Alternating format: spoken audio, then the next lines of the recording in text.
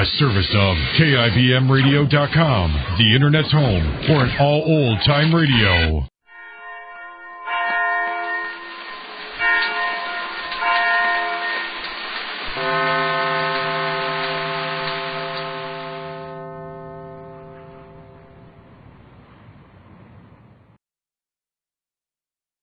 And now, Backstage Wife, the story of Mary Noble and what it means to be the wife of a famous star.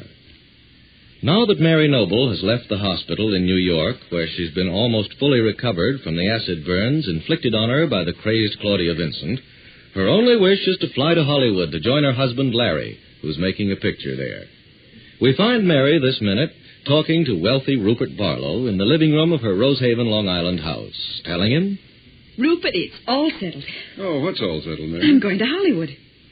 When? The day after tomorrow. I have my plane reservation and everything. Oh, I see. Then I don't suppose there's any use trying to advise you against taking the trip right now? Not a bit of use, Rupert. I know it's the only thing to do. Have you sent word to Larry yet? No. I don't know whether to wire him at the last minute or just to arrive and surprise him. Yes. Does Dr. Allen know you're leaving for Hollywood? Oh, yes, Rupert. I had a long talk with him, and he says it'll be all right. Of course, I'm going to be very careful. I realize how lucky I am to be well again, not to have any disfiguring scars on my face. Oh, I can't wait to have Larry see me. He'll be so relieved. Oh, I realize that it's extravagant of me to spend so much money to fly out to be with him. But I can't bear to be separated from him any longer. Must be wonderful to have someone as devoted as you are to Larry. I wonder if anyone could deserve such good fortune or appreciate it at its full worth. Don't you think Larry appreciates me, Rupert? Do you, Mary, my dear? Of course. And I appreciate what he's doing, too. It wasn't easy for him to go out to Hollywood and make a picture. He only did it because he knew that was the only way to pay off his debts. Do you picture him being alone, Mary, in a place like Hollywood, where there are hundreds of beautiful young women waiting to console a well-known actor in his loneliness? Rupert, you don't understand, Larry, when you say things like that. No? It seems to me your faithful husband has strayed off the reservation before this. In fact, I remember that your whole hospital experience, with all its horror and uncertainty, was the result of Larry's interest in Claudia Vincent. All that is forgotten, Rupert. And even though you've been so kind and helpful to me, it still doesn't give you the right to say unpleasant things about my husband. I have no intention of saying any more, Mary. It wouldn't do any good. I find that my presence is entirely unnecessary and unwanted. So I'll leave at once. Oh, don't be angry with me, Rupert. You make me feel so very ungrateful for all you've done, and I don't mean to be. But at the same time, my first consideration will always be Larry. Yes, I see that only too clearly. So you're leaving for the coast? Yes, the day after tomorrow. Well, I hope you have a pleasant trip, Mary, my dear. And that everything works out just as you want it to. Thank you so much. I know it will. And thanks, too, for all your kindness, Rupert. I won't forget it. Ever. Rupert Barlow gets to his feet, and Mary Noble walks with him to the door. And meantime, in Hollywood, we find Larry Noble on the lot of the Marco and Franklin Motion Picture Company, where he's engaged in making a picture. As Larry, accompanied by a young actress in the company named Dora Dean, crosses over from the commissary to the set, we hear... I wanted to tell you what a glorious time I had last night, Larry. Going to all those famous Hollywood places with you. Having everyone turn around to stare as you walked by. Oh, don't underrate yourself, Dora. Those stares were strictly for you. And I'll bet everyone was thinking, what is that lovely young girl wasting her time on that old, worn-out actor? Oh, I know better than that, Larry. I bet I was the envy of every woman in Hollywood last night. It really was thrilling for me. I hardly slept a wink after you drove me home. You want to know something, Larry? What, Dora? I think it was just wonderful of you to take me around the way you did. And you're working so hard to save money and all. Even living in that little hotel I found for you. And then to go to all that trouble and expense. Don't you worry about that, Dora Dean. I figure that it's good business to be seen around from time to time. And if you'll consent to be my partner, I'll be more than grateful. You won't have to ask me twice. But what gave you the idea all of a sudden of being seen at all the big nightclubs and things? It's the result of a letter I received recently. Kind of changed my point of view, Dora. I guess that's too deep for me. Well, I've suddenly decided that I want to stay out here in Hollywood. Even after this picture's finished? Yep.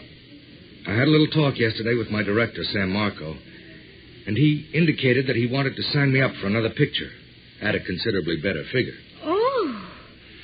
But I thought you wanted to get back home. I did at first, but I'm going to make the best bargain I can. And being seen around may help considerably. Now, that doesn't sound very flattering to you, does it, Dora? Well... I'm sorry, because I'm very fond of you, Dora. I think you're a sweet, unspoiled girl. And that's why I want you to understand that you're to look on me as just an escort for a few evenings out. Almost as if the studio had arranged for us to be seen for publicity purposes. You understand? Why, yes, I guess so. But I never did think anything else, Larry. I mean, I didn't think you were interested in me. Not the way you keep talking about Mrs. Noble and how wonderful she is. We can have a pleasant time together, Dora, as long as you understand that we're just looking Hollywood over.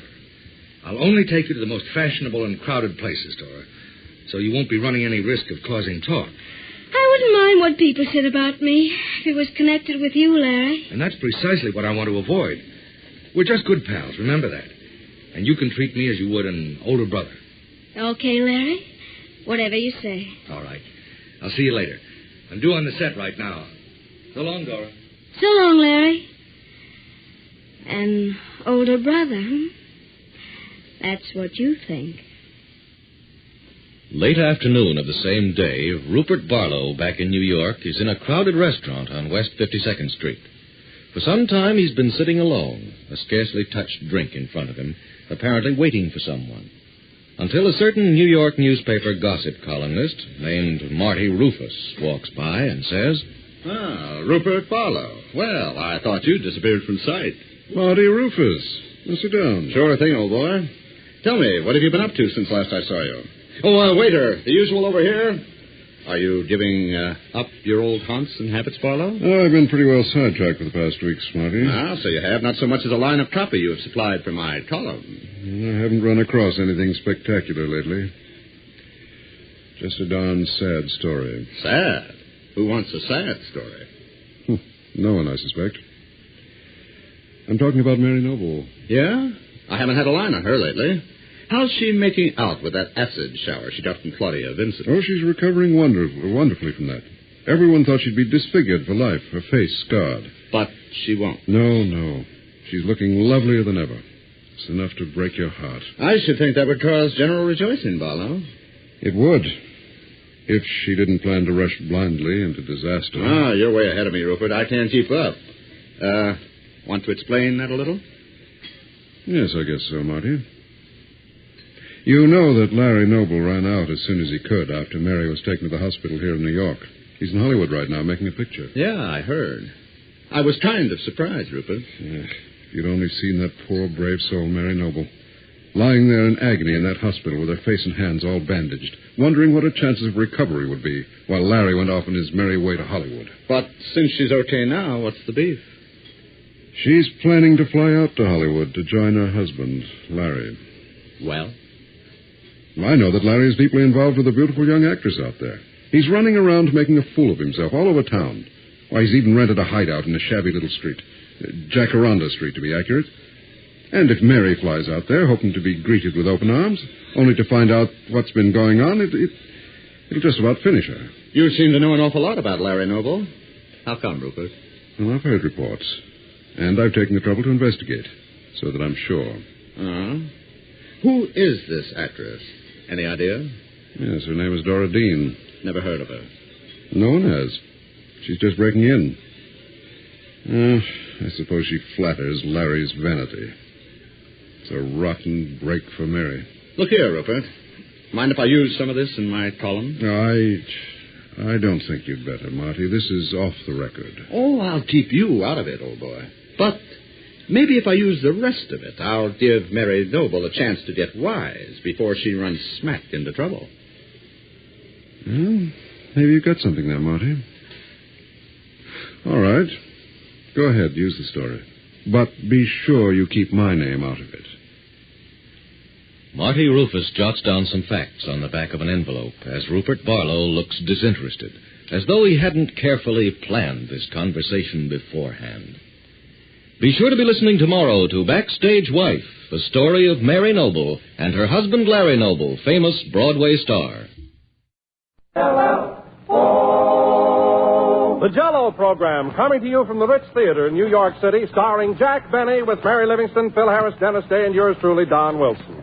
The orchestra opens the program with Cheerio.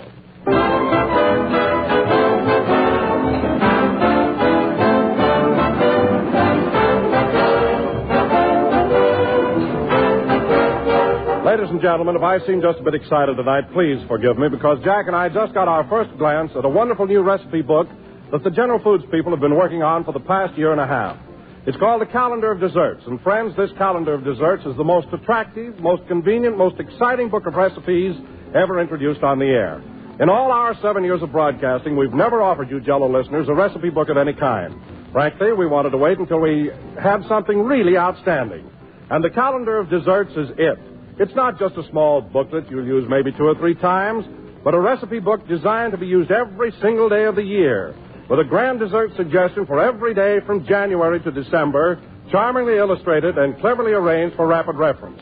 Just name the day and presto, this convenient calendar names the dessert. There are 365 different kinds and ideas for desserts, including pastries, puddings, cakes, cookies, and, of course, dozens of delightful Jell-O desserts, too. All of you, I know, will want this swell calendar of desserts, and we've made it easy to get. Simply send your name and address to Jack Benny in care of General Foods, Battle Creek, Michigan, enclosing 10 cents in coin or stamps. Write for your copy of this new handy calendar of desserts tonight if possible, tomorrow sure.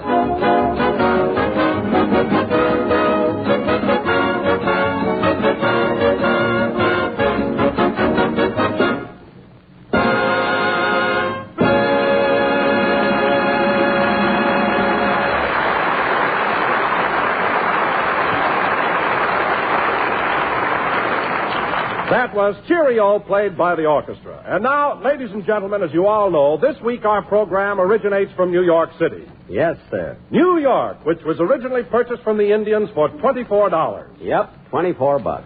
So tonight we bring you a man who could have bought it for $23.50, Jack Benny. Thank you. Hello again. This is Jack Benny talking. And, Don, I don't mind your kidding me about being tight when we're in Hollywood, but here in New York it doesn't fit. There's a guy living in this town that makes me look like Diamond Jim Brady. I think I know who you mean. I think you do. This particular fellow is so money mad that not only is on the air for Texaco every Wednesday night, but he pumps gas the rest of the week. This gentleman... Now, wait a minute, Jack. I wouldn't do any gags about Fred Allen if I were you. Remember, he's right here in New York, and you might have trouble with him. I'm not scared of that windbag. And let me tell you something, Don. I've got a bodyguard with me that's one of the toughest mugs in New York City. His name is Killer Hogan. So don't be afraid to ask me what I told you to this morning. Go ahead, ask me, Don. Okay. Tell me, Jack, why did Allen say on his last program that you ride around in glass-bottom taxicabs so you can look for cigar butts? Is that true? Yes, it is, Don. I do ride around in glass-bottom taxicabs, and I do look for cigar butts. But I wish I had a nickel for every time I ran over Allen's fingers. That's how our fight started. He claimed Park Avenue was his. Jack, you must be kidding. Oh, no, I'm not, Don. Of course, since Allen has been doing well, he carries a Malacca cane with a nail on the end of it. As a matter of fact... Oh, hello, Hogan. Everything's okay outside, Chief.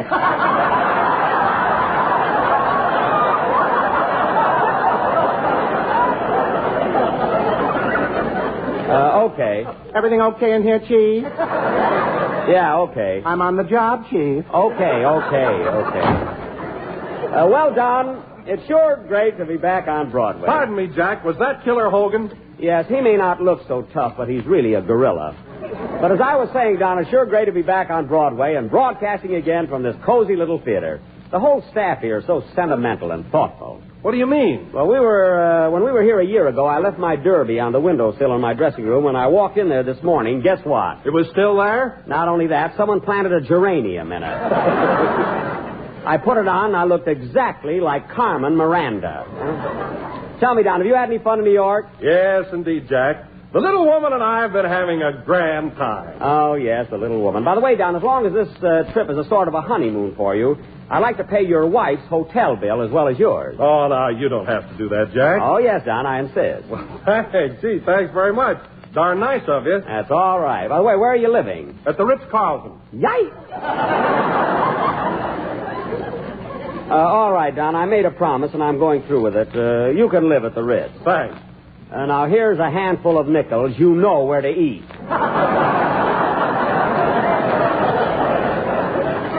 Oh, you standing in line for change, you know. Hey, Chief. There's a dame out here. Should I let her in? A dame? Yeah, she looks like a gun mob. Out of my way, dreamboat, or I'll scuttle you. Married, huh?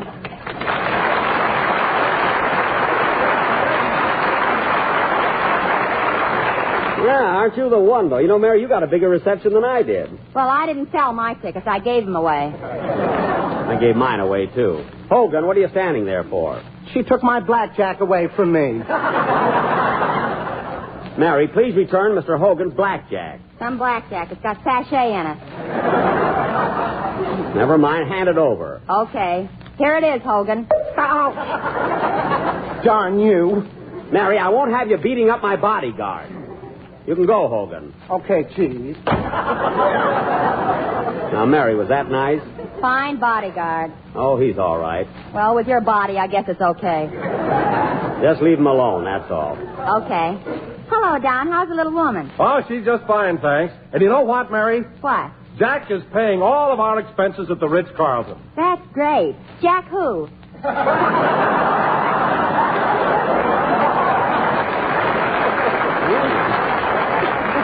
Jack me, that's who. I'm paying all the expenses for Don and his wife while they're in New York. Now anything can happen. I wouldn't be surprised to see men walking down the street with geraniums growing out of their derbies. I can show you one of them, too. So it's no miracle. By the way, Mary, I saw you last night at the Ed Wynn show. Did you see it, Jack? Ed Wynn? No, not yet, Don. Well, don't miss it. He's a scream. I tell you, Jack, my side still aches. Oh. Ed Wynn, eh? You should have been there. You know, Jack, Don left That's Don. He's been with us for 7 years. Remember, Dan was the fellow we had 9 years ago. You remember? Huh? You know, Jack. What? John laughs louder at Ed Wynn than he does at you. Oh, he does, eh? What else did you see, Mary? Oh, I saw a lot of swell shows. I've been going every night. Ed Wynn, eh? I saw George Washington Slept Here and Panama Hattie and... Just a minute, Mary. Listen, Wilson, what's so funny about Ed Wynn? Well, to tell you the truth, Jack, I think he's one of the best comedians I've ever seen. Oh, you do, eh? Yes, I do. Well, that did it. Dig, Wilson, there goes your wife's hotel bill. The nickels he can keep. What a traitor. Say, Chief. What? There's a young fellow out in the hall who claims he's a tenor. Should I give him the old one, too?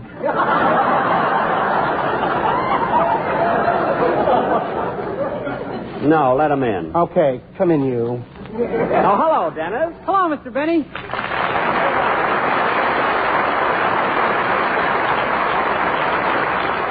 You can go now, killer. Dennis, give Mr. Hogan his blackjack.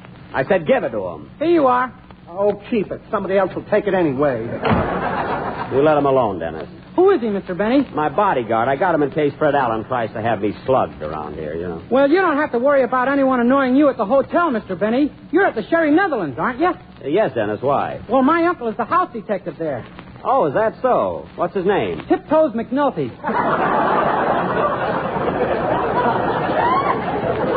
Oh, yes, I met him. And by the way, I wish you'd speak to him, Dennis. He threw an aunt of mine out of my room yesterday.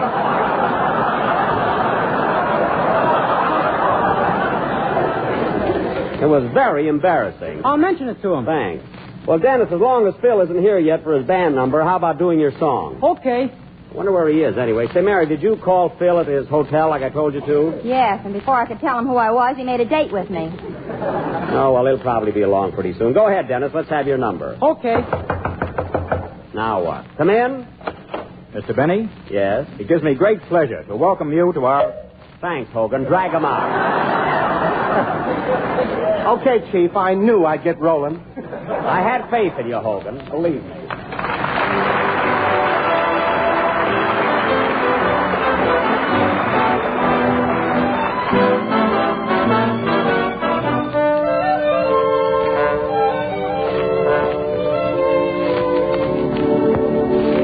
Once before I fell in love so blindly, never asking how, or why, or when. Darling, I was treated so unkindly, I resolved I'd never fall again. There I go, leading with my heart again. There I go, acting not so smart again. Though it's unwise, I can't disguise my love. Oh, I know too much love may curb the fire. There I go, led astray by my desire. There's no golden rule to guide a fool in love.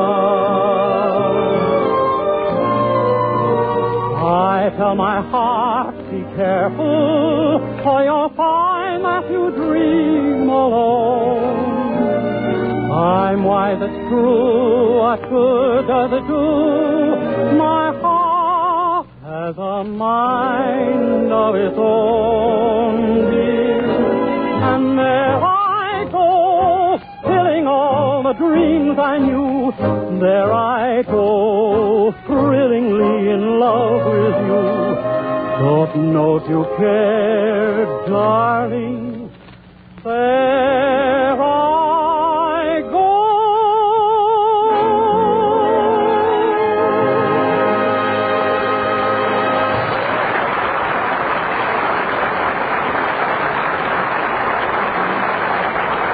That was There I Go, sung by Dennis Day, and very good. By the way, Dennis, you remember before we left Hollywood, I promised your mother I'd keep an eye on you and see that you behaved yourself. Who, me? Yes, you.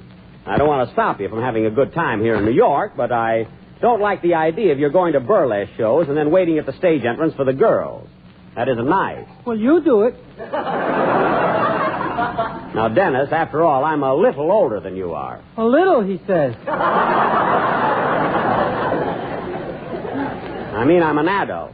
In the first place, I was waiting at the stage door for my aunt, Bumps Benny, the dub dancer. And in the second place, Dennis...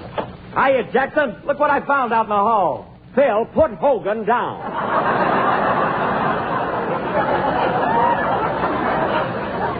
Okay, well, here I am, folks. Come on, patty cake.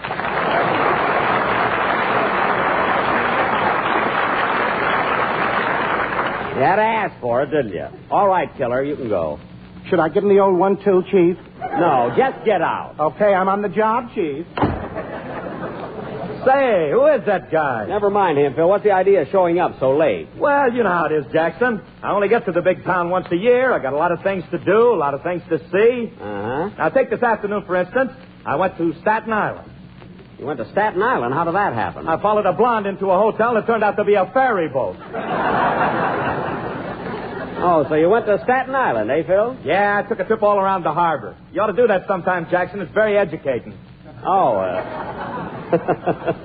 oh, it must be. Huh? Yeah, I've seen the Battery and the Skyline, and I've seen the Statue of Liberty. Oh, you seen them? Yeah. And then when I got back, I seen Alice Island. You mean Ellis Island? No, Alice. She lives on 46th Street. Oh, Alice Island. Oh, yes, yeah. Remember, Mary, that's the girl we saw Phil with the other night. She looks like Ellis Island. Well, we're right back in the harbor again. Anyway, Phil, it's nice to do a little sightseeing while we're in New York. Oh, boy, Fifth Avenue on a windy day. Now, cut that out. What a guy. Say, Phil, don't forget you promised to take me to see Life with Father next week. It's a date, Mary. Wait a minute, Mary. I took you to see Life of Father the last time we were in New York. Yeah, but look where we sat. Way up in the balcony. Oh, we weren't up so high. Go on. A St. Bernard dog brought us our program.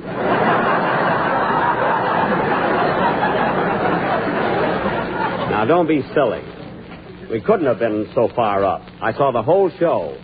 Sure, but when the curtain went down on the first act, you said, look, somebody dropped their handkerchief. All right, I'm a comedian. I'm supposed to say funny things once in a while. Hey, Chief. Oh, fine. There's a man outside that says he's a doctor. A doctor? Yes. Should I give him the old one, too? No, where is he? Jack, look, it's that quack you had in Hollywood. From Hollywood? Oh, my goodness. Well, how's my little man this chilly willy day? Now, Dr. Leroy, what are you doing in New York? You're the only patient I've got, and you're not going to get away from me. But, Doctor, I'm cured. I told you my cold is gone. Well, if you can't catch one here, I'm ashamed of you.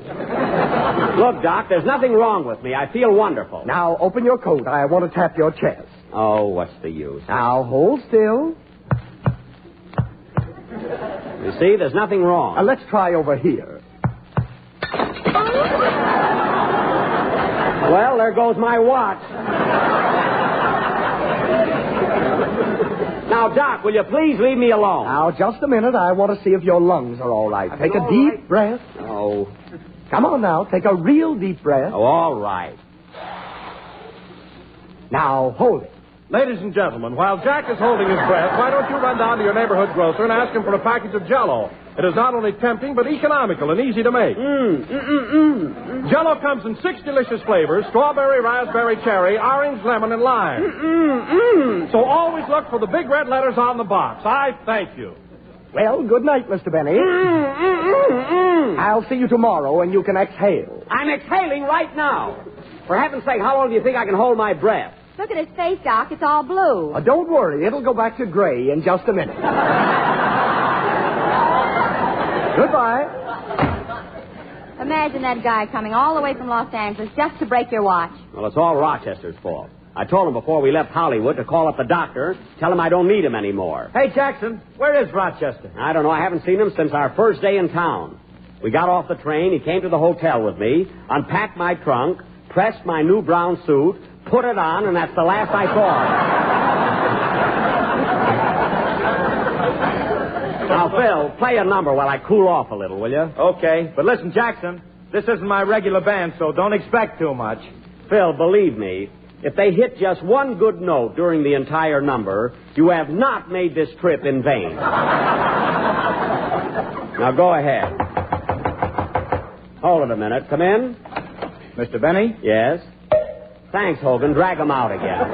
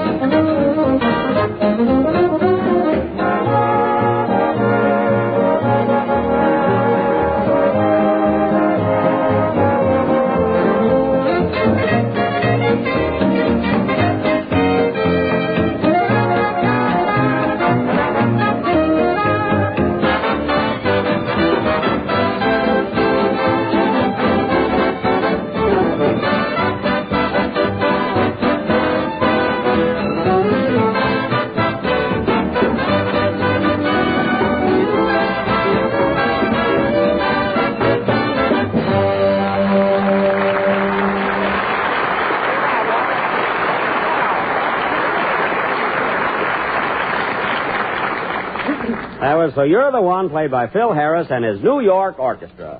Say, where'd you get this aggregation, Phil? Well, I borrowed a few of the boys from Tommy Dorsey, and then I got a couple from Joe Reichman. I see. And I got the brass section from Abe Lyman. I thought so. I can smell the pastrami from here. No kidding. I never saw a guy in Lyman's band order anything that didn't have a dill pickle laying alongside of it. Say, Phil, I noticed during your last number, one of your musicians wasn't playing at all. He just sat there with the instrument on his lap. I got him from Stokowski. He wouldn't play with us for $1 million. Oh, well, I can see his side of it. Say, Mary, do me a favor, will you? What do you want? Get my little book out of my overcoat. I've got some phone numbers there where I might be able to reach Rochester. Okay. I'll find out once and for all whether he's California's ambassador to Harlem or working for me. Hey, Chief. Oh, brother. What is it, Hogan? There's a guy out here who says he's the mayor. The mayor? Yes, he don't look like LaGuardia to me. He don't, eh? Hello, Jack. Can I see you for a minute? What? Why, it's the mayor of Waukegan, Bidey Talcott. Come on in, Bidey.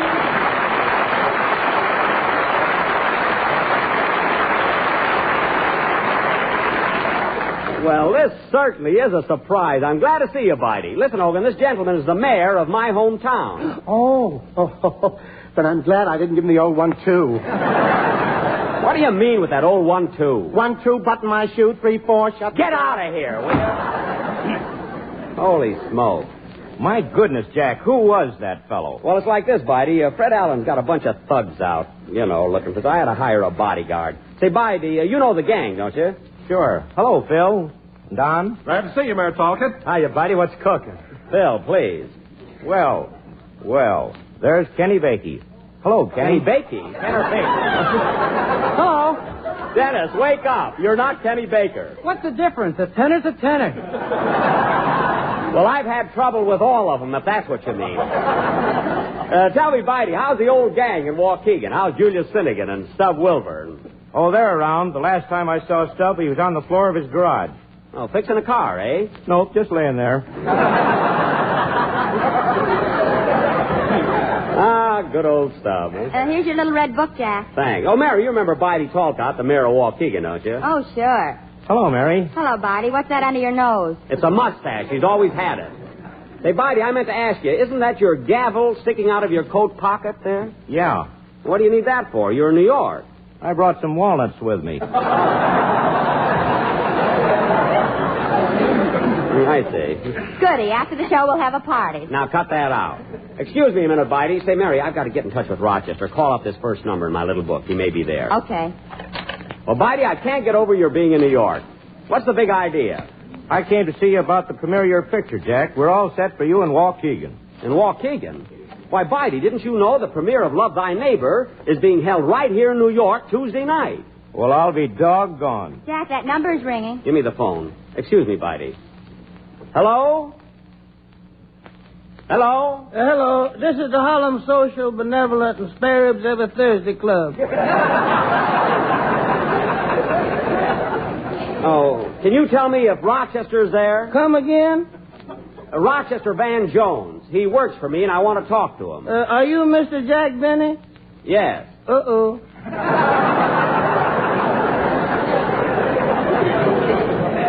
What do you mean, oh, is he there or not? Well, he was here, Mr. Benny, but as soon as he won, he left.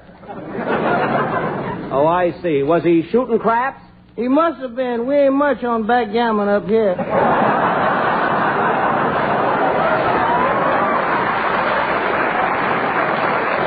Oh. Well, where do you think I can get in touch with Rochester? You might call Monument 81700. That's his girlfriend. All right, thank you. Mary, try Monument 81700. Okay, Chief. Oh, Bidey. Yes, Jack? I'm surprised you didn't know about the premiere being held in New York. Well, can't you switch it to Waukegan? Not very well. You see, it's all set for the Paramount Theater here Tuesday night. Well, I'll be doggone. Look, Bidey, there was nothing I could Here do. you are, Jack. Give me that phone. Excuse me, Bidey. Hello? Susan Brown, the sweetest gal in town, talking. Well, Miss Brown, this is Jack Benny. Uh-oh. I'm trying to get in touch with Rochester. Is he there? He was here. Oh. Well, do you think he'll come back? In all modesty, I can guarantee that.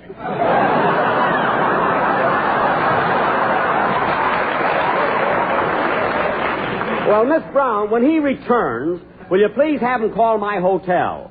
And also tell him he's not getting any salary this week. That ain't gonna worry him much. He got a pair of dice that must have gone to Harvard. Oh, he has. Well, Miss Brown, where do you think I could reach him right now? Well, he left a number here. Lehigh 25863. Lehigh 25863. Is that another girl? If it is, you better start looking for a new butler. Well, I'll call it anyway. Thank you very much. Goodbye. Goodbye. Doggone, that boy's always in trouble. Say, Mary. What? Rochester won a lot of money in a crap game last night. Well, figure out some way to get it yourself. I'm busy.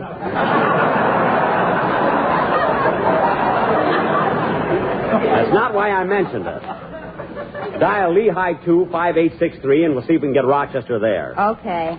You know, Bitey, I'm awfully sorry about the premiere, but didn't you get my letter?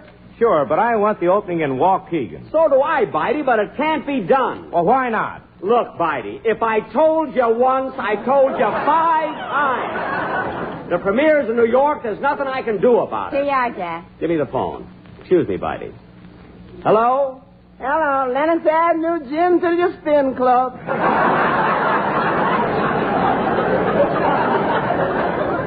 Now, look, Mr. Radcliffe Spears Jr. talking. Now, look, Radcliffe, I'm trying to get in touch with Rochester Van Jones. Uh-oh. This is Jack Benny. You heard me, didn't you?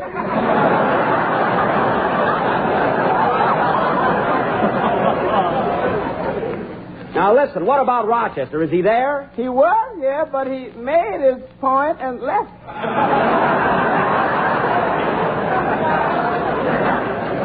I know. I understand he's been very lucky. Lucky, he says.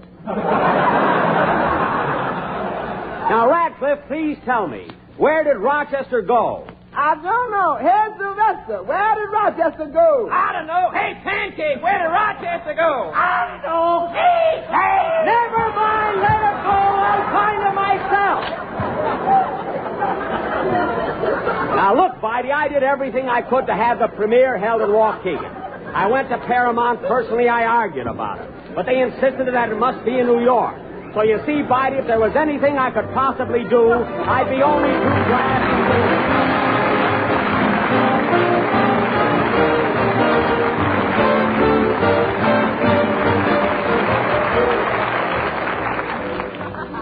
This is the last number of the 11th program in the current Jello series, and we'll be with you again next Sunday night, still broadcasting from New York City. Say, Bitey, as long as you're in town, how about sticking around till Tuesday and see the opening of our picture? Okay. Of course, I'll have to call up the little woman. Now you're talking. Good night, folks.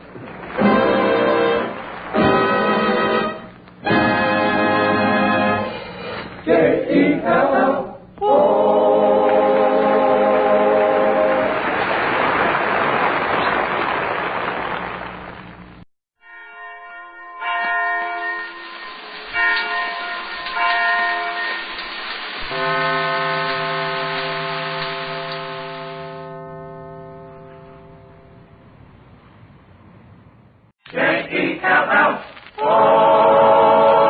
The Jello program, coming to you from the stage of the Ritz Theater in New York City, starring Jack Benny, with Mary Livingston, Phil Harris, Dennis Day, and yours truly, Don Wilson. The orchestra opens the program with I Hear Bluebirds.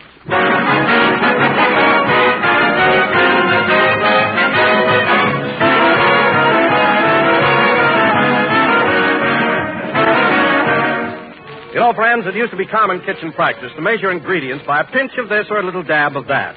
But that was long ago, before this modern scientific day of level teaspoons and exact oven temperatures. Nowadays, the wise housewife makes it a habit to be strictly accurate, not only in cooking and preparing recipes, but in buying the foods that go into those recipes.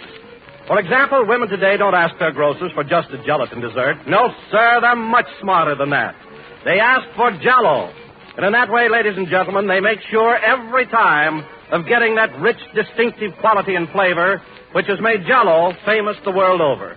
So protect your pleasure and your pocketbook as well by always asking for Jell-O by name.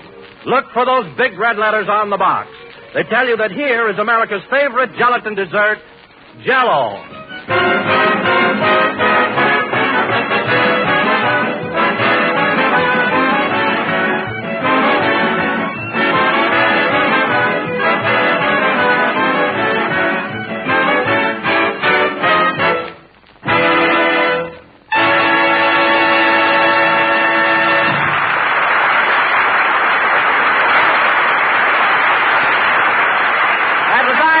words played by the orchestra. And now, ladies and gentlemen, I bring you the latest and greatest of Western heroes. A rugged, two-fisted cowboy who rides like Roy Rogers, hoots like Hoot Gibson, hops like Hopalong Cassidy, and skips like Allison Skipworth, Jack Benny.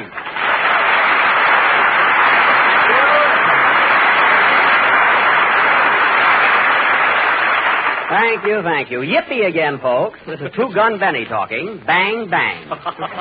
And, Don, I gather from your introduction that you've seen Buck Benny rides again at the Paramount this week. Tell me, how did you like it? Well, Jack, I'm not saying this just because I'm a friend of yours, but the picture was swell and you were great in it. Really? But I thought you told me it was going to be in Technicolor. We tried Technicolor, but it didn't work out. You see, Don, due to a peculiar pigment in my skin, I photographed plaid. In fact, you couldn't tell where my suit left off and my face began. Tell me, Don, how did the picture go over? Did the audience seem to enjoy it? Well, Jack, you mean to tell me that you haven't seen your own picture yet? Well, I've been meaning to, Don, but it slipped my mind. I must drop in there one of these days. Why, Jack Benny, what are you talking about? Mary, I'm speaking to Don. The idea of telling him a big fib like that. What do you mean, Mary? Well... Never mind. Jack got a job as an usher at the Paramount so he could see his picture 6 times a day. Now, wait a minute, Mary. That wasn't me at all. That was my cousin, Boo Boo. We look exactly alike in a uniform. Well, all I know is I said hello, Jack, to Cousin Boo Boo, and you turned plaid. Mary, that wasn't me ushering. How many times do I have to tell you that it wasn't me? Oh, Jack. Stubbs, please. I mean, what is it, Don?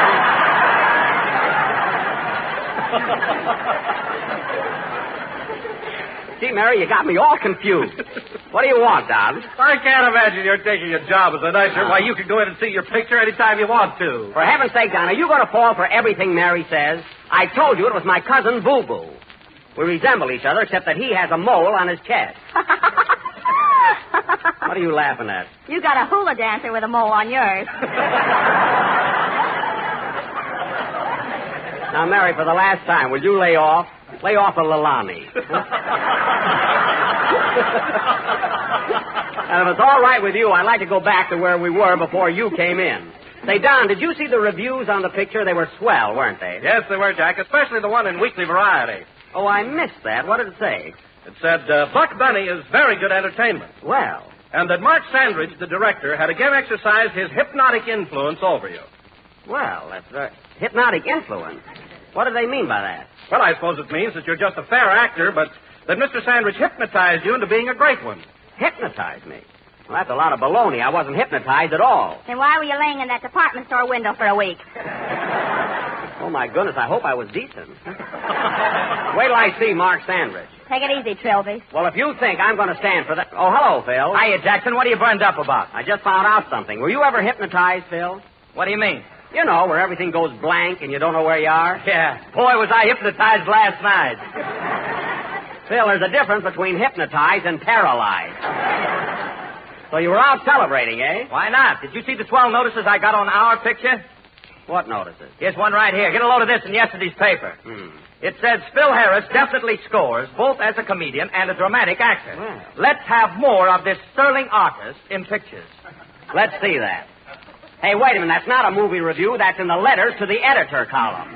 Well, what about it? The public writes them, don't they? Public nothing. This letter is signed F. Remley. And Frank Remley is your guitar player. Of all the nerve. Take it easy, Jackson. Just because Frankie works for me don't mean he ain't sincere.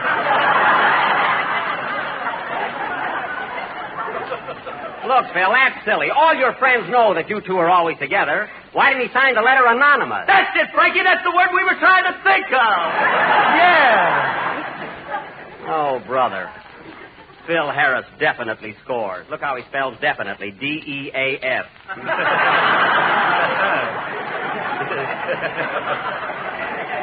You know, Phil, I hate to ask a sterling artist like you to play a band number right now, but we're about due for one, so get going. Say, Mr. Benny. Oh, hello, Dennis. I didn't see you. What do you want? I just want to tell you how much I enjoyed your picture the other night. Well, that's very nice of you, Dennis. And I want to thank you for showing me to that swell seat down in front. Dennis! Now, forget it. Go ahead, Phil. Showing him to a seat. Hey, what is this? Jack's working his way through the Paramount this week. All right, now, fella, I've had just about enough of this. I haven't been working at the Paramount. I'm not an usher there, and I'm still running this program. Now, go ahead, Phil. Play something. Okay. You want a hot tune like Benny Goodman or a sweet tune like Guy Lombardo? Just play a blow the roof off tune, as only you can do it.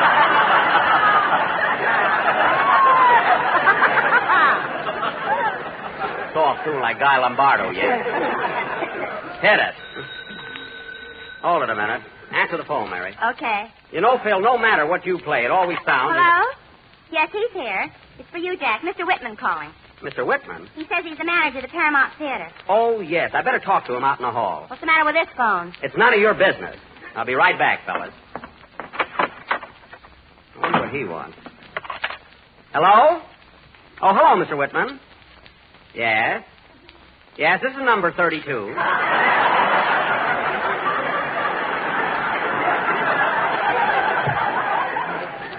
What's that? Aisle 4's in an uproar?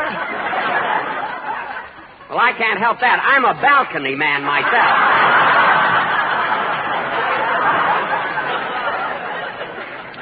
I know, but Mr. Whitman, but...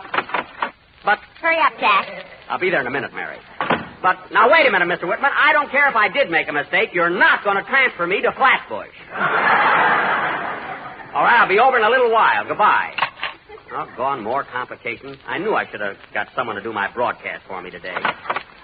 All right, Phil, go ahead with your number. What did the manager of the Paramount want to talk to you about? Mary got it wrong. It was the Paramount Clothing Company. They're making a suit for me. And they're sending the coat right over. But the pants are going to Flatbush. Now, Mary, I told you to lay off. Okay, 32. What's she talking about? Play, Phil. Mary, 32 is my waist measurement. Nah.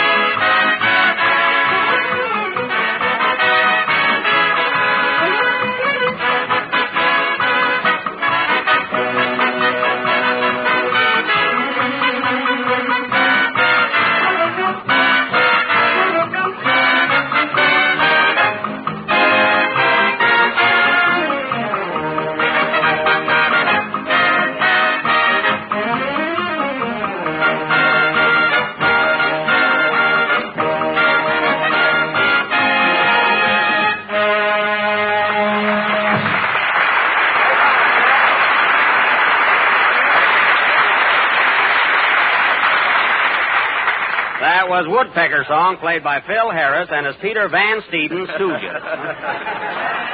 You know, Phil, I like these boys you borrowed from Van Steeden better than your own band. You do? Sure, they're real musicians. You notice how they keep their eyes on you when you're directing a number? Yeah, why do they do that? It makes me feel self-conscious.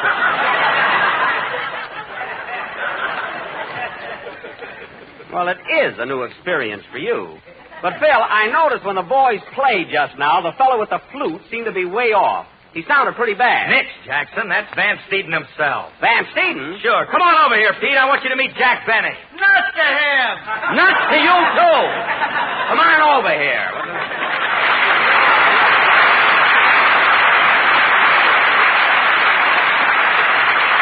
Well, you got a nice reception there. How are you, Mr. Van Steeden? I feel like a piano. Grand. Not bad for a starter, eh, Phil?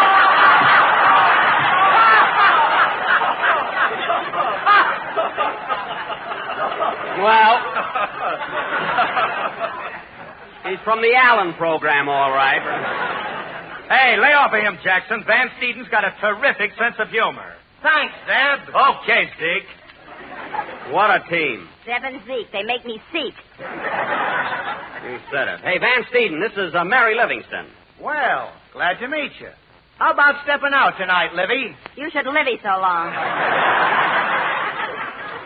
Mary, don't be crudy. He's Mr. Harris's guest. Well, he's got a lot of nerve. I just met him, and right away he wants me to have dinner with him in the El Morocco. Mary, he didn't say a word about the El Morocco. Well, that's where we're going. Oh, you got it all settled. You hear that, Pete? You and Mary are going to the El Morocco. I ain't no Arab. Get it, Phil?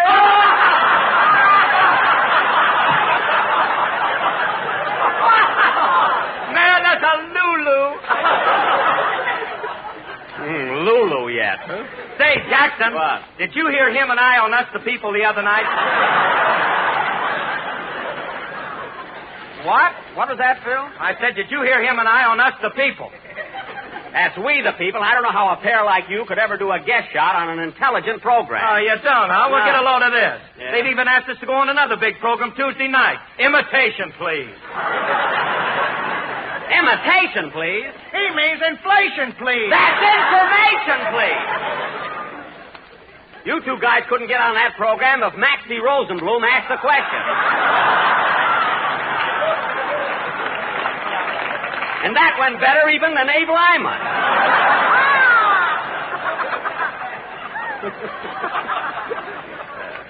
Believe me. Listen, brother. What? Brother, you wouldn't be so hot on that program yourself. Oh, I wouldn't, eh? Well, here's some news for you, Phil. I was invited to go on Information, Please, only last week, but I didn't accept the offer. Why not? You didn't know anything. I knew enough not to go on, didn't I? Say, Pete, let me ask you something. How long have you been band leader on the Fred Allen program? Oh, about 5 years. 5 years with Allen. Oh, my goodness. How can you stand it? It doesn't bother me at all. I understand, huh? I get it, kid. Well, Peter, you can go back to your band, sit down now. We've got to continue with our program. Okay, Jackson.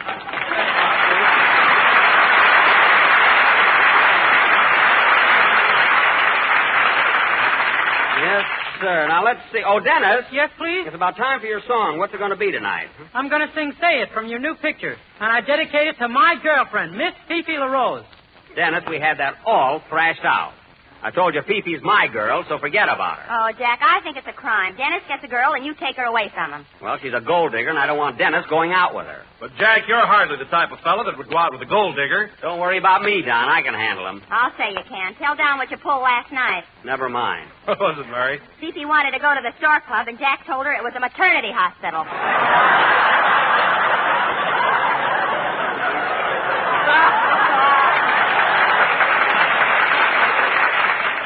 Well, it worked. Anyway, we saw a wonderful movie instead. How was Rochester in it? Shut up. Now, Dennis, as long as you're standing there with your mouth open, you might as well go into your song. I never saw such a hectic... Hold it a minute. Come in. Hello. Hello. Am I intruding? Well, we are right in the middle of a program. Well, look, could I say hello to Don Wilson? My wife and I are his most ardent fans. Don Wilson? Yes. There he is. Say, aren't you the same... Oh, how do you do, Mr. Wilson? Well, how do you do? I'm so glad to know that you're such a loyal fan of mine. Oh, I'm a regular pest around my neighborhood. Everybody says to me, oh, you and your big fat Don Wilson.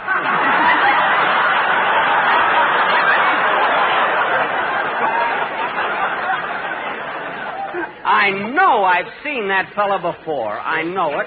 Thank you very much, Mr. Jerkfinkel. I knew it. The name is Logan Jerkfinkel. I knew it. Now, look here, Logan. What's the big idea? Last week you came up here and said that I was your favorite. I switched. Oh.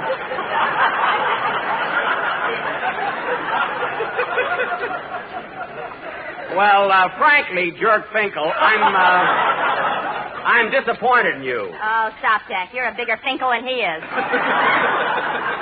Well, thanks, but I can't understand the guy. Last Sunday, he said that I was his #1 entertainer. Well, look, Mr. Benny, comedy is all right, but when Don Wilson talks about Jell-O, it just makes me forget everything. Oh. Well, thank you, Mr. Jerkfinkel. Now, Mr. Wilson, I hope I'm not imposing, but would you mind saying a few words right now about my favorite dessert? Oh, I'll be glad to, Logan. Ladies and gentlemen, whenever you're in the mood for a tempting and appetizing dessert, run down to your neighborhood grocer and ask him for a package of Jell-O. Sing it, kid. I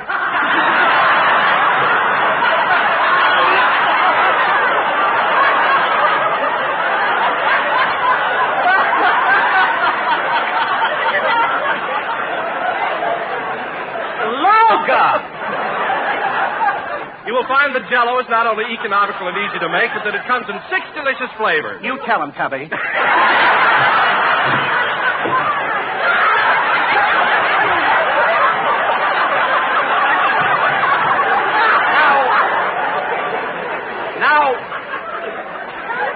Now, please.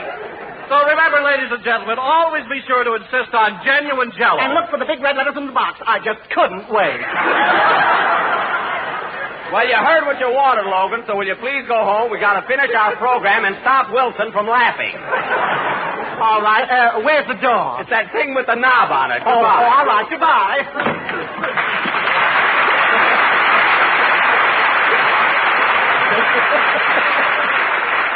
I hope he doesn't follow us to Hollywood. Sing, Logan, or Dennis.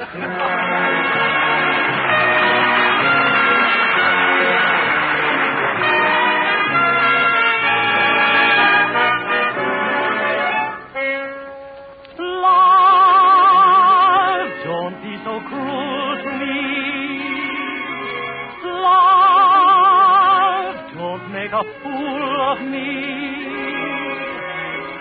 Please give me just a sign. Please say that you'll be mine.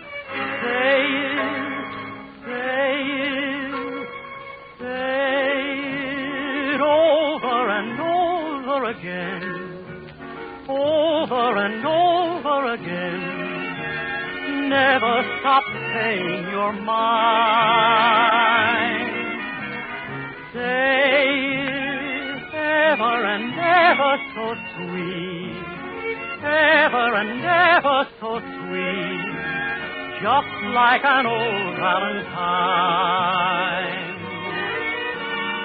When you say I love you, the same old I love you, they whisper in stories and plays. You can change I love you, the same old I love you, oh, such a heavenly phrase. Oh, say softly and gently and then over and over again. Never stop saying you're mine. When you say I love you, the same old I love you, they whisper in stories and plays. You can change I love you, the same old I love you, so such a heavenly phrase. Say softly and gently and then over and over again.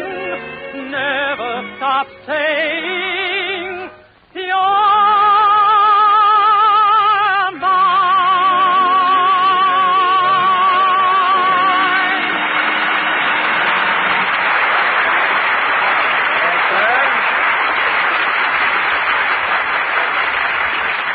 That was Say It by Frank Lesser and Jimmy McHugh, sung by Dennis Day and accompanied by Phil Harris's orchestra, which is really Peter Van Steeden's, except Frank Remley, the guitar player, who still thinks he's in Hollywood. And now, ladies and gentlemen, I would like to announce that we are going to do an additional broadcast from New York City. Next Sunday, for our feature attraction, we are going to offer our version of one of radio's outstanding clam bakes. The program we are going to satirize comes to you every Wednesday night and is headed by a guy who eats Cracker Jack all year so he'll have Christmas presents for his friends.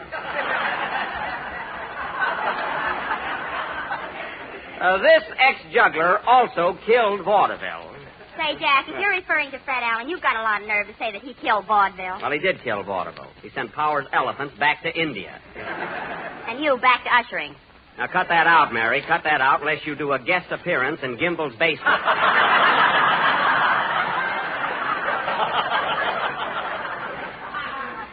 Anyway, folks, be sure and tune in next Sunday for our version of Town Hall Tonight. Say, Jack, while we're on the subject of Fred Allen, wasn't Rochester swell on his program Wednesday night?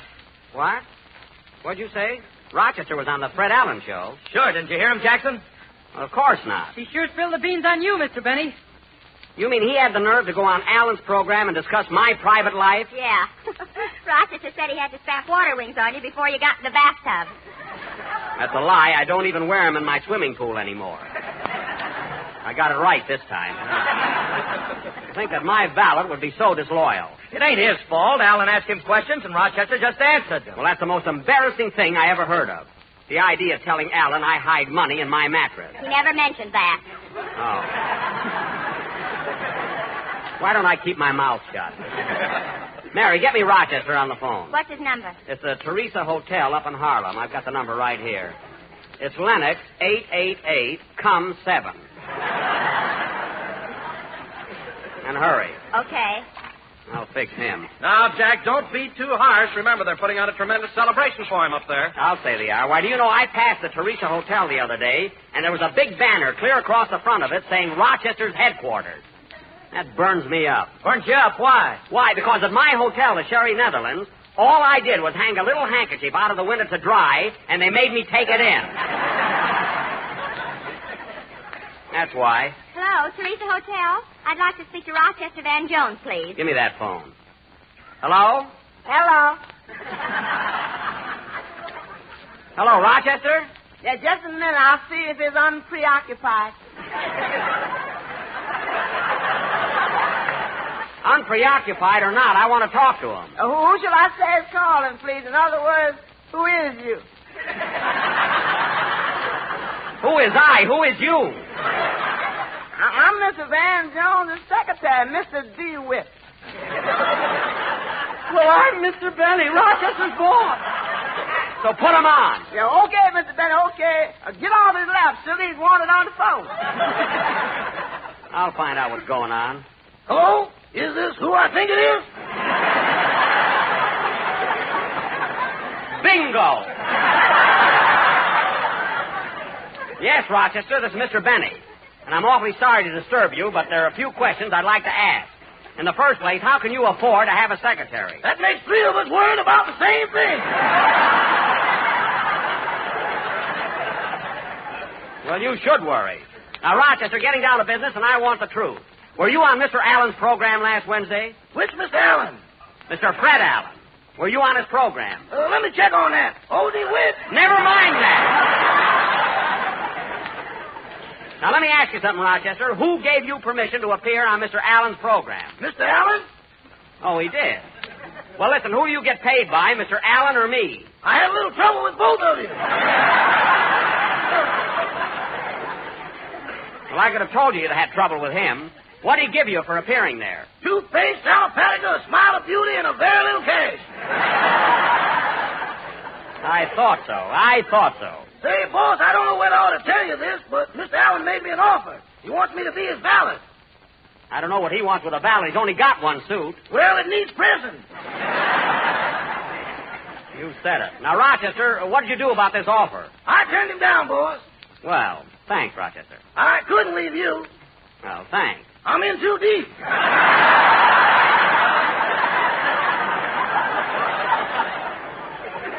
Rochester, if you're referring to the back salary I owe you, I'm saving it for you. Later on, I'm going to give it to you in a lump. I'd rather have you dribble it now. Look, Rochester, I didn't call you up to talk finance. I just want you to understand that you're not to appear on Mr. Allen's program again without my permission. Okay, boss. Make a note of that, DeWitt. And another thing, you can fire that secretary. That wouldn't do no good. He's a relative. I don't care what he is. Now, goodbye. Goodbye. Oh, say, Mr. Benny. What? Is it true we're going to stay here one more week? Yes, we are. I'll never make it. So long, boss.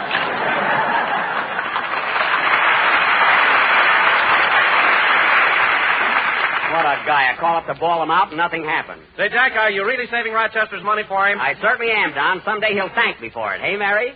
Well, personally, I think Oh, that... look what time it is. Play, Phil. You'll have to hold that for next week, Mary. And now, ladies and gentlemen, let's all swing into spring with one of the grandest salads of the season. Yes, I'm talking about Jello Pimento salad, a gay, brilliant combination of bright red pimento, juicy sweet pickles, and the tart, refreshing flavor of rich lemon Jello. Now, here's a wonderful treat, and there's no trick at all to making it. All you have to do is first make up a package of lemon Jello. Next, take 4 individual molds, and to each one, put 1 teaspoon of chopped pimento and 2 teaspoons of chopped sweet pickle. Then pour in the Jell-O and chill until firm. When it's all ready, serve it on crisp lettuce with mayonnaise and watch the family take up where you left off. Tomorrow, order some lemon Jell-O from the grocer, blend it with crimson pimento and delicious sweet pickle, and decorate the dinner table with this new Jell-O treat, Jell-O Pimento Salad. Good night, Joni. Be a good girl, and this is the last number of the 30th program in the current Jell-O series. And we'll be with you again next Sunday night at the same time, broadcasting from New York City. Hey, Jackson, Marty Lewis of the Movie and Radio Guide is here, and he'd like to make an announcement. Oh, hello, Marty. Hello, Jack. Ladies and gentlemen, for the past few weeks, our magazine has been conducting its 7th annual Star of Stars poll. And I am very happy to tell you that Jack Benny was again voted the most popular comedian on the air. So congratulations to you, Jack. Thank you. On behalf of Movie and Radio Guide magazine and the millions of radio listeners, it gives me great pleasure to present to you this trophy. Well, thank you, Marty. Thanks very much. You're welcome, Jack, and I also want to announce that Don Wilson has again been selected as radio's outstanding announcer. Thank you, Marty. Thanks a lot. Well.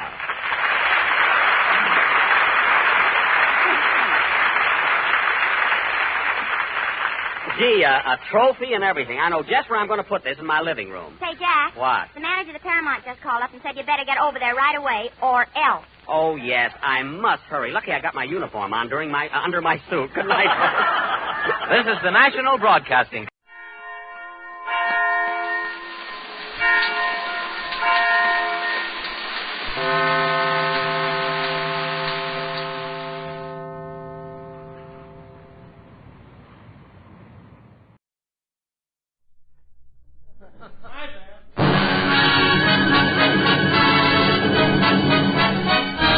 From Hollywood, the Phil Harris Alice Faye Show.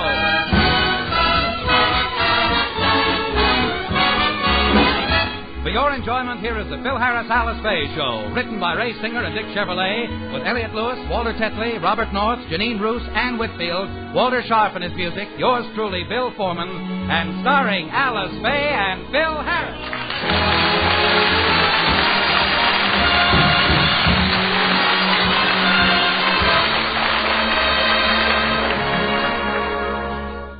At Alice's suggestion, Phil and Frankie have been attending a first aid class so they could help in the civilian defense effort. Last night, their instructor gave them a bandaging lesson to practice, and now as we look in, they are just finishing their homework. Said we couldn't do it. Hey, look at that. Neat bandaging job, ain't it, Remley? Yes, sir, Curly. We know what we're doing every minute. Every minute. Too bad we didn't have a live person to work on instead of this thing. Well, you know, Remley, we can't have everything. Hey, Willie, how do you like the bandaging job we did? Get this gauze off of my face. Uh-oh. The bandage ain't tight enough. I can still hear him.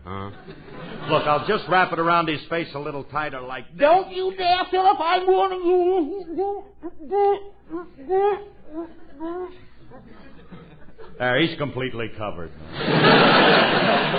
I've bandaged him from head to toe, and there ain't a single opening. Thanks to me. What do you mean, thanks to you? What did you do? I filled in the cracks with cement. Good. Hey, you know, our first aid teacher's going to be proud of us. I can just see her face when we bring this into class. Hey, Curly, you pour a little cement over his head, and I'll even it out with the trowel. Okay. Phil, what have you fellas been doing in here all morning? Phil, where on earth did you get that sloppy-looking mummy? It ain't a mummy, but you're close. This is the most gruesome-looking thing I've ever seen. That's no way to talk about your brother, Willie. That's Willie? Yeah. Looks good, don't he? Now, Phil Harris, you get those bandages off him right away. But, honey, this is our homework. Besides, he's all right in there. I'll show you. Hey, Willie, are you all right in there? Didn't answer. Well, let me listen, I'll tell you. He's still alive. His heart's beating nice and fast. Or is that his watch? I hope it's his watch. I gave it to him for Christmas. Oh, Phil Harris, what have you done? Poor Willie can't breathe. Now take that bandage off his head immediately. Okay. Hand me that sledgehammer, Remley. Yeah. Phil, don't you... Oh, Willie. Willie, are you all right? Speak to me. Say something. Sis, for the last time, let's go to Reno and get rid of this beast. What's the idea of bandaging a Willie like this? Well, we're just following our teacher's instructions. She told us to work on the dummy. That's the only one we could find. What's the matter with you guys? You stupid or something? Now, wait a minute. Don't be picking on me. I'm only taking this course because you insisted. I don't have to learn about first aid. I know all about it. You do, huh? Supposing Willie had passed out, what would you have done? I know what to do when a guy passes out. All right, what do? You put him under a cold shower, give him plenty of black coffee, and a can of cold tomatoes.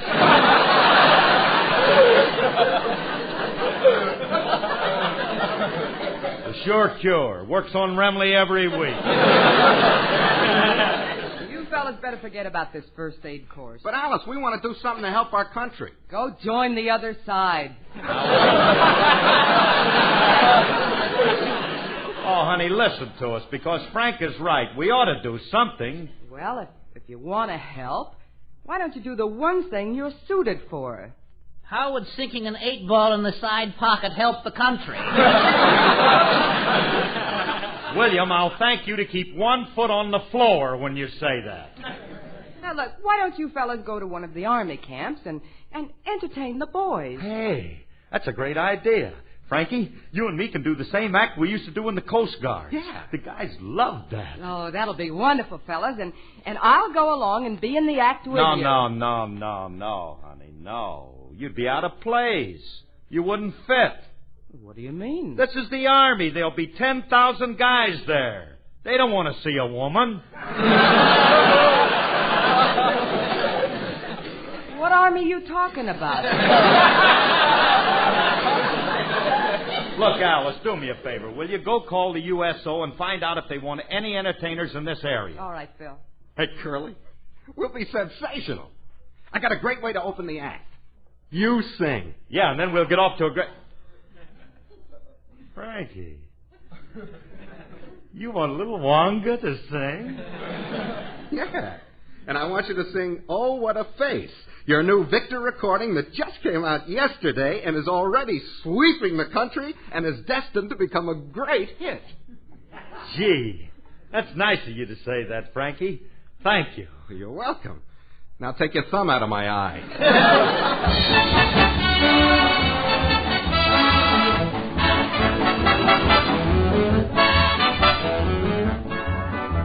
He carries her picture in his pocket. 'Twas taken the day he went to sea. He carries her picture in his locket, though she is as ugly as can be.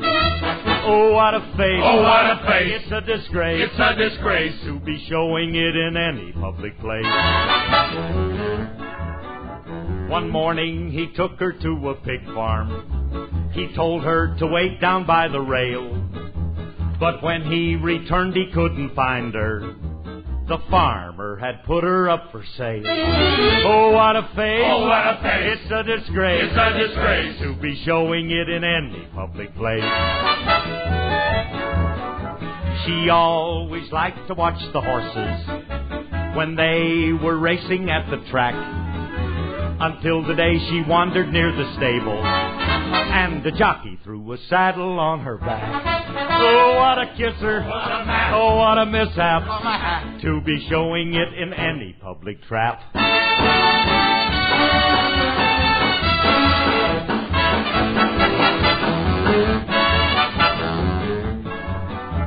Her father arranged for her to marry some fella who had never seen the bride. But when she raised the veil to let him kiss her, he screamed and then committed suicide. Oh, what a face. Oh, Faye is mere. It's a disgrace. It's a disgrace to be showing it in any public place. He carried her picture in his pocket. He kept it till his ship went down at sea. 'Twas then that he took the little locket and packed it in a box and set it free. And now that picture in the locket is floating around from sea to sea. And if by chance you ever find it, Don't open it up or you will see that awful face. It's a disgrace to be showing it in any public place.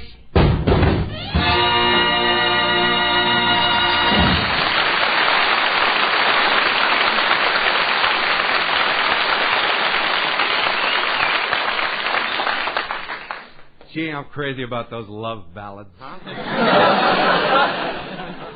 Curly, with that kind of entertainment, you think they'll want us at a camp? Are you kidding, Dwight? Why, as soon as they find out it's me, they'll beg us to come. Well, Phil, I called the USA, and it's all set. Oh, honey, you mean the USO, don't you? USO. Well, it's in the USA. You're half right.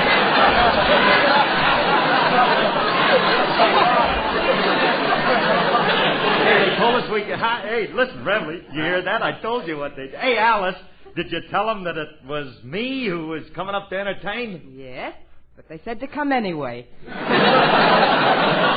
only thing is, Phil, they want us to appear at the camp tonight. The show they had planned was canceled. Well, what's the difference? We can do it tonight. We remember the act. Hey, Remley, we open with you and me and the girl, and then we... Oh, nuts. What's the matter? Well, don't you remember? We used to work with a homely girl. We got laughs off her looks, remember? We got to have a homely girl for the act. Oh, yeah. Well, where are we going to get a homely girl? Oh, Alice. Hold it, beanbag. No, I didn't mean it that way, Alice. I thought maybe you could make up to look homely. Yeah, you know, honey. Pin your hair up, tie one of them bandanas around it, and put some goo all over your face, and then smear it with... You know, like you look when you go to bed at night. All right. We're going to have the act ready for tonight. We'd better get started rehearsing. Huh? Okay, now look, honey, you saw the act. You remember the jokes, don't you? Who doesn't? Oh, Phil, you're not going to do those tired old chestnuts. Wait a minute, them jokes ain't old. Now let's run through the act. Now remember, we come on with an opening song like this. I'm Harris. I'm Remley. I'm Faye. We're here to entertain you today with songs and happy chatter and bits of snappy patter. We're Harris and Remley and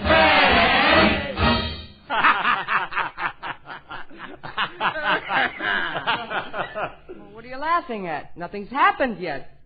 We know what's coming. Hey, Harris. Did the doctor tell you how to prevent catching all those colds? Yep, he told me to wear a nightcap when I went to bed. I tried it, but I couldn't sleep. Why not? The ginger ale kept dripping in my eyes.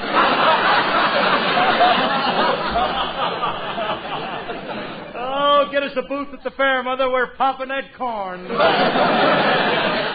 Remley, I hear that your new girlfriend is an Irish Colleen. What does she look like? Well, you know that song, A Little Bit of Heaven Fell From Out the Sky One Day? Yeah, what about it? When it fell, it must have hit her right in the kisser. Where do you meet my girl, Harris? Yoo-hoo! Frankie! Yoo-hoo! Why, here comes McCushler now. Yeah. Hiya, Cush. Fresh. What makes you think you can pick up a strange girl whose phone number is Hollywood 8426? If a man answers, that's me. I sound that way in the morning. This is Irish.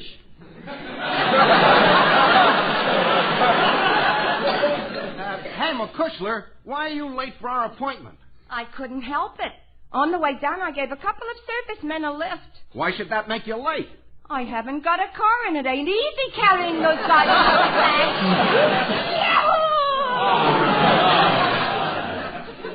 Don't overdo it, honey.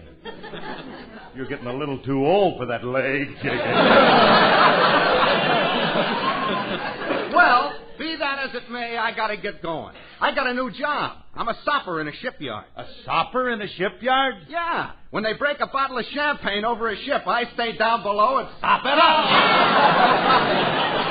And so, fellas, it's time to go now. But keep remembering, I'm Harris. I'm Remley. I'm Faye. We're sorry to leave you today. We hope you like our chatter and bits of snappy patter. We're Harris and Remley and Faye. They must be kidding. Harris and Remley and Faye. Oh, Jenny, dear.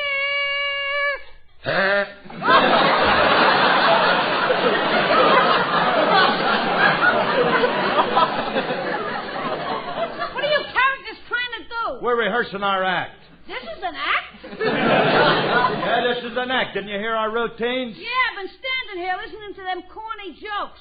What are you doing, getting ready for television? No, we're not getting ready for television. We're going to do this act at the Army camps. You can't do that to our boys. Ain't it bad enough they was drafted? Oh, keep quiet. We got talent. The government asked us to help out in the last war. They even sent us overseas to entertain, and the troops loved us. They did? I'm surprised those Japanese soldiers were able to understand. We did it for the American side. Didn't we, Romay? I think so. I'm pretty sure we did it. Well, Julius, I'm going to be in the act, too. Don't do it, Miss Faye. Don't become a party to their subversive activity. All right. We can prove we got a good act. We're going to the camp right now, and if you come along, smart guy, you can see for yourself. I wouldn't miss it for the world. Say, fellas, it's late. It'll take us a couple of hours to get to the camp. We'd better go. I'll get my coat, and you get the car out. All right, honey, okay. Come on, Frankie, and you too, Julius. Philip, before you go, may I ask a favor? Oh, it's you, Willie. Gee, I forgot about you. What do you want?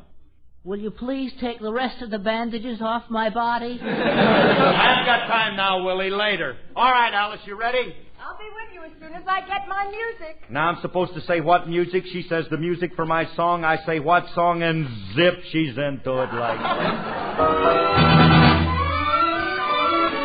Who cares if the sky cares to fall in the Who cares what banks fail in Yonkers? Long as you've got a kiss that conquers. Why should I care? Life is one long jubilee. So long as I care for you and you care for me.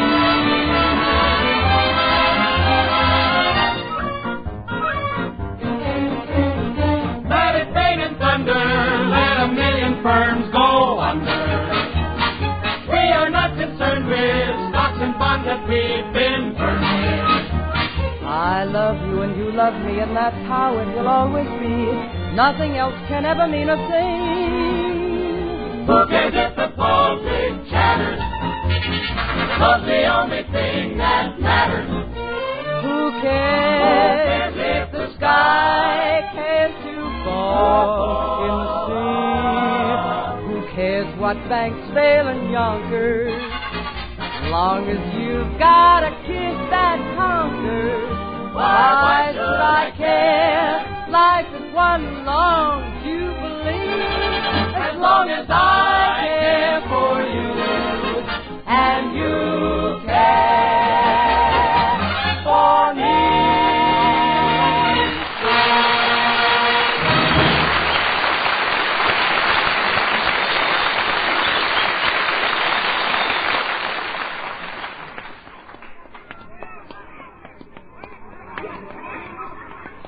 Say, this is a big camp. And don't the soldiers look smart in their uniforms? They sure do. Gee, I wish I was old enough to be drafted. So do I. You wish you was in the Army, Mr. Harris? No, I wish you was. Hey, how do we get in this place? Oh, we just go up to the gate and show them our passes. Oh, my goodness, they told me to stop at the USO and pick up passes, and I forgot. Oh, gosh, now how are we going to get in? Honey, you're forgetting you're with Phil Harris. Everybody recognizes me. My face opens any door. So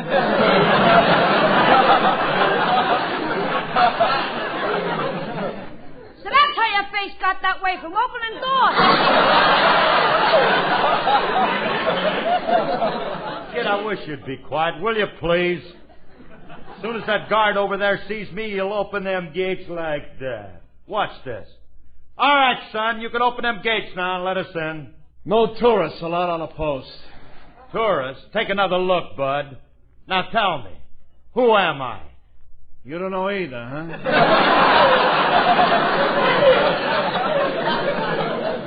You mean to stand there in your big fat army shoes and tell me that you don't know who I am? No, I don't. Oh, this guy's been in too long. Look, Bud, I'll give you a hint. Won't you come with me to Alabama? Let's go see my dear old mammy. She's frying eggs and broiling hammy. That's what I like about the South. Yeah. Now, do you know who I am? Yeah, but even if you are Kay Kaiser, you're not getting that.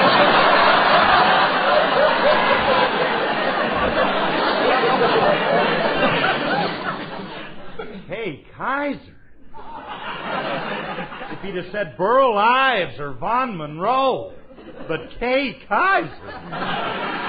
They even settled for Rudy Valley.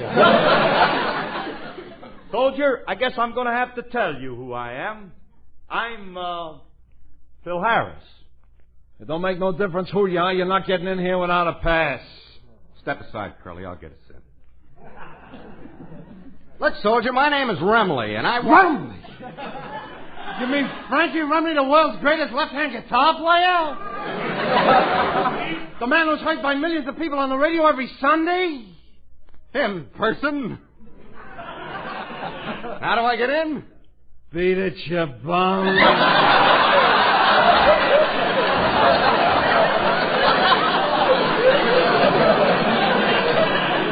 Now, you wait a minute. Nobody can talk to me like that and get away. Frankie, control yourself. You fellas aren't doing so well. I'll show you how to get in. Oh, soldier, will you please open the gate for me? Now, look, I told you I won't. Well. Keep the general lit in the window, Sergeant. I'm coming in late tonight. Hold it, soldier. This girl happens to be... Quiet, you 4F. Now then, what do you want, Blondie? Can I come in? No, but if you wait there, I'll come out.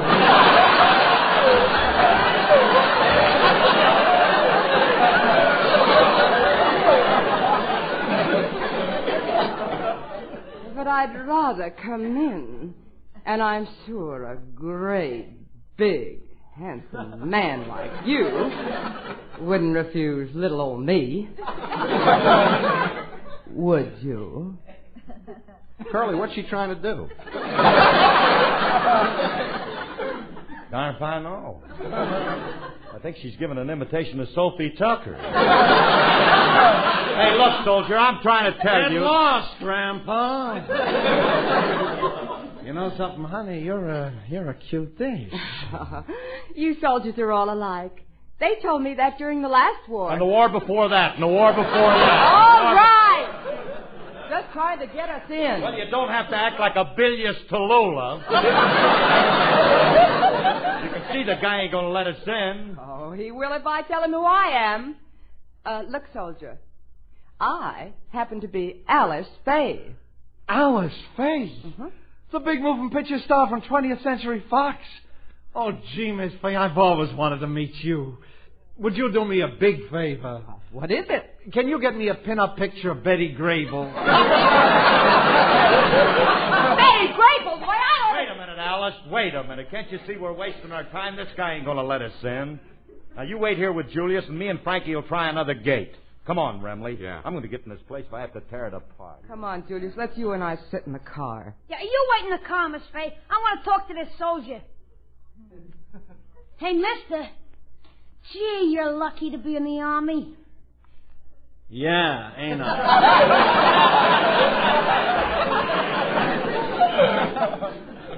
How'd you manage to get in? I got pulled. A bribe here, a bribe there. I'd love to be in uniform, but I'm not old enough. Hey, maybe you can help me. Would you tell me how to get in? I'll make a deal with you. I'll tell you how to get in if you tell me how to get out. I don't understand. I've always wanted to be in the service. I think it's the finest thing in the world for young fellas.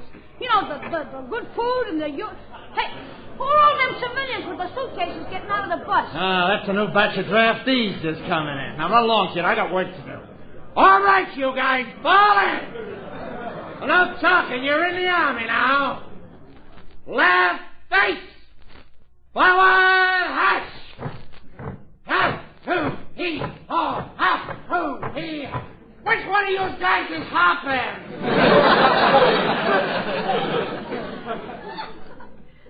So, those are the new draftees, huh? That's one way of getting in. I wonder Hey, if... Julius, where's Alice? She's sitting in the car. Did you have any luck at the other gate? Nah, they wouldn't let us in there either. There must be some way of getting in here. Fellas. I think I know a way you two can get in here. Oh, you do? How? Do you see that bunch of civilians marching in now? The guys with the suitcases? Yeah, who are they? That's the band that's going to play for the USO show. Just get on the end of the line and follow them. Yeah? Oh, well, thanks, kid. We'll follow them. Hey, look, in the meantime, you go get Alice. Come on, Remley. Yeah. At last we're going to get in. And how you going to get in? I'd feel like a heel doing this to our army. But, sail again.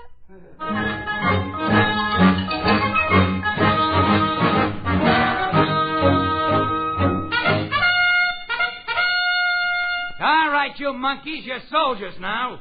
Break ranks and report to barracks.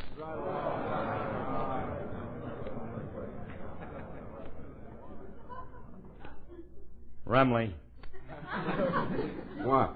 How'd we get these GI haircuts? And these uniforms. Take a look at these uniforms. My coat is shorter than the haircut. How about these shoes? Don't bother me, will you? I'm still weak from the shots they gave me. Curly, what happened to us? Well, now, let me see. We followed these civilians in. Two guys grabbed us, cut our hair, threw uniforms on us, and the next thing I knew, we were standing here with a tin plate full of Spam. Who said this country can't mobilize fast? Mobilize? Remley, we've been drafted. Watch your language, Curly. Hey, we must have gotten the wrong line. What are we going to do? Now, don't get excited. Don't you understand? It's all a mistake. Come on. We're going to get out of here. Come on. It's a big place. How do we get out? Well, we get somebody to open the gate for us. There's got to be some... Hey, look there. Mm-hmm. There comes a nice-looking old man. See him? Yeah. The guy with the 3 stars on his shoulder. What do 3 stars mean? Who knows? I'll ask him. Hey, Hennessy!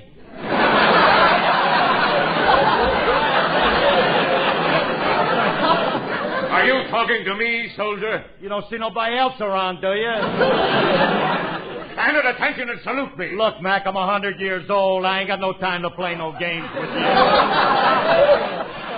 What a flagrant display of insubordination. I have a good mind to have Take you... it easy, Pop. Yeah, watch your blood pressure. Better watch that blood, Doc. At your age, you're liable to pop wide open. You men know who I am. Hey, Remley, maybe this is Kay Kaiser. I happen to be the CO. Do you know what CO means? Yes. It's an abbreviation for company. We went to school, you know. Now tell me, what does INC mean? Well, that means incorporated. In other words, when a company has a board of directors, they... Quiet! You're the only one who's talking. Silence! But when you're talking to a superior officer, stand at attention. Okay. If you want to make like MacArthur, I'll go along with the gag. I'm at attention. Look smart, soldier. Look smart? That leaves you out, Remley. Quiet! Throw your chest out and pull your stomach in. When you throw your chest out, pull your stomach in. I can't. At my age, they go together. I'm going to have you court-martialed for this. What company are you with? Well, first I was with Fit Shampoo. Then I went with Rexall, and they found out, now I ain't got no sponsor. Would you care to sponsor us? I think we could peddle generals on the air. You can get us cheap. We'd love to work. Oh, no. How do they expect me to get an army out of these morons they're sending me? For the last time, what company are you with? A, B, D, or F? Let's humor him, Curly. Pick a letter. Okay, we'll pick B. You're with Company B? Well, thank heavens I won't have to put up with you much longer. Well, what do you mean by that? Company B sails for overseas tonight. Overseas? Did you hear that, Remley? You jerk. 26 letters in the alphabet. You ought to pick the one that's going overseas. Now, look, sir, we're really not in the Army, you see. Silence! I'm putting you two in the guardhouse until sailing time. You can't do that to us. What are you We're gonna not going to stand do for? that. Put Throw these men in the guardhouse! Wait a minute. Hey, Alice. Gee, it was a good thing that you got here and cleared this whole thing up. They wouldn't believe that we weren't soldiers. If it hadn't been for you, we would have been on our way overseas now. Come on, let's go home before you two disrupt the entire defense program. And tell me something. How did you fellas manage to get into the Army in the first place? Well, it was like this. We were walking along, minding our business, when out of... Now hear Hedda Hopper's informal show, then Theater Guilds on NBC.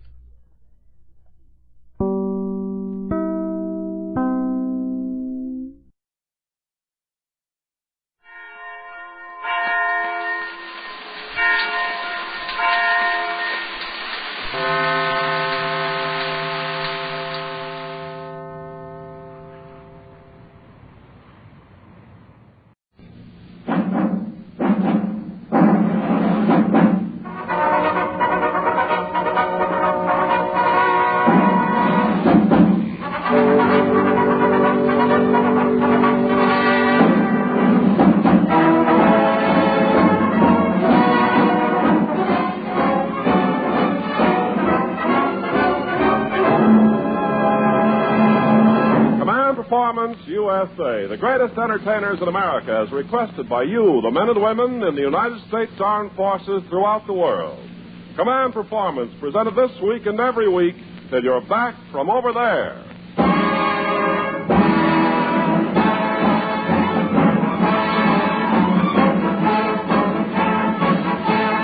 Hi, fellows, this is Ken Carpenter, back again to say hello to you wherever you may be. We hope that means you're right beside your radio, because we've shuffled together a batch of your latest requests. And believe me, this week we really got a stacked deck.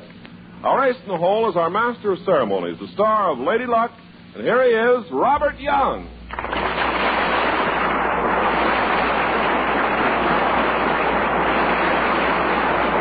Thank you, Ken. Hello, gang. Now, men, you've asked for her, and here she is. Metro-Goldwyn-Mayer's great young singing star, the vivacious, gracious, and bodacious Lina Romay.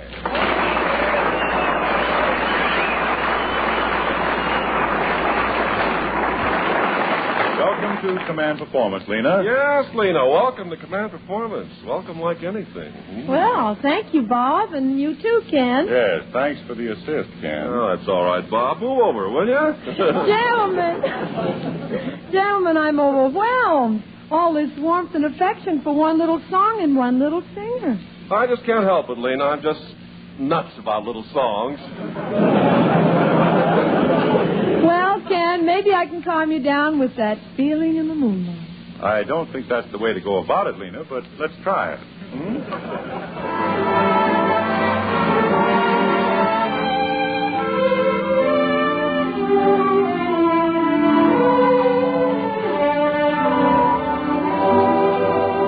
Did you ever get that feeling in the moonlight? That wonderful feeling that you want to be kissed. You're strolling in the park, the stars so bright above. You'd love to love somebody, but there's nobody there to love.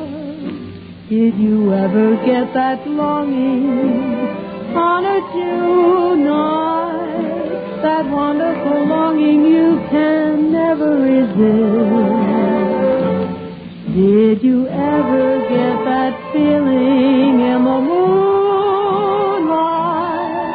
That feeling that said you want to be kissed.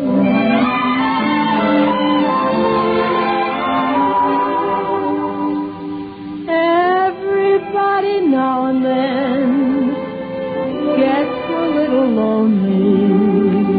There's always a reason why. I know what it means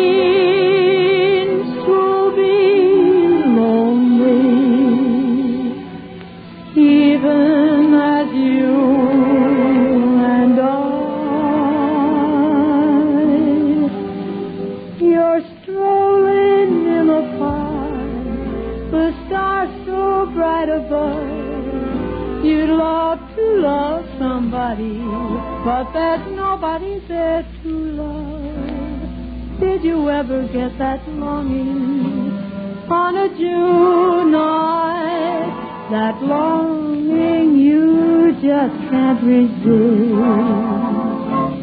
Did you ever get that feeling in the moonlight?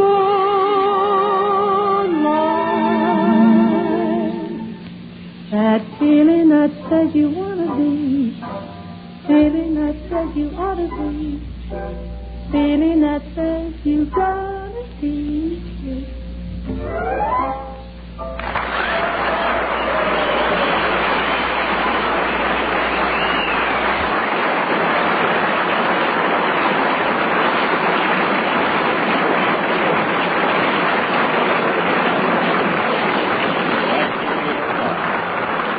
Every century or so, civilization produces a great musical genius. The 19th century gave forth the matchless European violin virtuoso Ysaye. But we in the 20th century are more fortunate, for we have been gifted with a number of musical geniuses whose names will live forever. There's Jascha Heifetz, the incredibly nimble-fingered violinist, Gregor Piatigorsky, the eminently successful cellist. I knew I'd get it. And as our guest on this command performance, we have the honor to present one of the greatest artists who ever lived. You've heard of Tchaikovsky, Bertelli, Rimsky-Korsakov. Bob, that sounds like the Notre Dame football team. None other than Chico Marx.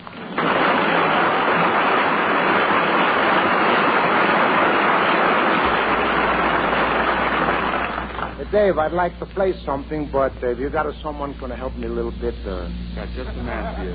What do you got? We've got a nice violin player for you, Louis. Louis? Where's the Lou? Hey, Lou. Oh. How do you do, Lou? Fine. You know Gypsy Love Song? Gypsy Love Song. I know the chorus. You know the chorus, huh? In the mic, know it. I know the chorus, Chico. Well, if I played the verse, maybe you could follow me, huh? Well, you play the verse and I'll noodle around. You're going to noodle around? I'll noodle around. What do you mean by noodling? Well, I don't know how to explain it. That's fine. You noodle on that and I'll... You noodle on that thing and I'll macaroni on this.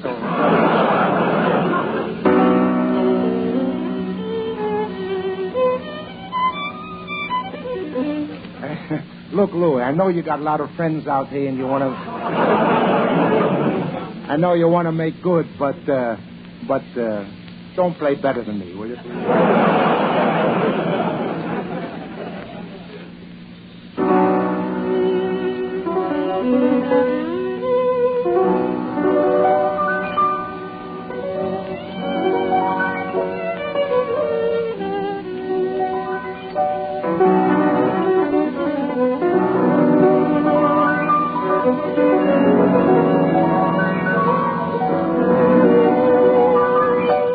Playing the same thing?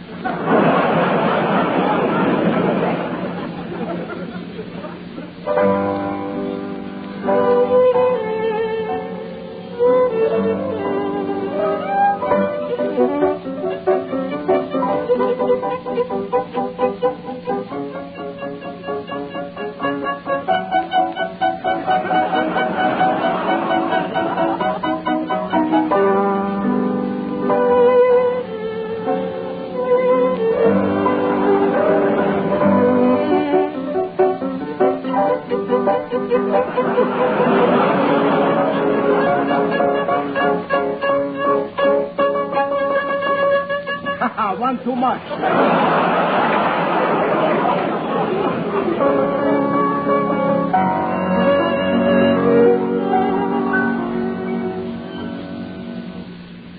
Sounds like a slow leak you got. That's very good, though. Now we try the chorus. But the chorus we're going to play pianissimo. You know pianissimo, eh? Pianissimo? No, I don't know. You don't know what pianissimo is? How long do you study music? 15 years. 15. You know, 2 more years you could have been a plumber. 15 years. All right, I tell you what we do. We make it very simple. We play it allegro pizzicato. Hey, fellas, allegro pizzicato. You know allegro pizzicato. Never heard of it. I never heard of it. You know any of the pizzicatos? You must have been with Spike Jones's band. All right, do you know what pistachio is? Pistachio, I know. Oh, well, we play pistachio.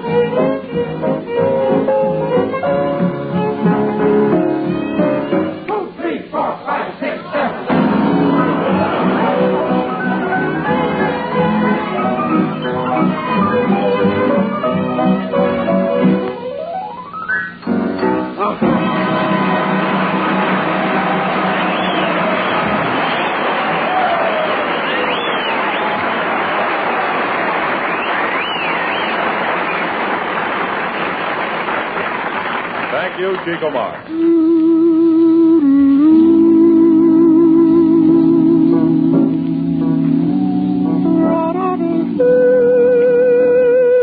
Wow, that's the theme song. It sounds mighty familiar. Yes, Ken, and it will be familiar to the fellows overseas, too. Because if they have long stateside radio memories, they'll know it heralds the appearance of one of the finest quartets in the business.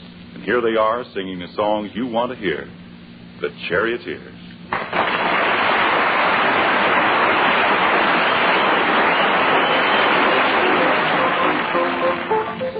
Every night when the moon is shining bright down in Rio de Janeiro, comes a gent with a mellow instrument and a colorful sombrero. Then he sings and the melody he brings so tenderly plays. It's called a gaucho serenade. La la la la la la la la la la.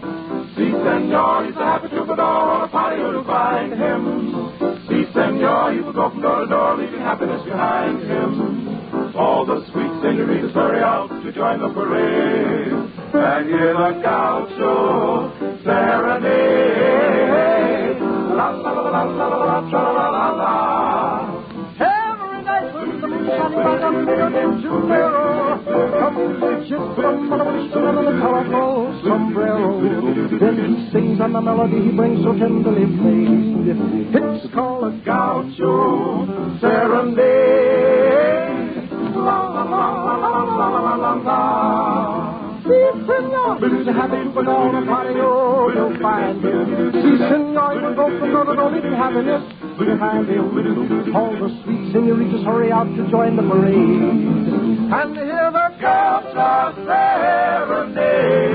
Oh, the gaucho serenade, the gaucho serenade, the gaucho serenade. serenade. Tra-la-la-la, tra-la-la-la, tra-la-la-la, tra-la-la-la, tra-la-la-la, oh, the gaucho serenade.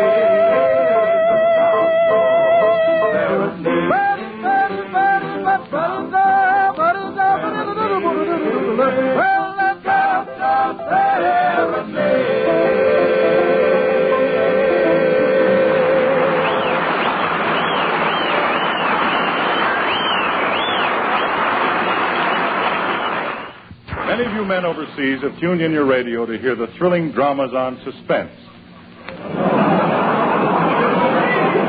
One of the highlights in the series has been the unforgettable performance of Agnes Moorehead in Sorry, Wrong Number. Here at home, the response of both critics and public was so enthusiastic that Miss Moorehead was called upon to repeat the playlet several times. On each occasion, she gave a stirring, vivid portrayal as the neurotic woman who hears a murder being plotted over cross-telephone wires and finally learns that the intended victim of the murder is herself. Miss Moorehead's characterization is truly an incomparable study in terror. Tonight we had hoped to bring you this great radio drama, Sorry, Wrong Number. Miss Agnes Moorehead, unfortunately, was unable to be with us.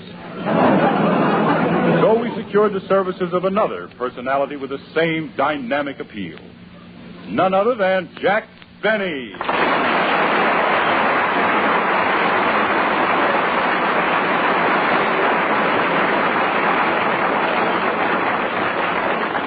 We now take you to Mr. Benny's home in Beverly Hills, where we find Jack sitting anxiously by the telephone waiting, nerves shattered, another victim of suspense.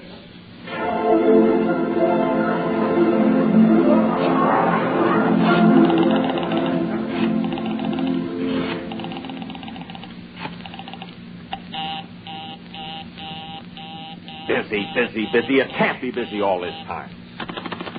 Operator.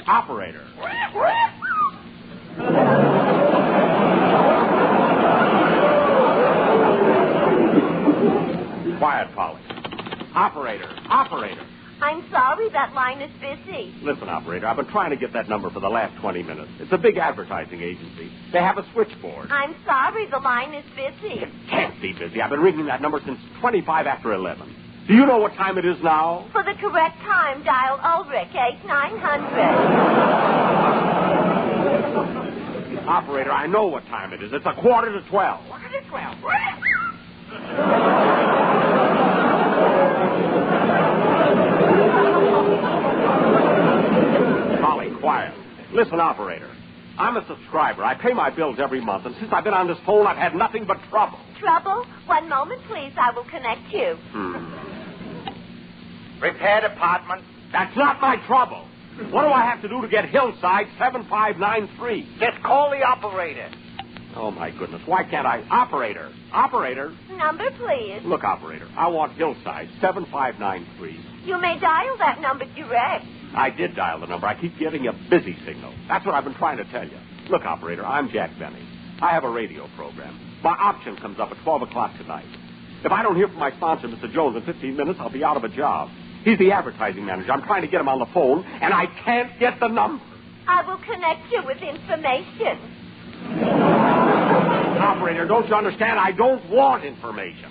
This is information. Look, I want Sevenside Hill 593. I mean Hillside 7593. You may dial that number direct. I've tried it direct, indirect, and spelled backwards. Now, what do I have to do to get Hillside 7593? You may dial that number direct. Oh, nuts. I don't know what to do. This is driving me mad. It keeps getting later. 11:45. 11:45.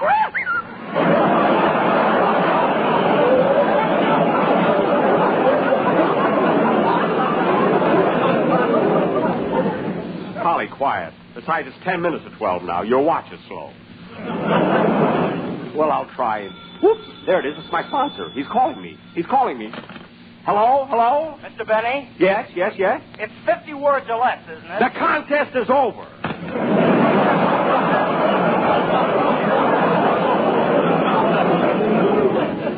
Fine time to ask about my contest. If my sponsor doesn't call me pretty soon, I'll go nuts. I still have 8 minutes. I got to reach Mr. Jones by 12 o'clock. Polly, quiet. Here's a cracker. And eat it slowly. It might be your last. Well, I'll try that number again. It can't be still busy. I know it can't. I'm sure there must be something wrong with the... Hello? Hello? Hello? Hello? Hello? Hello? Is that you, Mr. Jones? Mr. Jones, that's my sponsor. Mr. Jones, this is me, Jack Benny. Hello, George? They can't hear me. The wires must be crossed. Yes, George. I've thought the matter over thoroughly, and I've decided to let him go. I see. Well, it's going to be quite a shock to him. He's been with us a long time. Well, George, he's had it coming. His work has fallen off so badly it isn't funny anymore. Yikes! Talking about me. Mr. Jones, operator. Well, Mr. Jones, don't you think you ought to warn him and give him another chance? It might be difficult to replace him. That's right. Tell him, George. Tell him. Nice boy, George. Nice boy. Tell him. No, George. I've made up my mind. I think we should look for a younger man. Younger? Why, I'm only 37. 37. 37 and 37, that's 75. At 74, you dope. Can't you count? So you don't think warning him would do any good, eh, Mr. Jones? No, he's had his chance. Mr. Jones, please, George had a swell idea. Warn me. Give me another chance. I might be difficult to replace. Tom Brenneman is so busy, and he has to get up so early in the morning. Well, all right, Mr. Jones. I'll let him... I've been cut off. Operator! Number, please. Operator, I want Hillside 7953. Will you please get it for me? You may dial that number direct. But I've been dialing all morning. My fingers are so swollen they don't fit into the hole.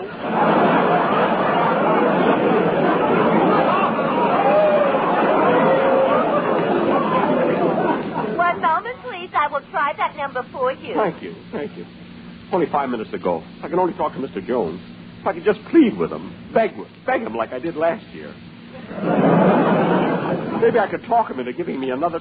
Sorry, that line is busy. Busy. What am I going to do? I got to think fast. Busy. Polly, shut up. This is serious. You may have to go to work. 4 minutes to 12. Wait a minute, I know. I'll call my agent. That's it, my agent. Why am I paying him 9%? I'll try and get him. That might be Mr. Jones. Oh, hello? Hello, is that you, Edna? Edna? This is Johnny McGuire. I just got back from the South Pacific. I haven't seen a woman in 3 years. You're the first one I called. Look, you must have the wrong number. Oh, don't give me that, Edna. I recognize your voice right away.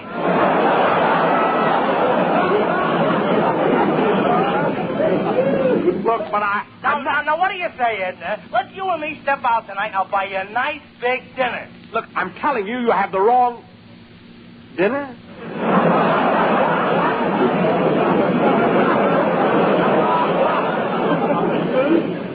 No, what am I thinking of? He'd only want to... I'm sorry, you have the wrong number.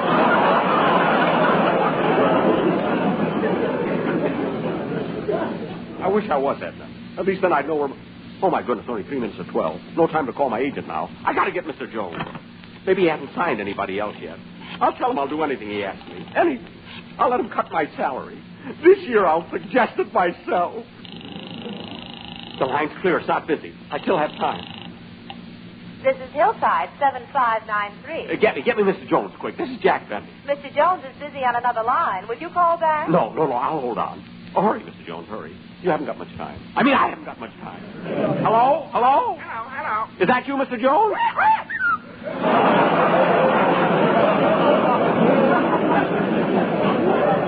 Oh, it's you, Polly. Shut your big mouth. Hello? What's that? Mr. Jones, I wasn't talking to you, Mr. Jones. It wasn't your big mouth. It was my parrot. This is Jack Benny. Oh, well, Jack, I'm glad you called. I wanted to tell you... Mr. Jones, please, before you say anything, listen to me. You got to listen to me. I know I've been on the air a long time, but I'm not through yet. Honest, I'm not. There's still a few good years left in me, and I want you to have them. But Jack... I know I've made mistakes, Mr. Jones. Everybody makes mistakes. Everybody but you, Mr. Jones. You always do the right thing. You're wise, smart, intelligent, kind. That's it, kind. You're too kind to cast me aside like an old shoe. Give me another chance. Please, Mr. Jones. Don't drop my option. Why, Jack, what are you crying about? We've no intention of letting you go. Honest, Mr. Jones, if you'll only give me... What? You mean you're going to pick up my option? Why, certainly. I've been trying to call you all morning. Your phone's been busy.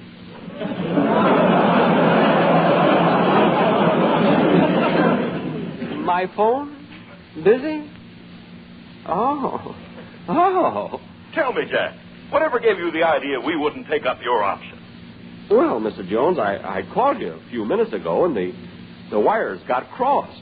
I heard you talking to a man named George. George? Oh, yes, he's my office manager.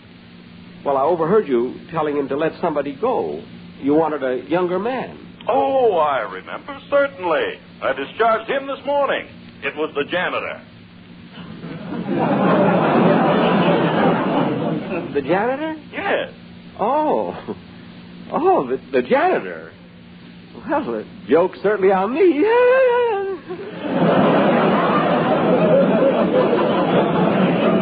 Well, Mr. Jones, if the man wasn't doing his work, what else could you do?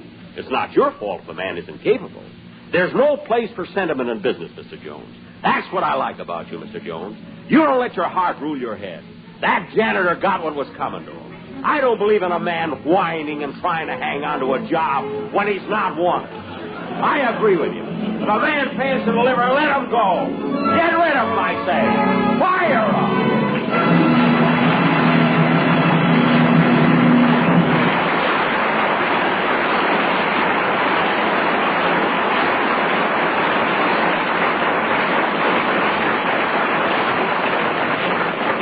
Thank you, Agnes Moorehead. Jack Benny.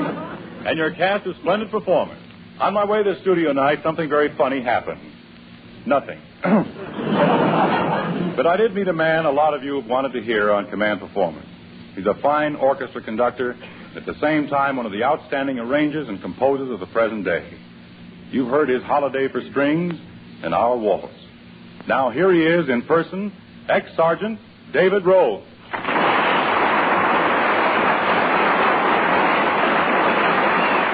Thank you for that wonderful introduction, Bob. Oh, it was nothing, Dave, nothing really. Oh, yes, it was. You don't know how wonderful those words sound. Ex-Sergeant. I see what you mean. Dave, how about leading the orchestra through your own treatment of Humoresque?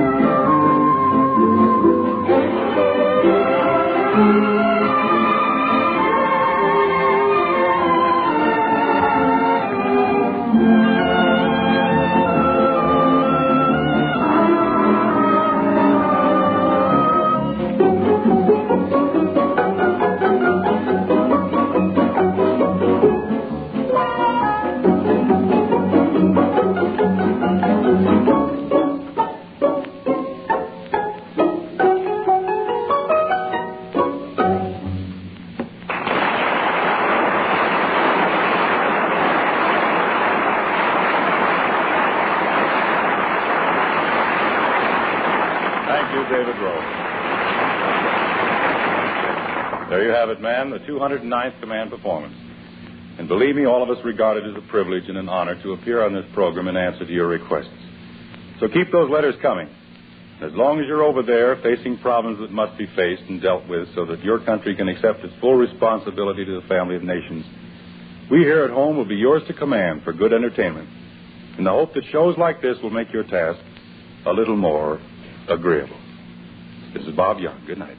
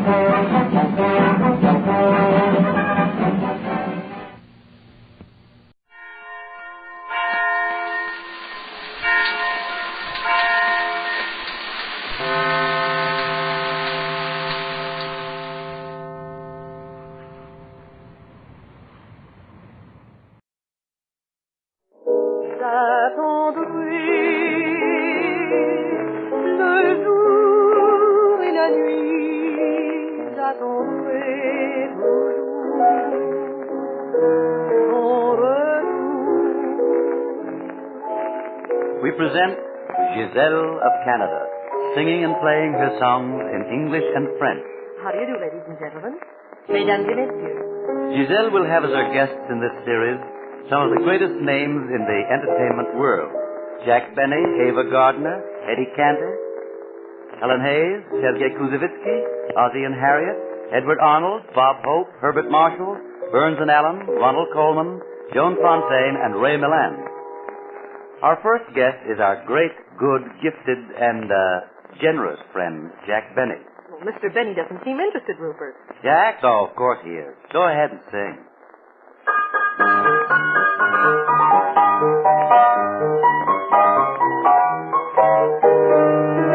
It's the story of a very unfortunate man, this man who was arrested down in old Hong Kong. He got 20 years privilege taken away from him when he kicked old Buddha's gone.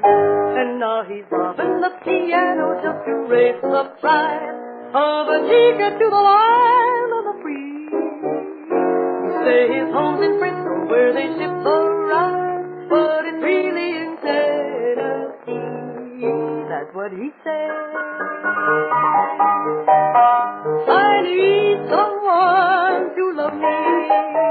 I need somebody to carry me home to San Francisco and bury my body there.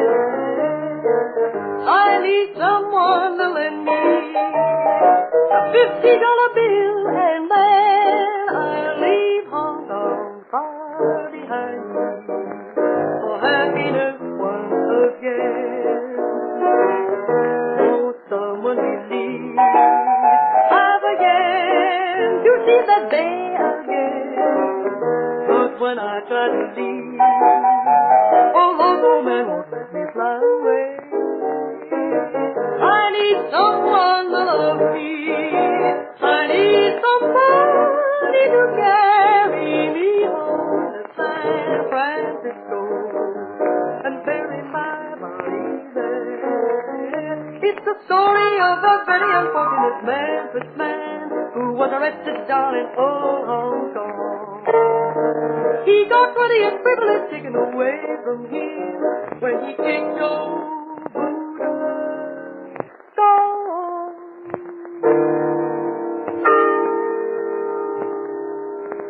Oh, that was grand, Gisele. Yeah, but look at Mr. Benny. He's still muttering to himself and counting on his fingers. Try another song, and then I'll see what's on his mind. All right.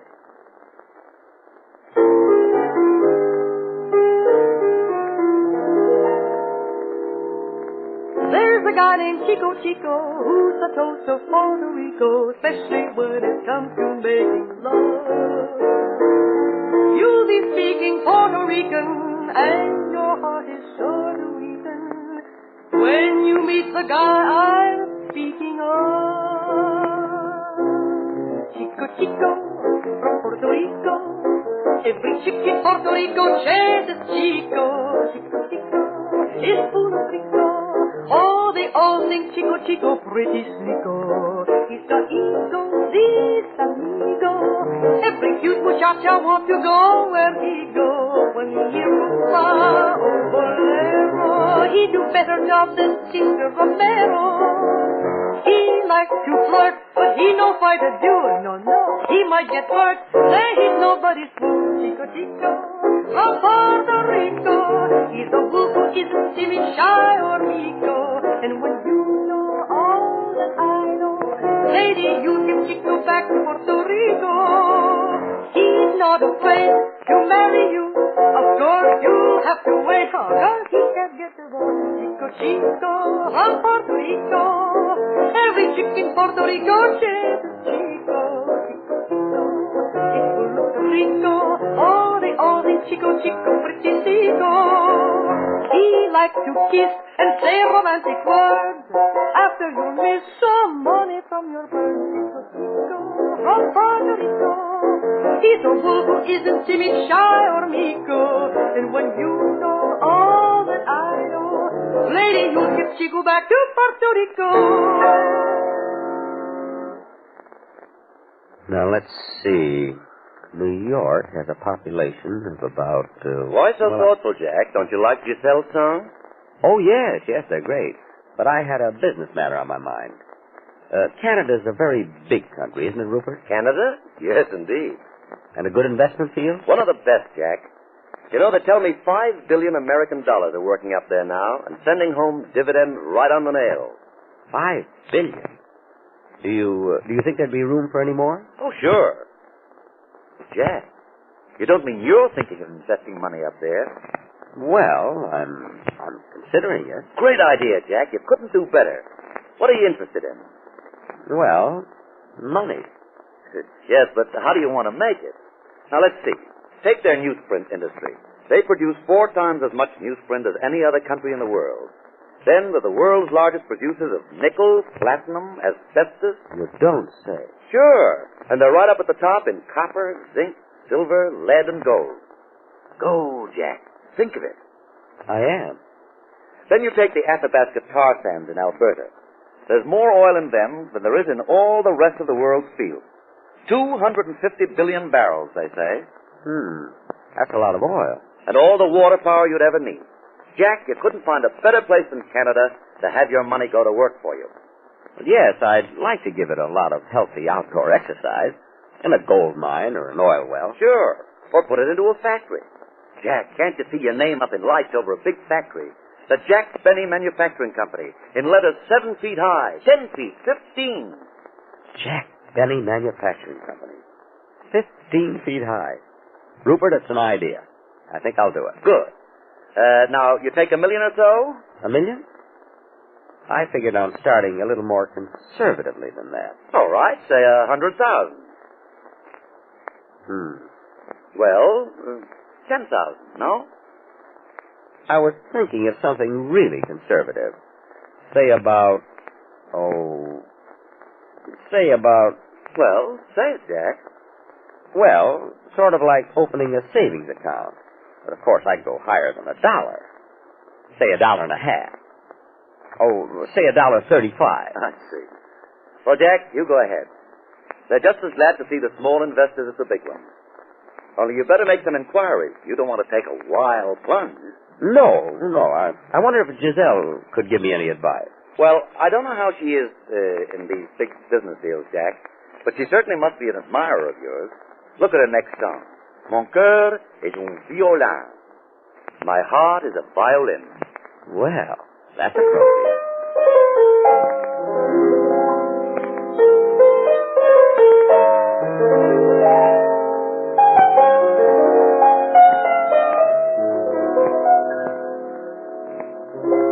Mon cœur est un violon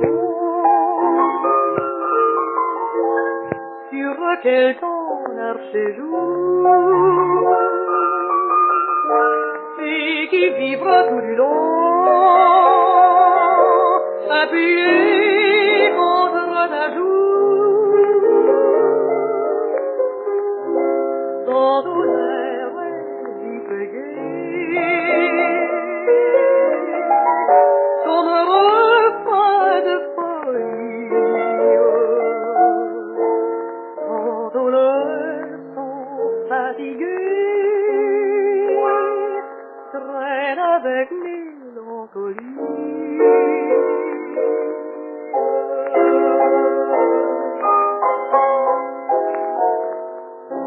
On est liquide ta chair, mon cœur est plein de toi, la musique vive qui vibre sous tes doigts, sous tes doigts caresses, mon désir qui il va jusqu'à l'ivresse et me la fin de la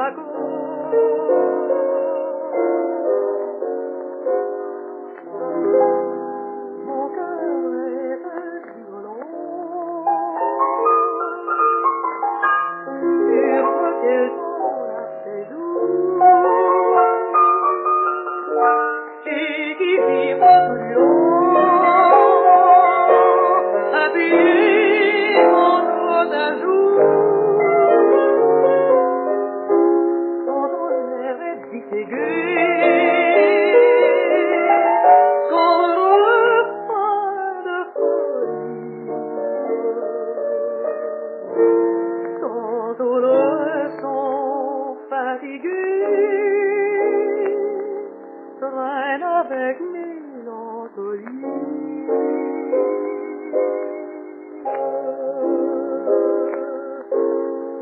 Et vivrons de l'unisson.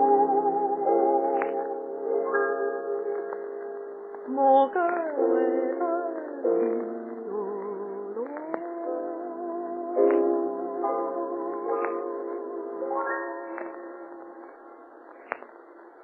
Mr. Benny liked that all right, Gisele. Look at those eyes. Those blue, blue eyes. Do you think it's safe for me to sing Hands Across the Table? Well, take a chance.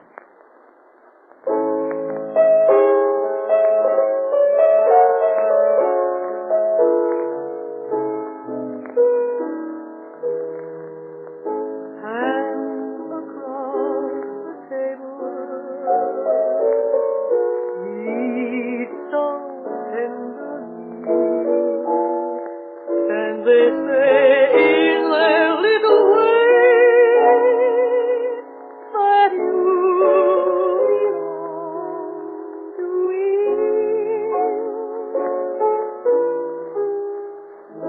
Dinner is ended, music is grand, softly the lanterns gleam. He's in a splendid suit, sit hand in hand, silently lost in a dream.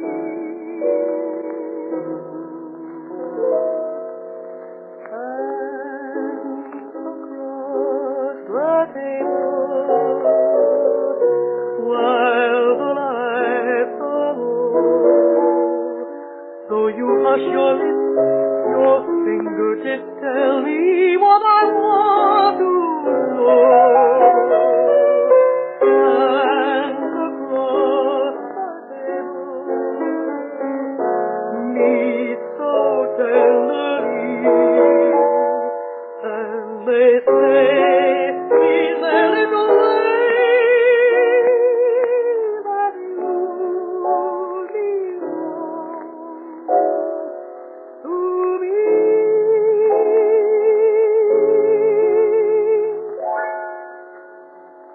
Be sure to be with Gisele of Canada next week when our guest will be that sensational young star, Miss Ava Gardner. This is Rupert Lucas saying au revoir. Back on the lane,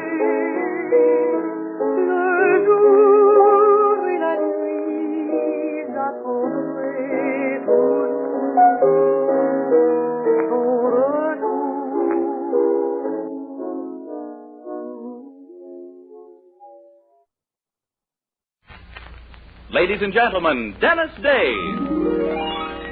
Every song that I sing, I'll sing to you, and I hope I can bring you a smile or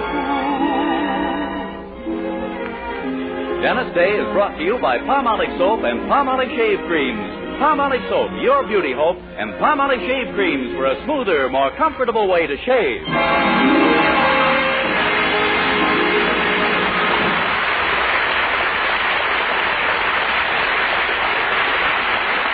The Dennis Day Show with Barbara Eiler, B. Benaderet, Dink Trout, Charles Dant in the orchestra, and yours truly, Vern Smith, is written by Frank Galen and stars our popular young singer in A Day in the Life of Dennis Day.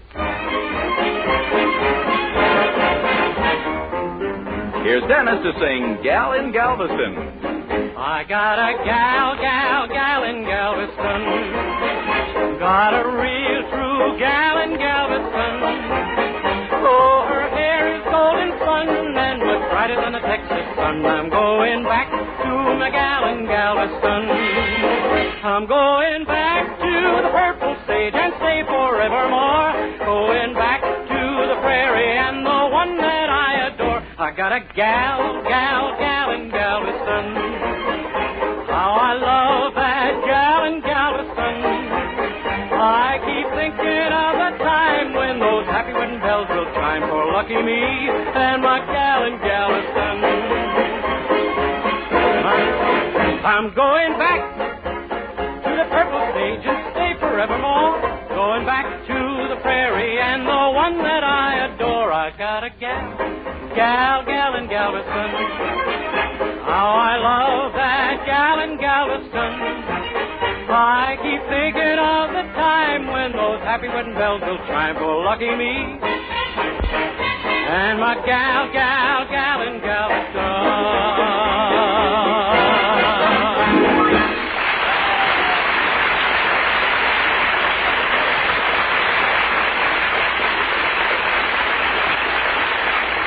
Men, if you like oceans of rich, thick, moisture-soaked lather, try the new, different Palmolive Lather Way to Shave. A way that means smoother, more comfortable shaves for 3 men out of every 4. Yes, the new Palmolive Lather Shave Cream Way brings smoother, more comfortable shaves to 3 men out of every 4. It's a fact, men, not a promise. 1,251 men tried the new Palmolive Lather Way to Shave. And no matter how they shaved before, 81% reported beards easier to cut. 76% said less razor pull. 71% said closer shaves. 80% smoother feeling skin. And 3 men out of every 4 reported smoother, more comfortable shaves. The Palmolive Lather Shave Cream Way. Here's all you do. Wash your face with soap and water. Rinse. Soap your face thoroughly again. Do not rinse.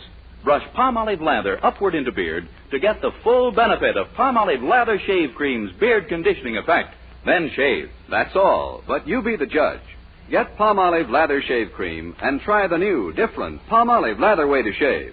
Remember, it's proved. Proved to give smoother, more comfortable shaves to 3 men out of every 4.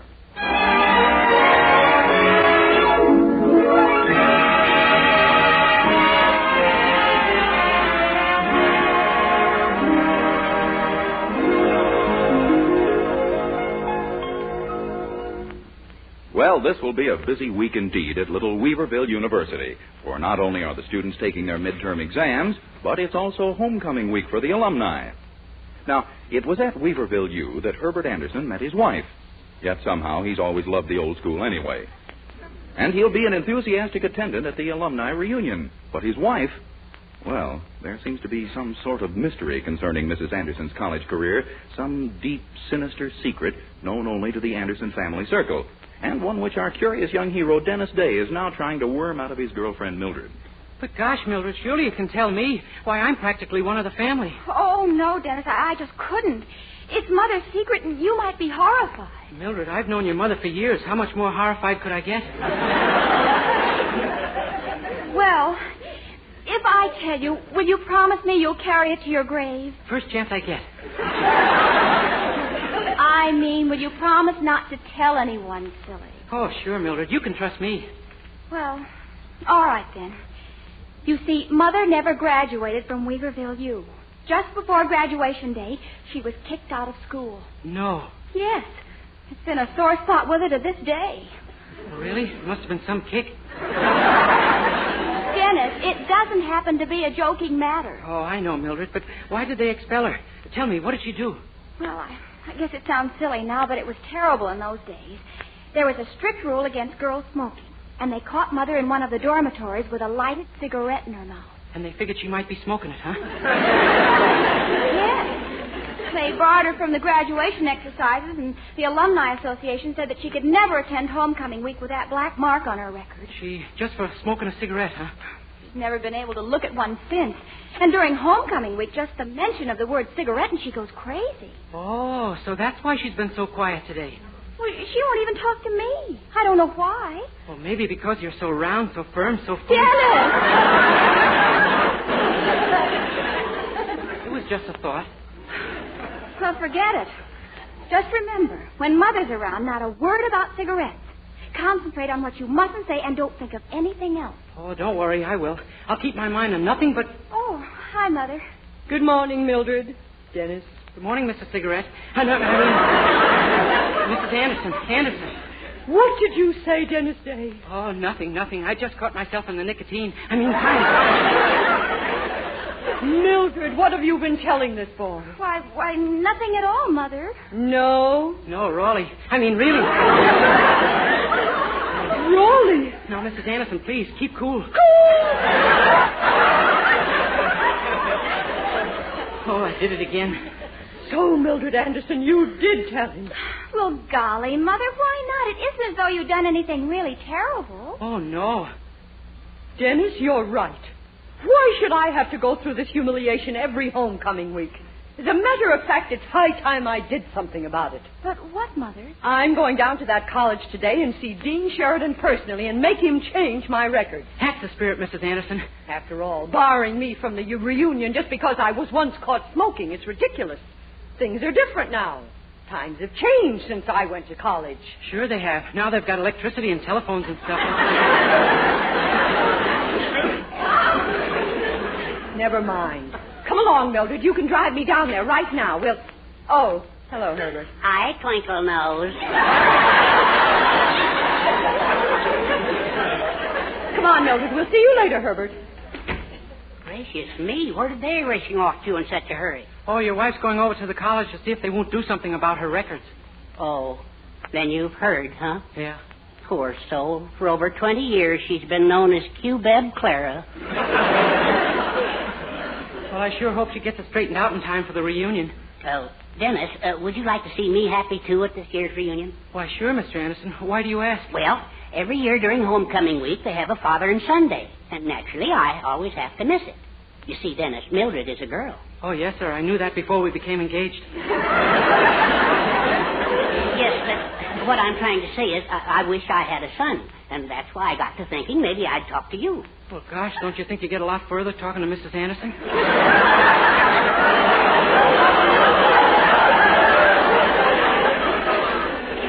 No, Dennis.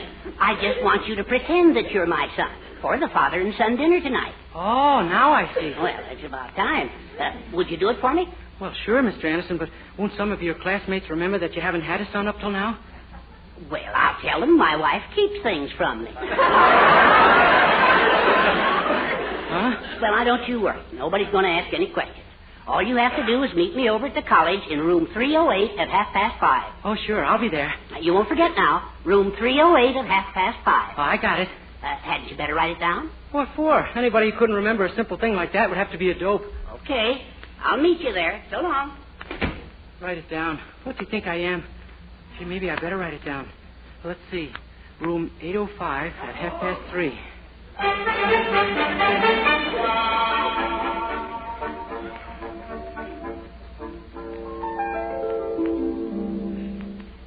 Hello, Professor Wilson. Professor Carter in 805. Say, what's wrong? Don't the students know I'm to give them the oral part of the intelligence test before they can take the written? Well, why wasn't it on the bulletin board? Oh, my goodness, it's 3:30, and so far I've had less than a dozen students. It's really... Hello. Oh, here's another one now. Yeah, but please, Professor, see that it's put on the board immediately. Yes, all right. Goodbye.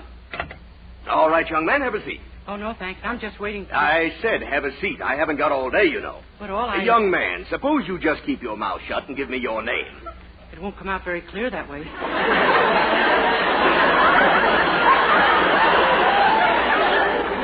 I don't care how it comes out. Give me your name. Dennis Dave, what's yours? Mine is irrelevant. Oh, glad to know you.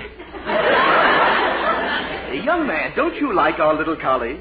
Would you like to leave it? Oh, no, sir. I'm supposed to... All right, and all you have to do is answer a few simple questions. Now, are you ready? Yes, sir. Very well. Colts are to mares as calves are to pigs, cows, or chickens. They are? And Mr. Dave, the question is, colts are to mares as calves are to pigs, cows, or chickens. You're supposed to answer which? Yes, sir.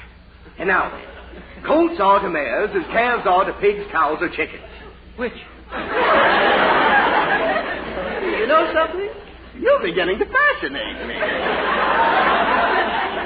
Really? Yes. What class are you a member of? The unemployed.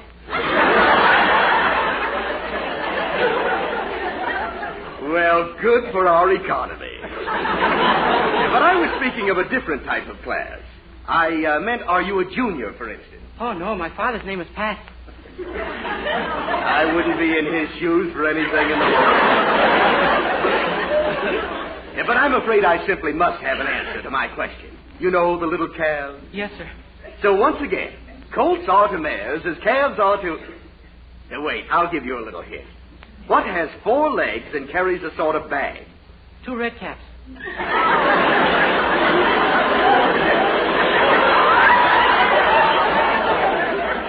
That is absolutely correct. Shall we go to the next question? Do we have to? No, I was convinced long ago, but let's... Now, this series of questions is known as opposites. I'm going to give you a word, and you're to give me the word that means its exact opposite. See? Land.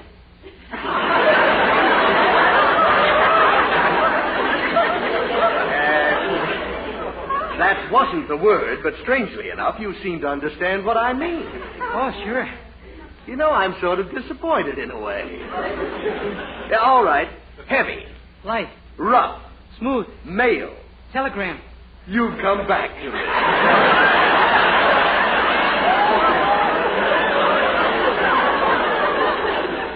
Huh? Young man, forgive me, but how did you ever manage to enroll in this college in the first place? Oh, I'm not enrolled here. What? I just came to meet a friend for the father and son dinner tonight. You mean you didn't come in to take the intelligence test? You're not a student here? Oh, no, sir. Well, bless my soul, you've just restored my faith in our educational system. But you must be in the wrong... Excuse me. Hello? Oh, yes, Professor Wilson. I have a copy of the written examination. Yes, it's all filled out with the correct answers so they can use it to check the papers. But I can't possibly leave my office now, Professor. The students will be taking the oral and... Oh. Yes, all right, I will. Young man, would you run an errand for me? Oh, sure, Professor. Well, the undergraduates are now taking the written part of the examination in the main auditorium. Could you walk through without disturbing the student body? Oh, sure, I'll just step right over it.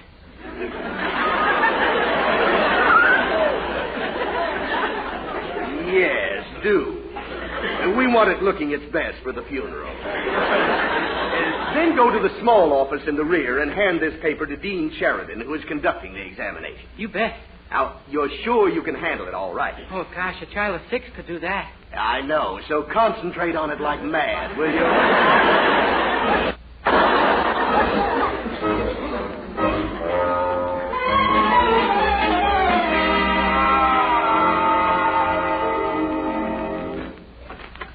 Pardon me, Dean Sheridan? Yes? Well, here you are, Dean. This paper was... Good heavens, son, how did you get it done in such a hurry? Huh? You realize it takes the average student almost 5 hours? How did you do it so fast? I slid down the banister. That's supposed to be a joke? Here, where's your name on this examination? You didn't sign it. You mean you want me to put my name on it? That's a funny request. I don't think it's irrelevant. No, it's Dave. He's upstairs.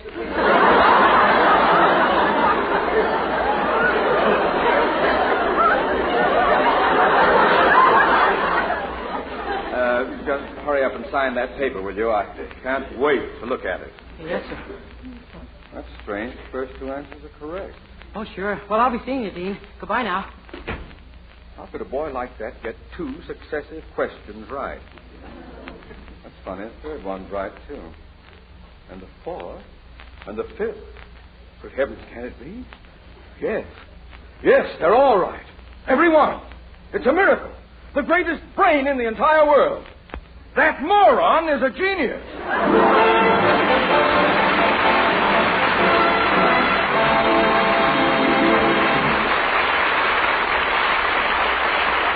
We'll continue this day in the life of Dennis Day in just a moment. But first, here's Dennis to sing Senorita. I offer you the moon, set in a summer sky, that is mine to give, Senorita. I offer you the breeze, singing a lullaby, that is mine to give, Senorita. I can't bring a golden crown set with pearls and rubies rare, but I can bring a rose and place it in your hair. I offer you these things that come from up above. I give them and my love to you.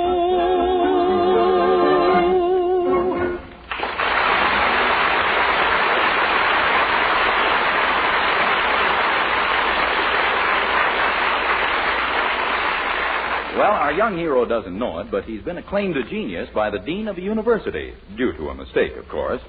We find him now on the campus where he's just run into Mrs. Anderson, who is at the college because of a problem of her own. Well, any luck, Mrs. Anderson? Did you get the dean to change your record? No, he refuses even to listen to me. Gosh, there must be some way. Why didn't you tell him your career's in jeopardy? Tell him you're a bubble dancer and you can't get a job because the public knows you were once caught smoking. Are you crazy, Dennis Day? And anyway, who'd ever take me for a bubble dancer? Well, couldn't you say one of them exploded in your face? Dennis, do me a favor, will you? Keep off my side. Oh, no, you're not. I'm going to go to the dean myself. I'm going to tell him that I'm a member of your family. Well, that'll get me some sympathy anyway. I'll hand him a sob story. I'll tell him on account of that black mark on your record you've never been able to find honest work, that to support your children you've had to hold up gas stations and pick pockets. Dennis. And because nobody would give you a job, you got desperate. Dennis. You held up a bank. The cashier put up a fight. You pulled your gun. Dennis. What is it, you murderess? What? Oh, I'm sorry. I got carried away. Now there's an idea. Oh, don't worry, Mrs. Anderson. You just leave everything to me.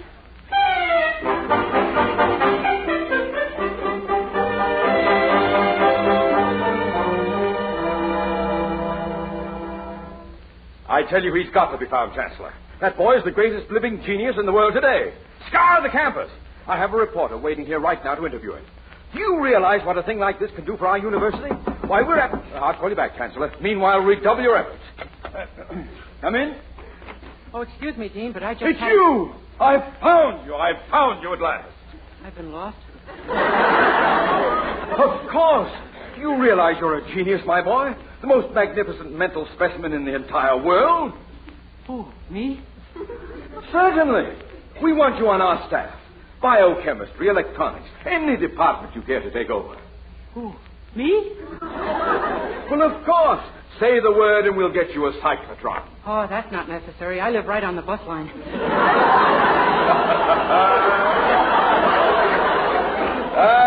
Sense of humor, too. My boy, this is the greatest day in the history of Weaverville University. I hope you don't mind, but I've taken the liberty of sending for a reporter to interview you. To interview me? Why, certainly. You belong to the ages now, my son. Oh, right this way, Mr. Jenkins. Thank you, Dean. Well, so this is the greatest brain in the world today. Yeah. Tell me, Mr. Day, when did you first notice that you were different from other children your age? Oh, I guess it was when I was in the 3rd grade. Really? Yeah, the other kids my age were in the 6th grade.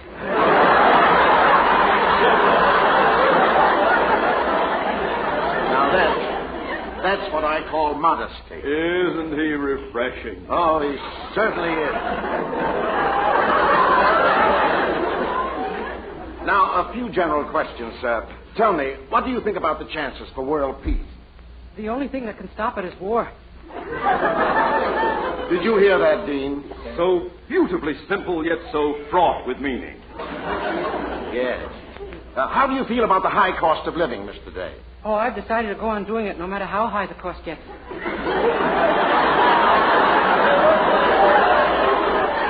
How about that, Jenkins? Is that a marvelous commentary on the futility of modern life? Superb. Tell me, Mr. Day, what have you to say on the subject of China? Well, it's pretty full of Chinamen, all right. Get it, Jenkins? Catch the hidden meanings in that simple phrase? The most brilliant statement I've ever listened to. Now, one last question, Mr. Day. Do you think mankind has made any real progress during the past 2,000 years? Well, yes and no. Bravo! Magnificent! I thought that would get you. Oh, I don't know how to thank you for this interview, sir. My editor won't be able to believe his eyes when he sees what I've written. Oh, that's okay. It was no trouble at all. Oh, thank you, sir. Good day. I don't blame him for being stunned. Well, now, let's talk about our plans, my boy. How would you like to head up our physics research lab, huh? Your physics research lab? Yes. I mean, to see if you can't develop some practical demonstration of Einstein's theory. Naturally, you understand it perfectly. Oh, sure. Sam told me all about it himself. Sam? Yeah, Sam Einstein, the tailor. His theory is no credit. I don't believe... Dean, but I did want to... Oh, are you back?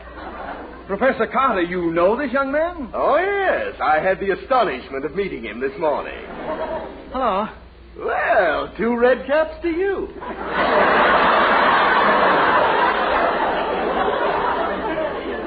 I have wonderful news, Professor. Starting today, this boy's brain will be at the disposal of our very own Weaverville University. Well, bully. Which jar will we keep it in?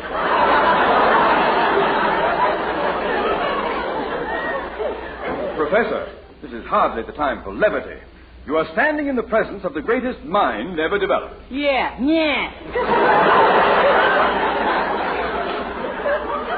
Dean, have you been browsing around among the specimens in alcohol again? This the greatest mind ever developed? Of course. Are you mad? Just let me ask this boy a simple question, and you'll see what I mean. Mr. Day, what is your IQ? My what? Your IQ. Look, I'm no child. You don't have to spell it out. Say it. I rest my case. But this is impossible. He turned in a written intelligence test that was 100% correct. What? Well, that was the answer sheet. I sent him over with it. Good heavens. Oh, my gosh, so that's why you thought... Of course. Gee, that interview. What are we going to do? I'll tell you what we're going to do. Professor Carter? Yes? Remember back in 1927 when you played left halfback for us against Pismo Beach Normal? And you kicked a field goal from the 50-yard line? I do. Well, there stands your football. Encore!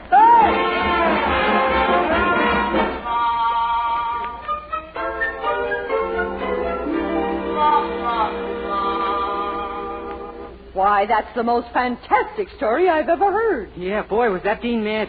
I knew it was ridiculous to send you to him. Now I've still got that black mark on my record for smoking a cigarette. Oh, that's where you're wrong, Mrs. Anderson. I told the dean that unless he let me at those records, I'd spread it all over town how I made a fool of him. Why, Dennis, that's blackmail. Oh, you sweet criminal, you. Then did you change my record? Sure. The name after yours was Mary Appleby. I tore her name off and put it on your file and then did the same thing with hers. Now you've got her record and she's got yours. Dennis Day. You... It came out as usual? Of course. Mary Appleby was expelled for kissing a chemistry professor in the basement. Boy. Dennis Day. Oh, no, Mrs. Anderson, wait, please. You'll dent the greatest brain ever developed. Help, Mrs. Anderson!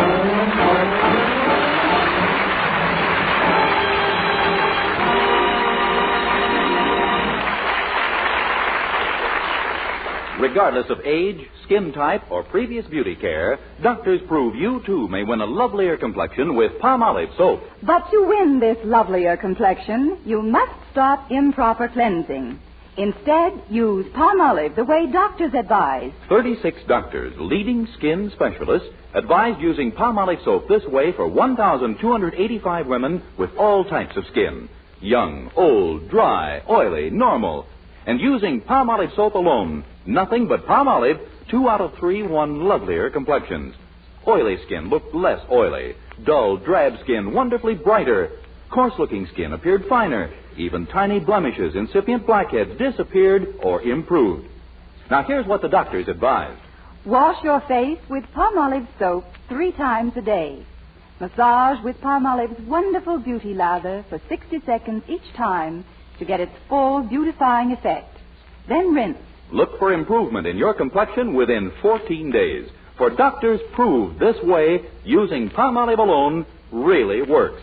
So forget all other beauty care. Get Palmolive soap and start today to win a lovelier complexion. For loveliness all over, use big, thrifty bath-size Palmolive in your tub or shower.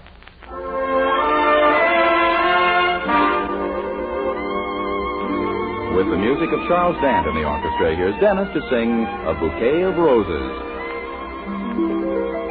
I'm sending you a big bouquet of roses, one for every time you broke my heart. And as the door of love between us closes, tears will fall like petals when we part. I beg you to be different, but you'll always be untrue. I'm tired of forgiving.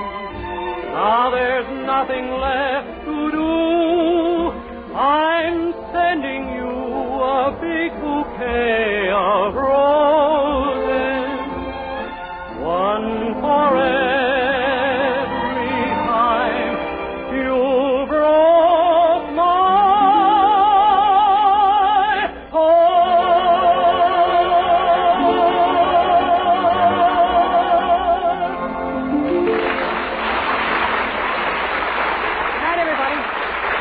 Next week, tune into another Dennis Day Show brought to you by Palmolive Soap, your beauty hope, and Palmolive Shave Creams for a smoother, more comfortable way to shave. Tonight, show him how much lovelier your hair can look after a Luster Cream shampoo. Only Luster Cream brings you Kay Dumit's magic blend. Glamorizes your hair as you wash it. Yes, tonight, you can be a dream girl, beautiful Luster Cream girl. You owe your crowning glory to a Luster Cream shampoo. Listen again next week for Colgate's Hour of Fun, Judy Canova, followed by Dennis Day. And for another great comedy program, hear Blondie next Wednesday evening over your favorite NBC station. This is Vern Smith speaking. Good night.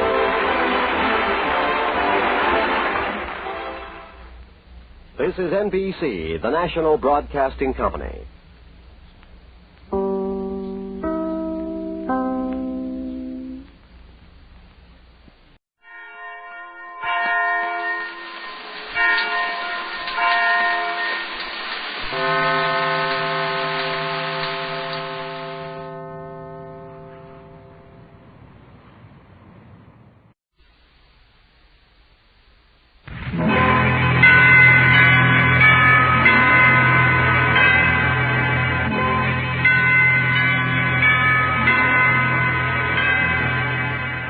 The Halls of Ivy, starring Mr. and Mrs. Ronald Coleman. Good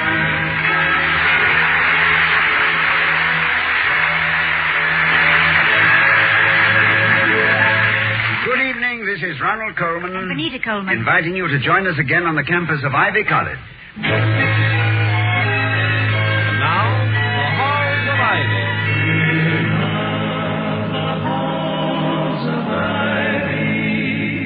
That surround us here today. Welcome again to Ivy College, that is, in the town of Ivy, USA.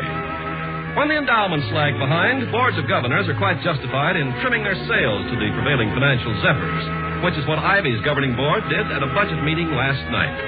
As a result of which, Dr. William Todhunter Hall, president of Ivy, has come down to breakfast in what, for him, is a black mood.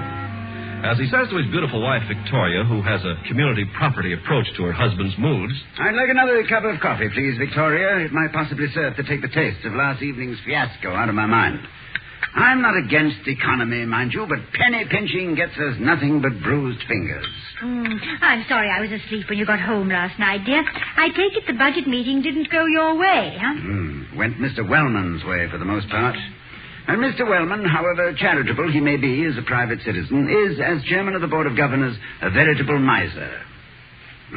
I'd be curious to know how his manicurist could work on such a tight-fisted customer. The cream, please, my love. Yes, here you are. Sugar? Yes, sugar, syrup, saccharine, anything. I crave sweetness this morning. And what did our spendthrift Clarence do as watchdog of the Treasury? Fight the mailman?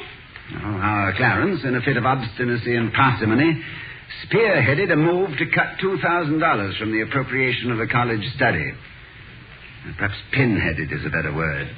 Yes, he pinheaded the movement. And who would be better equipped?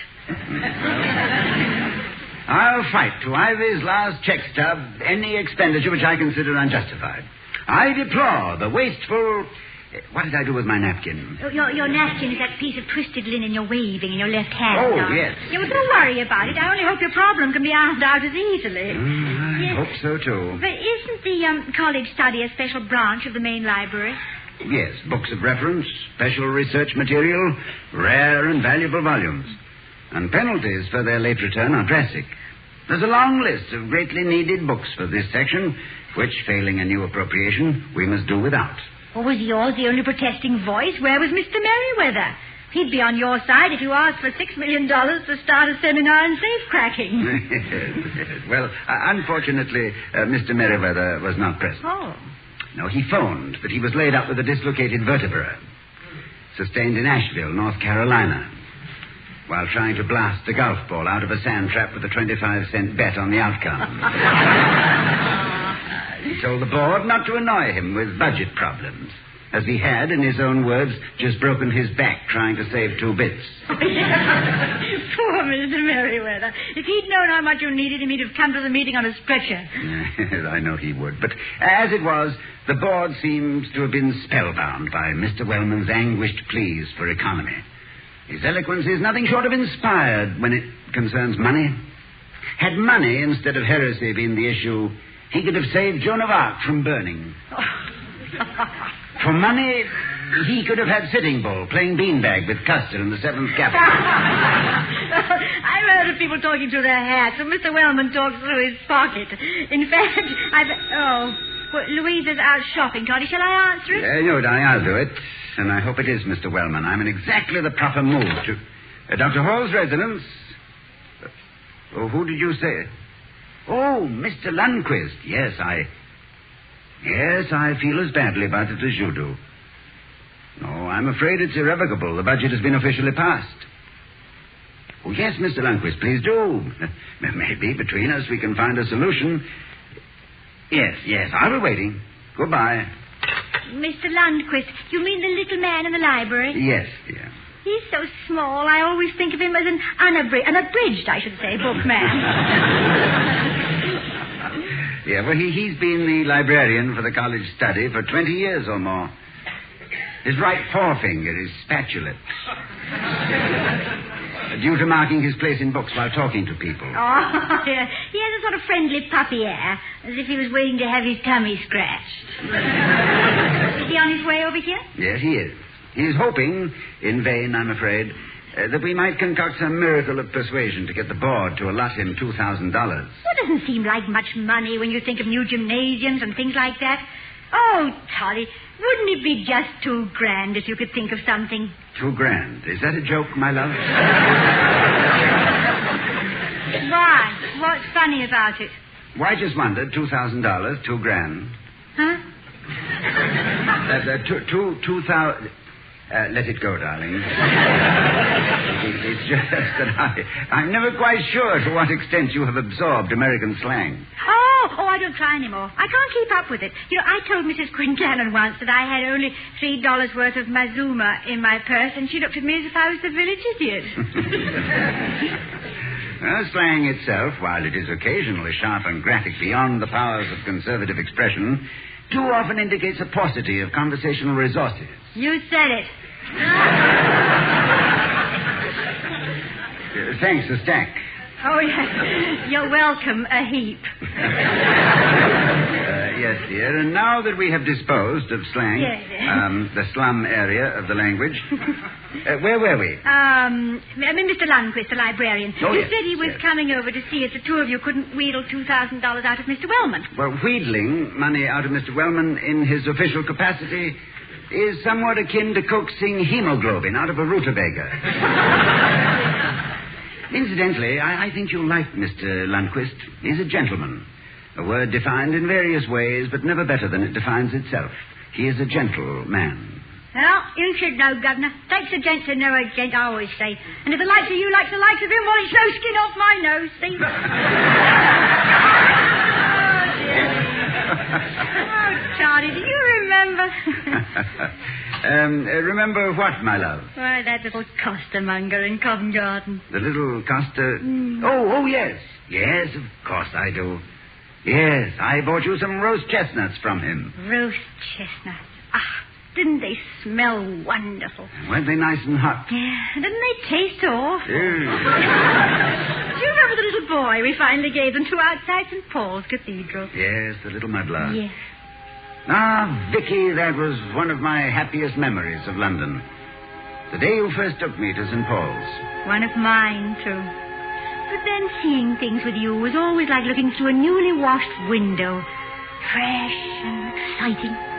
You remember how cool it felt in the cathedral after that very warm day outside.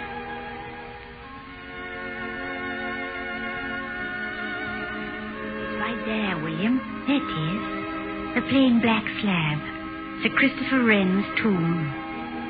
Ah, just think of it. Buried in his own cathedral. Christopher Wren wrote poetry in stone with more grace than most men with ink and quill. Great architect, astronomer, physician, mathematician, inventor, as versatile a genius as Leonardo da Vinci himself. Look, there's the inscription. Yes. Reader, if you seek his monument, look around you. But it's in Latin and you're not even looking at it. Oh, I know it by heart. Besides, I'd rather look at you. William, come this way, to the Whispering Gallery. Up here. Look. See down there? That's the Duke of Wellington. Yes, and next to him, Lord Nelson. England is grateful for its heroes, just as I am grateful to England for you. Oh, William, I'm just Victoria Cromwell, not Oliver. Nevertheless, you have the beauty which Christopher Wren envisioned. And if you'll only marry me, the courage of Nelson and Wellington. It doesn't take any courage to surrender.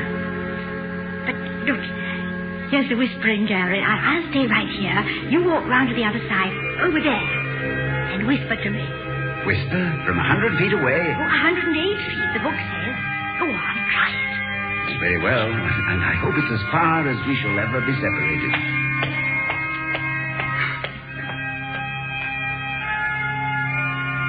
William. Yes, Victoria. Can you hear my voice whispering? Can you hear my heart shouting? Oh, William. I think I love you. I love you. But I would rather shout it from the church steeple. Shall I try it? No, not here. drown out the chimes of this very cathedral. There's the doorbell, Toddy. Whisper, my love. We must keep our voices down, even with such glad tidings as William loves Victoria and Victoria loves William. But Toddy, Mr. Landquist has arrived. Landquist? What's he doing? Oh, yes, Landquist. Yes. Good morning, Mr. Landquist. Good morning, Dr. Hall. Hello, Mrs. Hall. It's nice to see you again, Mr. Landquist. Won't you sit down? Can I get you some coffee? No, thank you. I can stay just a moment. Is it really a lost cause, Dr. Hall? Have we exhausted every possibility? Well... maybe if we poll the individual members of the board and explain how necessary it is that we have this money, what a blow it is to our prestige. Yes, I feel as badly as you do. But short of blackmailing the board members, I can see no way out. Blackmail? I find myself rather handicapped in practicing blackmail, Dr. Hall. I know nothing bad about anybody. Oh, well, maybe you can remember something good about somebody that they're ashamed of. No, I'm afraid I couldn't lend myself to extortion, Mrs. Hall, even in this cause. Have you any ideas yourself, Mr. Lundquist? None. But the books have to pay for themselves somehow. We could possibly increase the systems of fines and penalties, but they're already pretty steep. Fines and penalties, eh? Tell me, Mr. Lundquist, how far back do the records of the library study go? Good heavens, long before my time, and I've been librarian for 24 years. We must have records covering 35 years at least. What did you have in mind, Dr. Hall? Well, nothing specific, I'm afraid. But he has one of those open minds that things can get into. I've often found that we can get a new slant from old transactions. Come, Mr. Lundquist, let's go over to the library. I'd like to go through the old records. Who knows? Out of the worthless past, we may win a valuable present.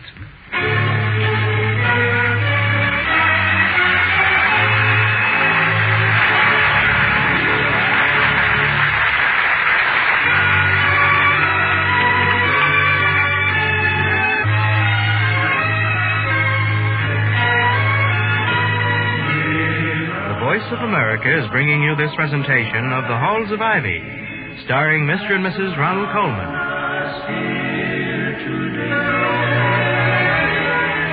As we return to the Halls of Ivy, Dr. Hall is just entering the house after a perusal of the records in the library study.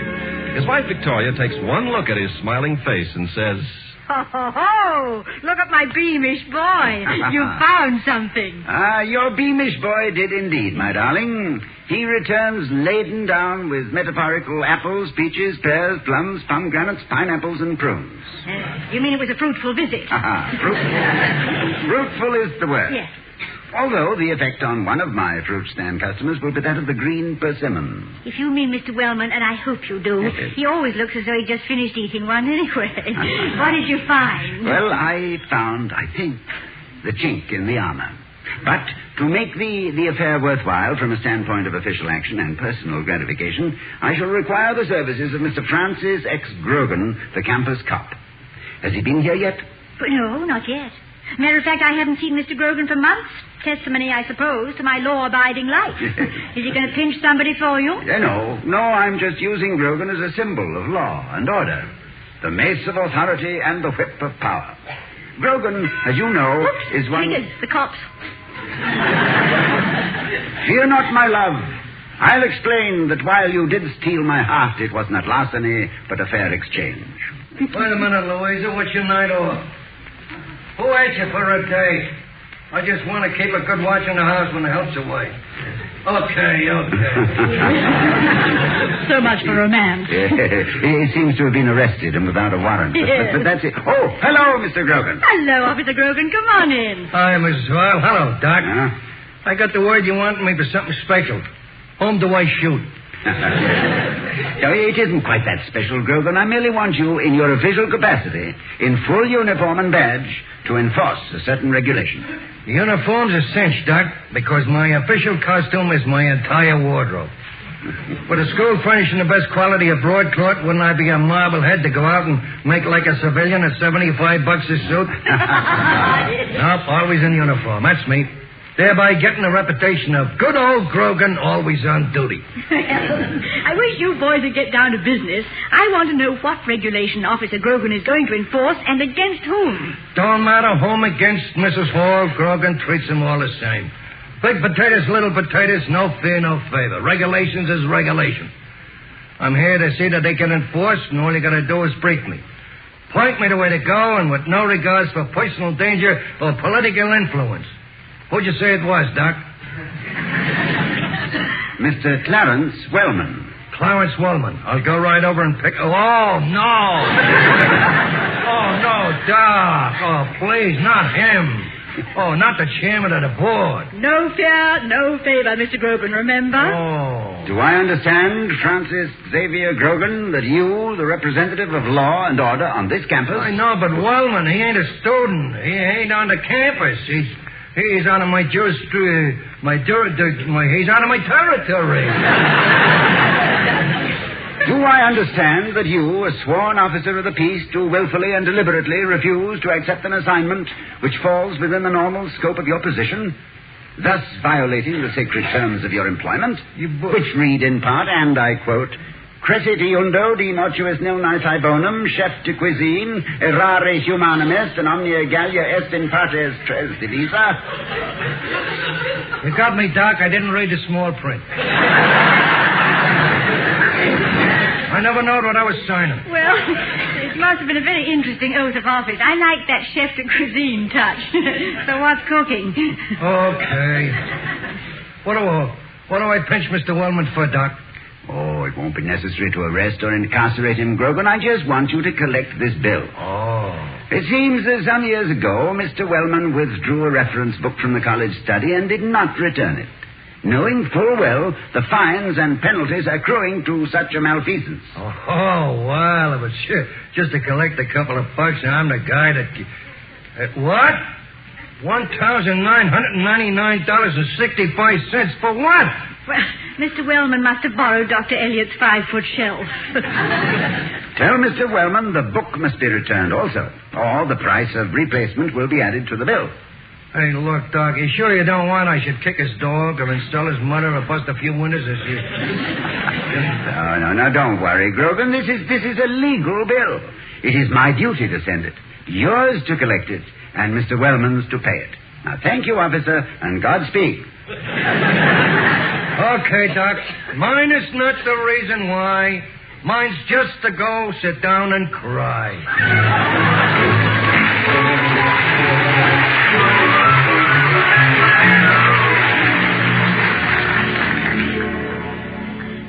Darling, you don't think Mr. Wellman will be so angry he'll resort to violence against Francis X? No, obviously, my love. You have never seen Grogan in action. He's not a large man, but I have seen him bounce an exuberant halfback around with one hand, strangle an obstinate weightlifter with the other, while directing a house mother to chapel for pre-Easter services. No. Don't worry about Grogan. I wonder what's happening. He's had time now to make Mr. Wellman count out $2,000 in pennies. Yes, my eye is on the telephone and my ear is on the doorbell. I think that at any moment... One guess. Too easy. Come in, Mr. Wellman. Dr. Hall, this is enough, Faye. This is the most ridiculous, undignified, badly. Good evening, Mrs. Hall. Isn't it, though? Won't you be seated, Mr. Wellman? I should say not, to accept the hospitality of a person who... Well, I must say that digging up an old account and sending a policeman, a campus cop, to collect from the chairman of the board of government, and $2,000. Are you out of your mind, Dr. Hall? Why, Mr. Wellman? What do you mean, why? Are you serious in expecting to collect it? Expecting to collect a forgotten old account that after 31 years is, well, all a fantastic idiot. And besides, a bill that old is outlaw, Dr. Dr. Outlaw. Understand? Uncollected, non-collected, anti-collected. You can't do it. Maybe somebody forged your name at the library, Mr. Wellman. Maybe you never even borrowed the book. Of course I borrowed the book, but good heavens, just because I absolutely mindedly... Does that justify sending a policeman to my home? Mr. Wellman. What is it, Dr. Hall? You did borrow the book? I just said I did. You never returned the book? Evidently not, but my goodness, a slight oversight like that. You have never paid the legitimate fine for an overdue book? Or paid for the book? No, I did not, but after 31 years, does it matter so much? Mr. Wellman, do I understand that you repudiate the debt? Well, now, that's a pretty nasty thing to say, Doctor.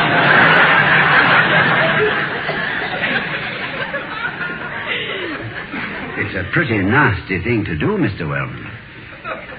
Sometimes referred to as welshing. I told you it was outlawed 31 years. Imagine having a thing like that on your conscience for 31 years.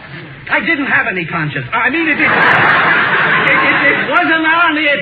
The book. I mean, I'd forgotten all about the silly old... Well, let's forget all about it, Mr. Wellman. Let's just consider the incident closed. All right, but... Oh, well, fine. That's very handsome of you, Dr. Hall. Thank you. I'll just report that $2,000, which the college study needs so badly, is uncollectible.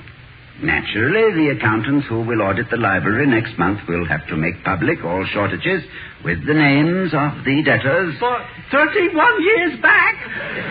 From the very beginning, Mr. Wellman. Looked pretty bad, wouldn't it? Yes, it would, Mr. Wellman.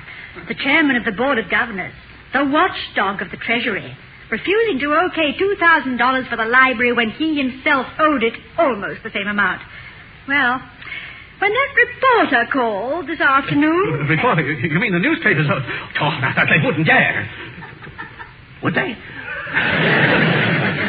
It might make quite an amusing story. You know, between the football and baseball seasons, they have to fill space some way. Look, how about half? $1,000. That's fair, isn't it? Oh, my dear Mr. Wellman, if you're so hard-pressed that another $1,000 will... Vicky, get my checkbook, will you? I'll pay the other half of Mr. Wellman's bill. Oh, no, you don't. I pay my own bills, and I am not hard-pressed. I was merely standing on a principle of... On what principle were you standing, Mr. Wellman? Freedom of speech... the right of every man to... I mean... Oh, okay, I give up. I'll mail the college study my check in the morning, Dr. Hall. Oh, can't you write it now, Mr. Wellman? Here's a blank check, Mr. Wellman. Thank you, Vicky. It's a little tear-stained, but that happened when I thought you were going to have to write one for $1,000. You don't trust me, Dr. Hall? Well, any man who forgets a book for 31 years can certainly forget a check in 12 hours, Mr. Wellman. Simple logic. Here, use my pen. There you are. I added $3, price of the book. And remind me to do something about that fellow Grogan. Oh, he was just obeying orders, Mr. Wellman. You can't... Of course he was. And anybody with the nerve to bang on my door and try to collect $2,000 takes what it's got. I mean, he's got what it takes. We need men like him. Courage, integrity, grit. Good night.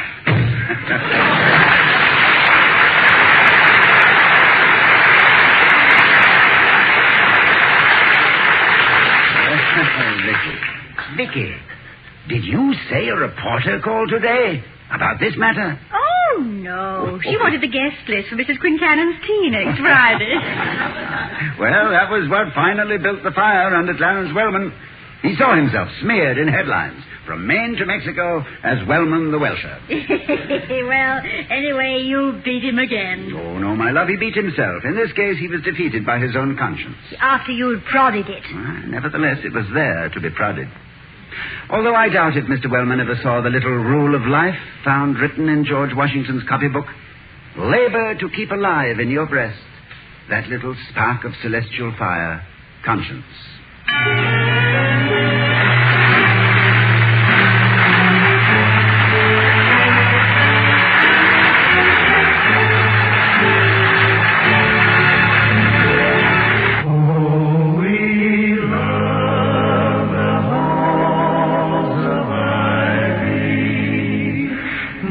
Surround us here today, and we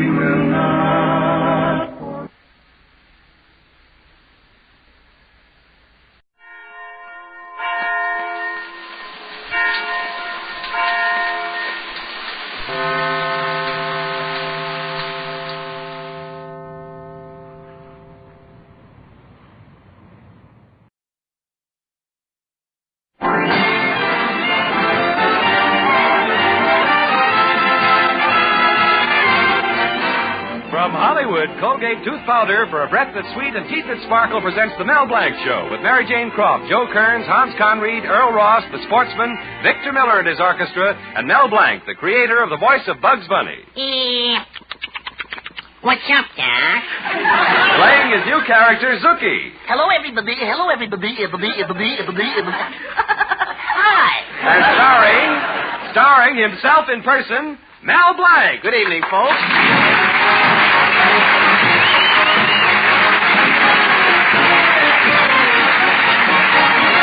It's all fine and dandy, sugar candy when I've got you. When I only see the sunny side, even trouble has its funny side. When you're gone, sugar candy, I get lonesome, I get so blue. When you're handy, it's fine and dandy, but when you're gone, what can I do? I get lonesome, kind of blue. When you're gone, what can I do?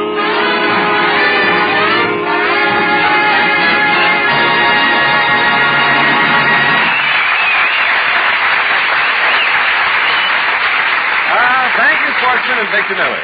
Well, last night was date night in Mel Blanc's little town, and in almost every house, prospective father-in-laws were bidding cheery goodbyes to courting swains. In the Anderson house, Mr. Anderson was saying, "Good night, Joe." Good night, Mr. Anderson.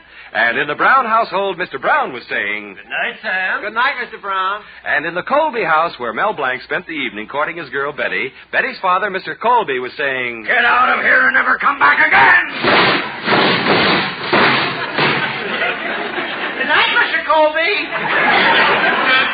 So the next morning we find Mel standing in his fix-it shop talking to Betty's kid brother, Tommy. You know, Tommy, I can't figure your father out. What do you mean, Mel? Well, I don't know whether he likes me or not.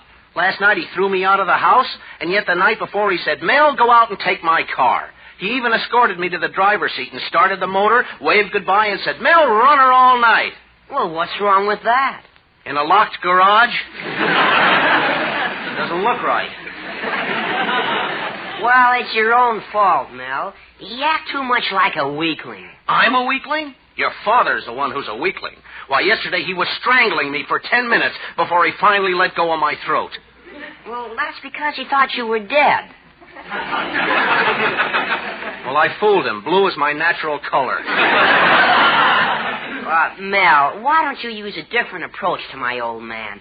Stop walking in on your hands and knees. Why don't you be pleasant? Crack a few jokes. Say, that's a great idea, Tommy. After all, I'm a natural-born comedian. Listen to this great joke, kid. It seems George Washington's father bought him a little hatchet. And that night, little George, instead of chopping down a cherry tree, sneaked into his father's room and tried to take a chip off the old block. You get a chip off the old block. Hatchet. Hatchet yourself. You laid it. It's a fine way to talk to your prospective brother-in-law. Don't forget, someday I'll marry your sister Betty, and then, who knows, you may even have a little nephew that looks just like me. So I'll be a monkey's uncle. Oh, now stop kidding yourself, Mel. You'll never marry my sister as long as my father hates you like he does. Yeah, that's what you think. Oh, you better go, Tommy. Here comes my lodge president, Mr. Cushing. He's a very important guy. Oh, is that the lodge Pop is trying to get into? The Loyal Order of Benevolent Zebras? Yeah. Well, greeting, Brother Zebra. Ugga-boo, ugga. Greetings, mighty potentate. Ugga-boo, ugga. So long, Tommy. This is all secret lodge business. Yeah, I get it. Ugga-boo. What's such a secret? I said that before I could talk. Well, I just came around to remind you about the important meeting tonight, Mel. Looks like we're about to get that priority to build a new lodge auditorium. Gee, I thought there were a lot of people ahead of us. Well, the top priority went to the pool hall. Then came the saloon and then the bowling alley. We're ahead of only one person. Who's that? A veteran who wants to build a house. And another thing, Mel, we're voting on Colby's application for membership. I thought Betty's father was voted in last year. Well, he didn't get quite enough votes, so we declared him a zebra without stripes. Well, what's that? A jackass. Well, I sure would like to be there to vote for him, but I've got something more important. I got to go up to Mr. Colby's house and square myself with him. Why, are you in trouble with Colby again? What'd you do this time to make him mad? Well, last night Mr. Colby finally got delivery on his new 1946 console radio. You should have seen it. They delivered it in a beautiful plastic crate. In fact, it was so beautiful it got me all confused. Well, what did you do? I threw out the radio and plugged in the crate. So that's why he tossed you out of the house again, huh? Yeah. I've been tossed on the lawn so much I'm beginning to feel like the afternoon paper. Gee, if I only knew what to do to make Mr. Colby like me. I can't even get near him. Well, Mel, why don't you send your assistant, Zuki, over? You let him deliver a box of candy and attach a personal note. Nothing better. Hey, that's a good idea. Thank you, mighty potentate. Well, anything to help a brother zebra, you know. So long, Mel. Ugga-ugga-boo, ugga-boo-boo, ugga. Ugga-boo-boo, ugga-ugga-boo-boo. Oh, careful, Mel. You slipped up on that password. Well, what do you mean? You uggaed when you should have booed. Now to get a box of candy and write a little note. Boy, this is great. I can just see Zuki giving it to Mr. Colby now.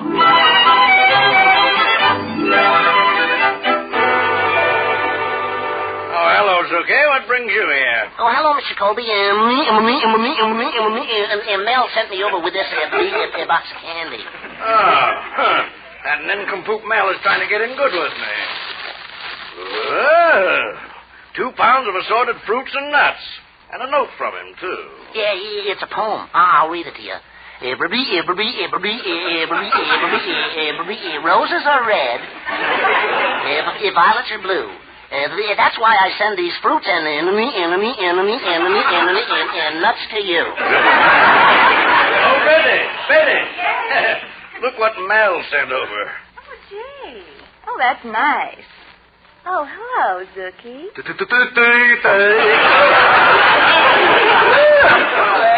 Hello, Betty.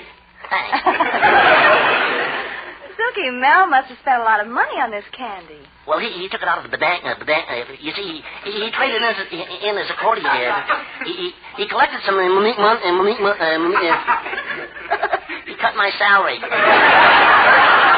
Well, the candy's nice, but I don't know whether I ought to forgive Mel for what he did to my new radio. I got a repairman coming in to fix the radio, and it's costing me $50. Daddy, why don't you give Mel another chance? I don't want him near that radio. Tonight my favorite program is on, and I want to hear it. Oh, but Mel can fix your radio. He fixed the Anderson radio, and now it brings in all the you can get Africa. You can get China. You can get Russia. It's dead as a doornail. However, I can't overlook the fact that Mel did make a peace offering.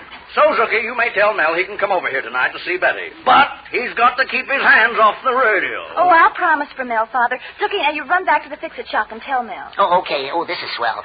When I tell Mel, why, he'll be so happy he'll take me in his arms and he'll hug and he'll kiss. Hey, Betty, you better go.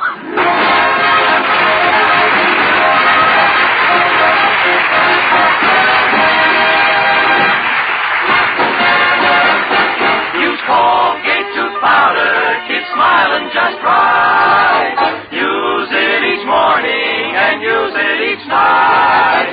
Don't take a chance with your romance. Use Colgate tooth powder. A girl who has a breath of trouble is seldom asked to date up double. Don't let a breath of trouble, unpleasing breath, hurt your popularity. Thousands who don't even suspect it are victims of unpleasing breath. So be on your guard. Do this. Brush your teeth night and morning and before every date with Colgate tooth powder. For Colgate tooth powder cleans your breath as it cleans your teeth. Yes, scientific tests have definitely proved that in 7 cases out of 10, Colgate tooth powder instantly stops unpleasing breath that originates in the mouth. What's more, no dentifrice at any price cleans your teeth more quickly and thoroughly than Colgate tooth powder. Remember to buy it first thing. And remember the name, Colgate tooth powder, with the accent on powder. Don't take a chance with your romance. Use Colgate tooth powder. now back to Victor Miller and the Sportsman doing 5 minutes more.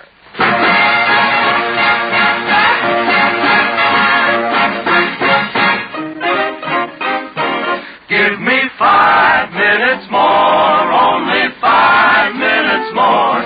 Let me stay in your arms. Do-do-do-do, here am I begging for only 5 minutes more, only 5 minutes more of your charm. All week long I dreamed about our Saturday date. Don't you know that Sunday morning you can sleep late? Give me 5 minutes more, only 5 minutes more. Let me stay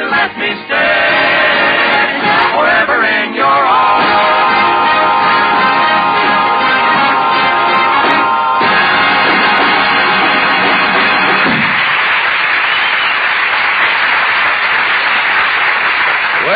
With a gift of a 2-pound box of nuts and fruits, Mel had made Mr. Colby forget the fact that he almost ruined Mr. Colby's brand new 1946 console radio.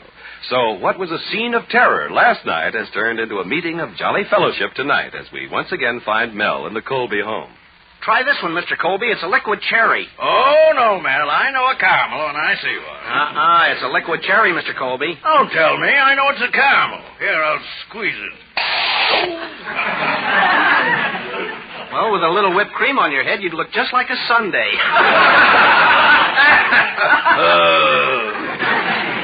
You know, Mr. Colby, that's a wonderful radio you got there. Yes, and I've waited 5 years for it. I can hardly wait for the repairman to come and hook it up. Gosh, it's a beauty. 8 push buttons, and all you have to do is press it like... Mr. Colby, get your hands off my throat. Well, you keep your hands off that radio. Oh, but Mr. Colby, I'm the handiest man in this town. Even when I was a kid, they called me Kid Fix-It. I'll never forget when I was 10. There was a gas leak in my neighbor's house. Right away, they called me. So I went down the cellar looking for that gas leak with a candle, a box of matches, and a cigarette lighter. I'll bet they threw you out of the house. What house? But no kidding, I can really fix that radio. Oh, hello, Mel. Hi, Betty. Daddy, are you getting angry again? No, but your boyfriend had better stop his stupid bragging. He's just proving what I've always said. His head is full of hot air. Father, that's not fair. Everyone in town is saying that his head is full of hot air. But believe me, there's nothing in it. Father, Mel is never going to get anywhere unless someone gives him a chance. And who else should give him a chance but those closest to him? That's right, Mr. Colby, and after all, I'm going to marry your daughter. You're going to marry my daughter? You ever thought about me? Yes, but Betty's much prettier. Oh. But Betty, Mel can't support you. You need the necessities of life. How will you get them? We'll charge them. All right, you'll charge them. 1 month, 2 months, 3 months. And then what will you do? We'll move to another neighborhood and start all over again. Doesn't everybody? Why? I'd have to be an idiot to let you marry my daughter. Thank you for your consent. Oh, I've had enough of this. I'm going to... Oh, look, Mr. Colby, I've taken all I can from you. Oh, really? What are you going to do about it? How would you like to step outside? That suits me fine. Come on. Okay. Well, Betty, now that we're alone, I think that I ought to... What'd you say, Mr. Colby? Father, control yourself. You can't strike Mel. After all, he soon may be your own lodge brother. Well, yes. I was supposed to run down to the meeting and see if they'd voted me in. Oh, I'm late already. All right, Betty, you stay here and watch Mel. Now, don't you let him touch that radio. The repairman ought to be here any minute. Now, don't you worry about it. Goodbye, Father. Oh, goodbye, Betty. Aren't you going to say goodbye to Mel? You know, there's one thing that worries me, Betty. With your father hating me so much, you're liable to begin to hate me, too. Oh, no, darling. I'll always love you. Even though I don't know exactly why. After all, you're not handsome. You're not intelligent. You're not successful. You're not... Please, Betty, this could go on all night. Well, let's forget about your father for a minute, darling. We're all alone now, and I have a much more important question to ask you. Oh, Mel. Oh, this is so sudden. Oh, Betty. Yes, Mel? Betty, Go on, Mel. ask me that question. All right. Betty, can I fix your father's radio? Mel, you stay away from that radio. No, this is my big chance to show off to your father. But, Mel, are you sure you know what you're doing? Betty, how can I go wrong? Oh, here's the book of instructions. I'll start right from the beginning. It says, follow the instructions in this booklet very carefully, as this radio represents the result of 102 years of extensive electronic research and can be ruined in 5 minutes by a jerk like you.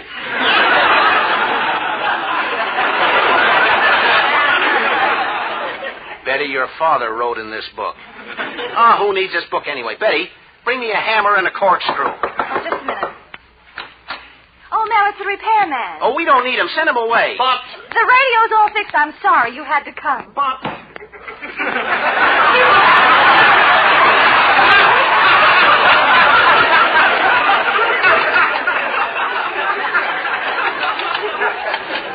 Is everything all right, Mel? Sure, Betty, we're all set. But, Mel, there's a tube left over. Well, let's not waste it. Screw it into the chandelier. Well, let's go. Turn the knob, Betty. Nothing's happening. Well, you got to give the set a chance to warm up. You see, the tubes are beginning to light up. See, it's getting nice and warm. Now the wires are beginning to light up. Hey, now the set is beginning to light up. Shall I call the mechanic? Call the fire department. Oh, don't be silly. I'll pull out the plug. Oh, gosh, you've ruined the radio. Oh, Betty, this is the darkest moment of my life. Well, it's the same for me, Mel. Well, you're a little better off. I left my life insurance policy in your name. Oh, Mel, here comes Father. Why don't you try to get away? Oh, it's too late. Oh, wait a minute. Why should I die without a struggle? I got an idea. I'm a born actor. What are you thinking of, Mel? I'll get in back of the radio set and act. Whatever your father tunes in, I'll do. Oh, Mel, that's ridiculous. Oh, sure, I could do it. I'll hop in back of the set right now. Oh, Father, I didn't expect you back so soon. Well, I haven't finished voting at the lodge yet, so I came back. Where's Mel? Well, he's in back of the, went back. Oh, went back. That's good. Well, Betty, I just saw the mechanic's truck pull away from the house. Now I can listen to my radio. Oh, but Daddy... Step aside, Betty. It's time for my favorite program, the Movie Guild Playhouse. And tonight they have 2 big stars. I'll turn it on. Oh, Shelley, I love you. I love you. I love you. Oh, Pepe, do you really? Really, do you? Do you really? Oh, Shelley, you know I do. Really? I'm so glad you do. Really, I am. Really. This is dreadful. I'm going to write to the Movie Guild Playhouse people. Address all letters to 160 South Vista Street. This is unbelievable. I got to get some music. Oh, yes, the Philharmonic is on. The Philharmonic? Oh, but Daddy, he can't. I'll just push the button here. And now the house lights dim in Carnegie Hall. The spotlight picks up the conductor as he mounts the podium. And now the orchestra plays the overture from Tristan and Isolde. Good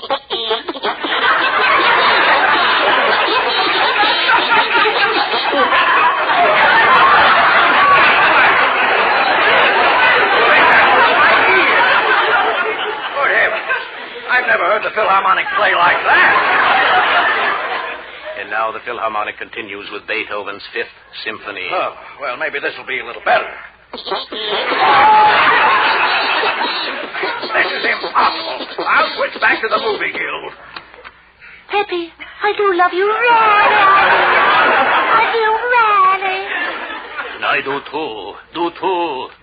Oh, it's getting worse all the time. I'll turn back to the Philharmonic.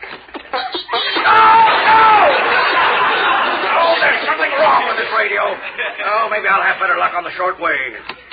Ashlovich, Matuka, Daronik, Giboya, Gifinia, leading by 50,000 votes. Kopniak, Bianite, Lubia, 16, UCLA, Nyati. Anya Bruka, Ichia, Doma, Pania, Lukia, Eastern Columbia, Broadway at night.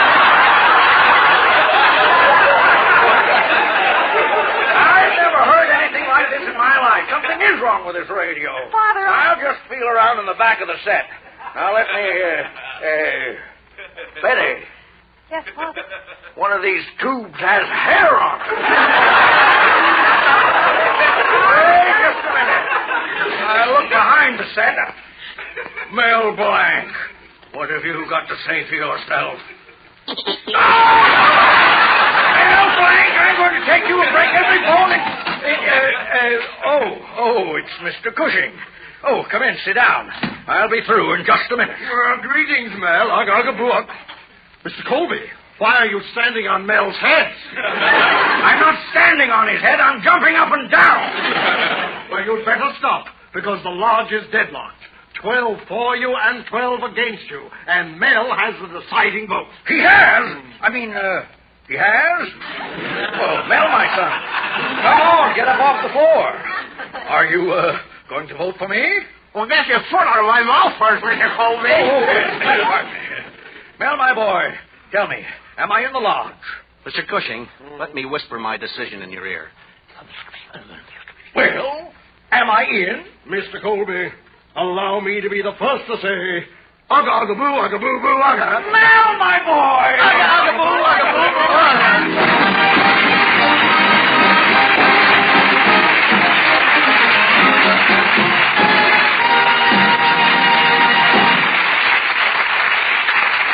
Mel Blanc will be back in just a minute. Use Colgate tooth powder, keep smiling just right. Use it each morning and use it each night.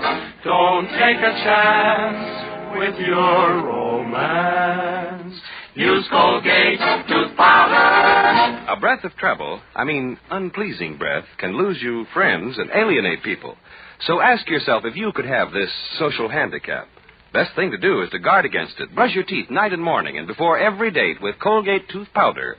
For Colgate tooth powder cleans your breath as it cleans your teeth. Yes, scientific tests have definitely proved that in 7 cases out of 10, Colgate tooth powder instantly stops unpleasing breath that originates in the mouth. What's more, no dentifrice at any price cleans your teeth more quickly and thoroughly than Colgate tooth powder. Remember to buy it first thing. And remember the name Colgate tooth powder with the accent on powder. Don't take a chance with your romance. Use Colgate tooth powder.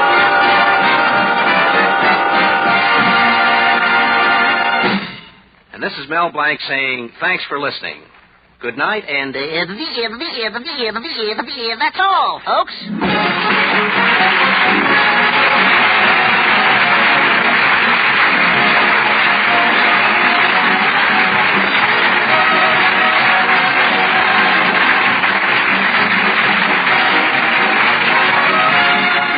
This is Bud Easton reminding you that Colgate tooth powder for a breath that's sweet and teeth that sparkle brings you the Mel Blanc Show every Tuesday at this time. Be sure to join us again next Tuesday night for more fun with Mel and the people you'll meet in Mel Blanc's Fix-It Shop. Say hello to Halo Shampoo for naturally bright and beautiful hair. Remember, even finest soaps and soap shampoos hide the natural luster of your hair with dulling soap film. But Halo Shampoo contains no soap, therefore leaves no dulling soap film.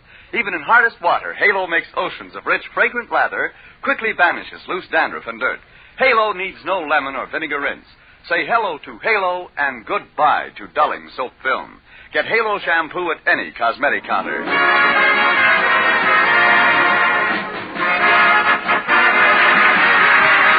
Mel Blanc every Tuesday night at this time. This is CBS, the Columbia Broadcasting System.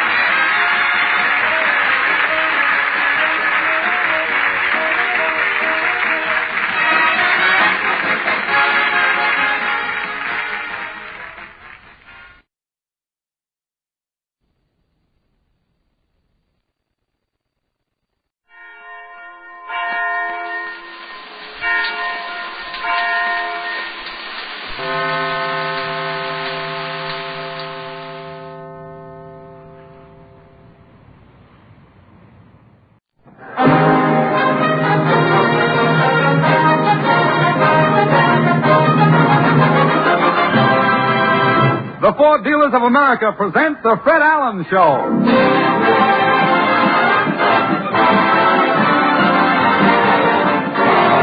The Fred Allen Show with Fred's guest, a friend of Nature Boys named Jack Benny. Fulton Hoffman, Minerva Pius, Peter Donald, Parker Fenley, the DeMarco sisters, and Al Goodman and his orchestra. And this is Kenny Delmar speaking for your friendly Ford dealer.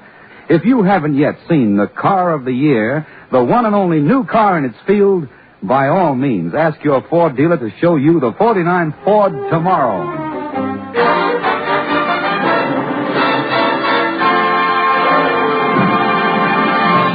Ladies and gentlemen, I'm sorry that I haven't been here the last few weeks to introduce our star, but tonight I'm back. And here I am again, Portland Hopper.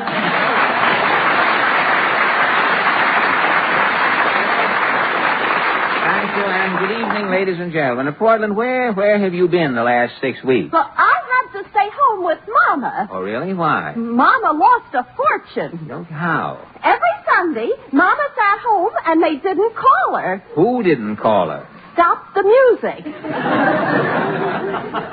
Oh, how, you can do better. You're just feeling them out. How come you're out tonight? Well, Mama got a sitter. Oh, a babysitter? No, they have sitters for Stop the Music. No kidding. If you want to go out, the sitter answers the phone and sits with the $18,000 until you get home. They're the Lever brothers again. Thank you, boy. Say, if you, that's some profession, a quiz sitter. Oh, everybody's listening to Stop the Music. Oh, I know that. According to the latest Hooper survey, the only one who listens to our program is Edgar Bergen. And even he's gone away, so tonight we're just... Radio programs today are giving everything away. I know. Radio is the Marshall Plan with music.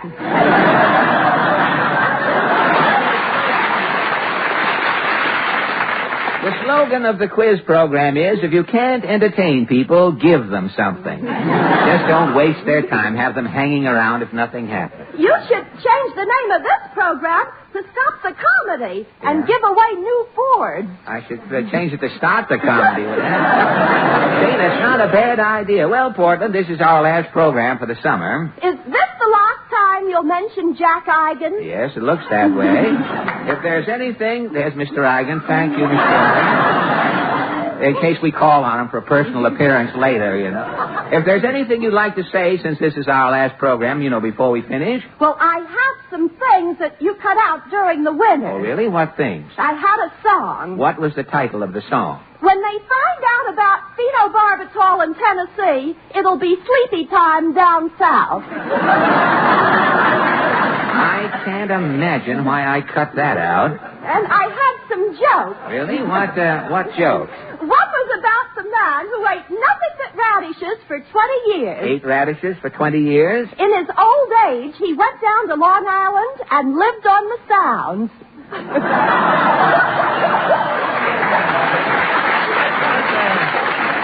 Tell me, what are you laughing at? Well, to me, that's very funny. Really? Well, if you ever came up before a juvenile jury for telling that joke, you would get 30 days in the playpen. Say, it's getting late, Portland. I think I'd better start for Allen's Alley. What is your question tonight? Well, this is our last program. I'm just going down to the alley and say goodbye to our friends and to ask them where they plan to spend their vacations this summer. Shall we go? As the chorus girl said when the bee lit on her shin, I think I'll shake a leg.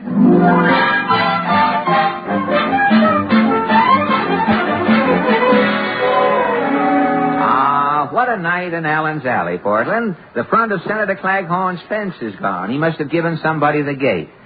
Oh, well, let's see if the senator's in.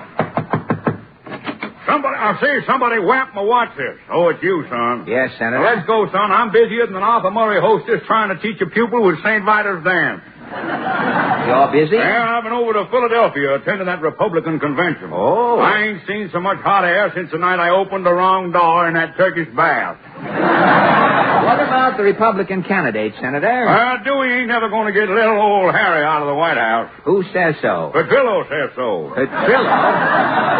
Nobody can take no piano player off of no job unless Petillo says so.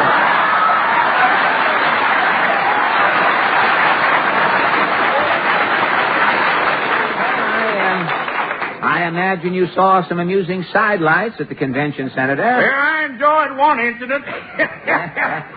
What was it, Senator? Well, one day my hat blew into a saloon. I stepped in to get it. A man was sitting at the bar asleep. Yeah? As I picked up my hat, the man woke up. He looked up at the television. Herbert Hoover was making a speech. Yeah? A man blinked his eyes and said, "If Hoover is president, what am I doing with $3 in my pocket?" Well, this is our last visit together. What are you going to do this summer? I'm going to the beach, son. I see. I'm going to put on my bathing suit. Yes? I'm going to sprawl out on that hot sand. Yeah? And then I'm going to do what all our senators do all the rest of the year in the Senate. What? Just keep lying. So long, son. So long,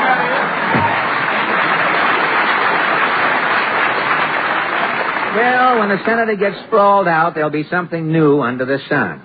Oh, well, let's wake up Mr. Moody. Howdy, Bob. Well, Mr. Moody, are you going away for a vacation? Oh, I can't. I'm renting my barn for summer theater. Oh. Last summer I cleaned up. Made $180. $180? What happened? Well, sir, one day I was out in the yard. Yeah? I was buttering the trees so caterpillars couldn't crawl up them. Yeah? And a fella comes up. Yeah? He's carrying a bamboo cane, and in his tie he's got a diamond. A diamond, eh? Yeah, it's as big as a Luton cough drop, and it's about the same yellow color. Yeah? I smelt donuts on this fella's breath, so I knowed he was an actor.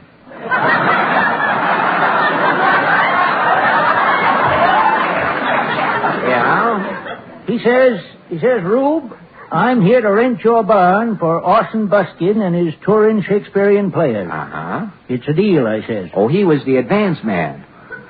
He didn't say. Oh, he didn't say that. The next day, Orson Buskin, his leading lady, Anna Cesario, and the Shakespearean players arrived in town. They swung off a freight train. The actors, eh? Yeah, they looked like a mob that had just broke a hunger strike. I see. Well, sir, that night the show opened. It's Hamlet. Hamlet. All the Shakespearean actors is wearing long black underwear. Tights? Loose on most of them.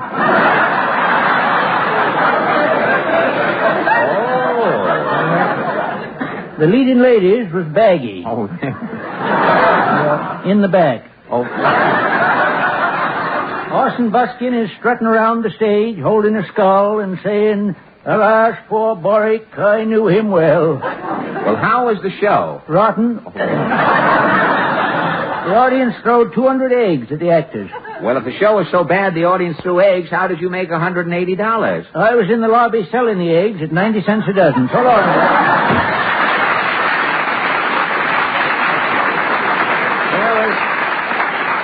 With 200 eggs, Mr. Moody could lay on with McDuff. Oh, well, let's try this next door. Howdy, Chappie. Ah, Mrs. Nussbaum. Oh, you're wearing a corsage. What are those flowers? Lilies of the alley. I see. In the center there's a nasty urchin. Oh, the nasty urchin looks pretty. My little niece is graduating Mrs. Bucksbaum's finishing academy. Oh, and you're dressed up? You went to the graduation? My niece is valedictorian. Oh, swell. She's reciting a poem. What was her class poem? She's calling it Ever Onward. Ever Onwards. How does it go? Fare thee well, Mrs. Bucksbaum's finishing academy.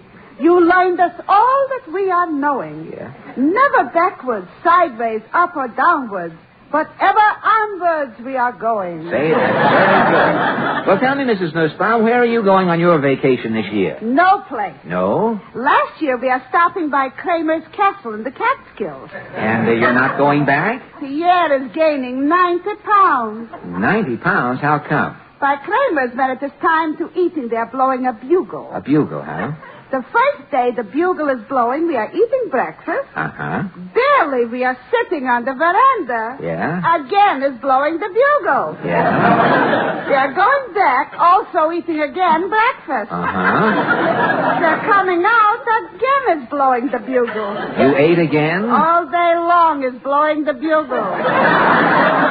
And you and Pierre? 3 breakfasts, 2 lunches with 4 dinners we are eating. And this kept up? Every day. So soon we are finished eating, Toots is blowing the bugle. Again,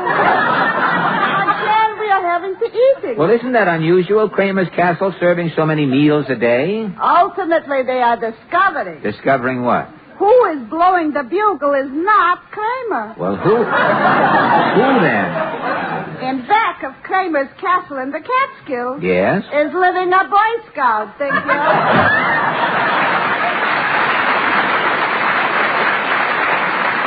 Now, for the last time, let's call on Mr. Cassidy.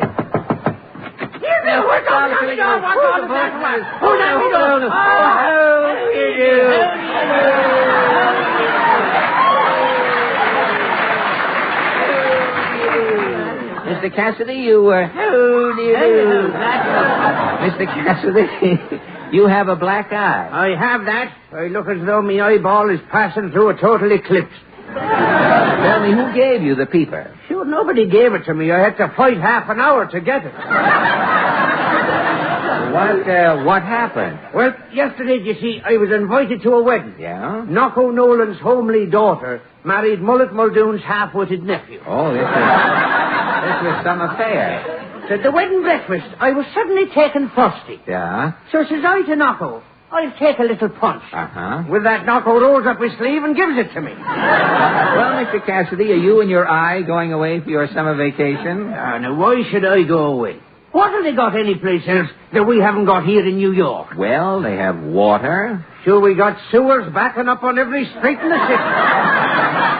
Well, they have scenery. My front window overlooks a brewery. You can't find scenery any finer than that. Well, that's true. When the sun slowly sinks behind the big pile of steaming malt in the brewery yard, 'tis a picture Fitzpatrick will never show you in a travelogue. But how can you escape the intense heat here in New York? Well, now, I do what Rinty Monahan does. What?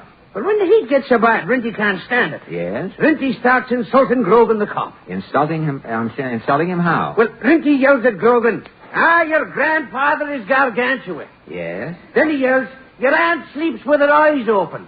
Yeah? And for the clincher, he yells, your mother wears army shoes. Well, with this, Grogan the cop gets mad. Naturally. But how does Rinty escape the heat? Grogan calls the wagon. Yes? And rushes Rinty off to the municipal deep freeze. The municipal deep freeze? The cooler. The Viking.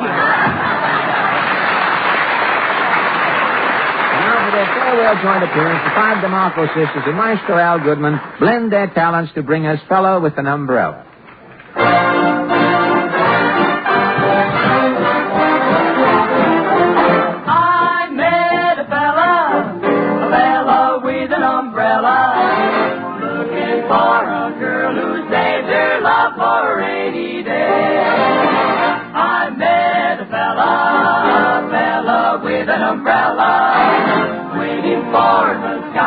Blue to dirty, the skies of gray.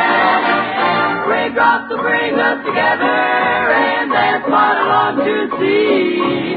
Maybe a break in the weather will prove to be a break for me. I saw the fella with the umbrella. I could be the girl who saved her love for a rainy day.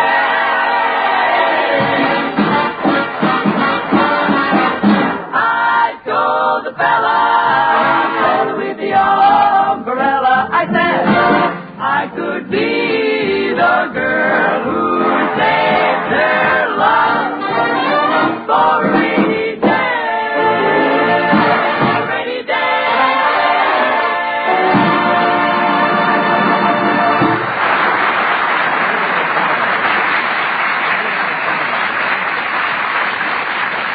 And now, ladies and gentlemen... Say, Fred. Yes, Kenny? There's a policeman outside to see you. A policeman to see me? Well, why should a policeman... Here he comes, Fred. You Fred Allen?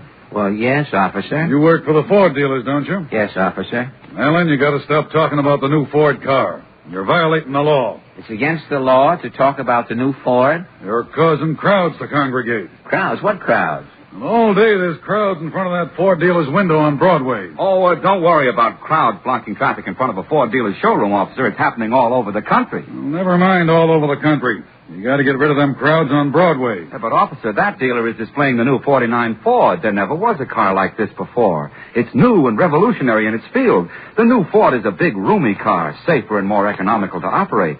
And it hits a new high in smooth, comfortable ride. Don't give me no commercials. Yeah, but, officer, the new Ford... What? The new Ford is the talk of the automobile trade. It has the look of the year. In fact, it's the car of the year. You can't blame everyone for wanting to see it. I'm not blaming nobody. Just get rid of them crowds. Why, officer? I want to have a look at that new Ford myself.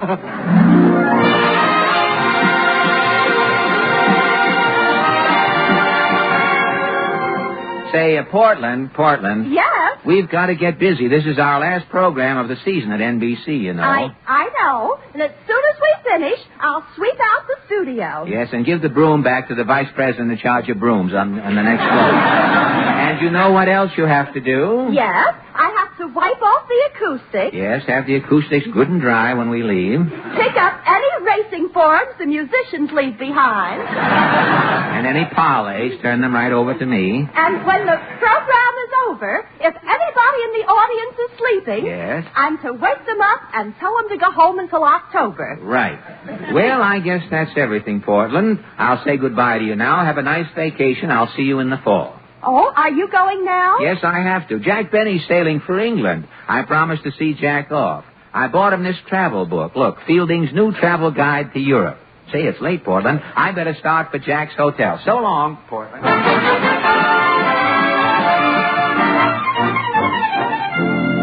Ah, this must be the Benny suite. There's a due bill sticking out under the door. I wonder if old Tacit Pockets is in. Oh, hello, friend. Jack Benny.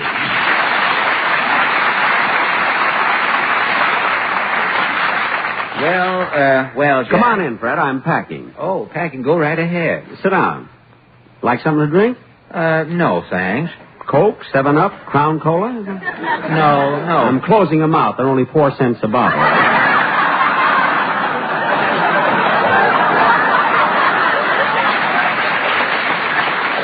4 cents? With 2 straws. 2 straws? Yeah, if you buy a bottle, I'll join you, and I hope you do. I'm thirsty. No, Jack. I just came over to say goodbye. Well, I thought you'd be all packed. No, and I've been riding around on the subway all day. Why? It was my last chance. Last chance in the subway? Next Thursday, the fare goes up to 10 cents. I'm riding while the price is right, brother. But, Jack. 10 cents for a subway ride. Well, I didn't do it. If Ralph Edwards hadn't made me the walking man, this would have done it. I better finish packing, Well, look, as you're packing, you can't pack this bathing suit, Jack. Look, it's still wet. I know. And what about this little package here? Well, that's a carton of Lucky Strikes. I bought them in New Jersey, you know. Oh? Well, why go all the way to Jersey to buy a carton of cigarettes? Oh, it's a nice trip. And besides, I saved 24 cents tax there. Well, how could you save 24 cents? It cost 20 cents to get to Jersey and back on the ferry. Well, I didn't go on the ferry. Well, how did you get across the Hudson River? Give me that bathing suit. I'll ring it.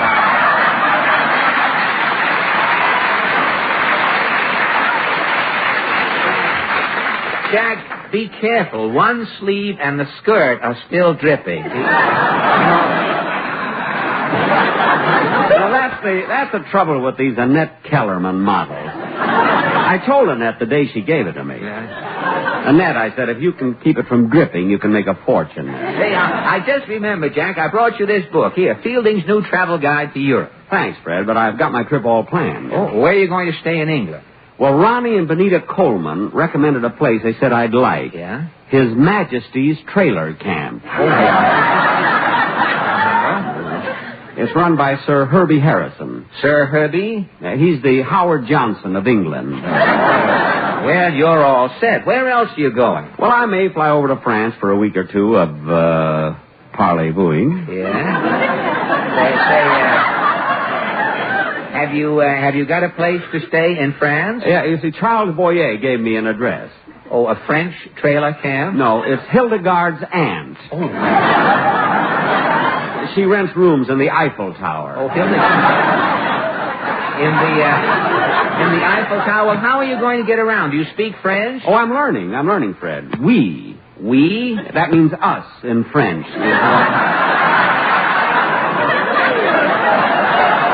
Say, no kidding. Yeah, listen to this, Fred.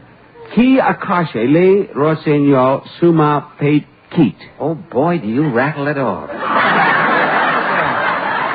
That's all French. Now, what does that mean in English? Who is hiding the nightingale under my strudel?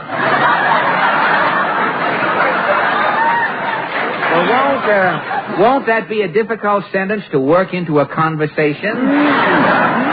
No. You see, I'm carrying a nightingale with me. Oh. Strudel I can get any place. Well, look, Jack, it's time to go. With my luck, that's the bellboy. Come in. Are you ready to check out, Mr. Benny? Yes, boy, you can take my bag. Well, how about the tip, Mr. Benny? The tip, you haven't carried my bags down yet. I mean for carrying them up 4 days ago. Oh, yeah. I'll settle the whole thing in the lobby. May have to break an annuity. Then she'll be surprised. Well, come on, Jack. Boy, don't squeeze that paper bag. It's my nightingale. Come on. Well, the lobby's empty, Jack. Let's go over to the desk. You can check out. Okay, say, clerk. Oh, yes, Mr. Benny. Here's your bill. Thank you, clerk. I'll just check these items over here. Oh, come on, Jack. It's getting late. I'll just be a minute, Fred. Let's see, I got my magnifying glass here. Let's see. Clerk, what is my total bill? $43.80.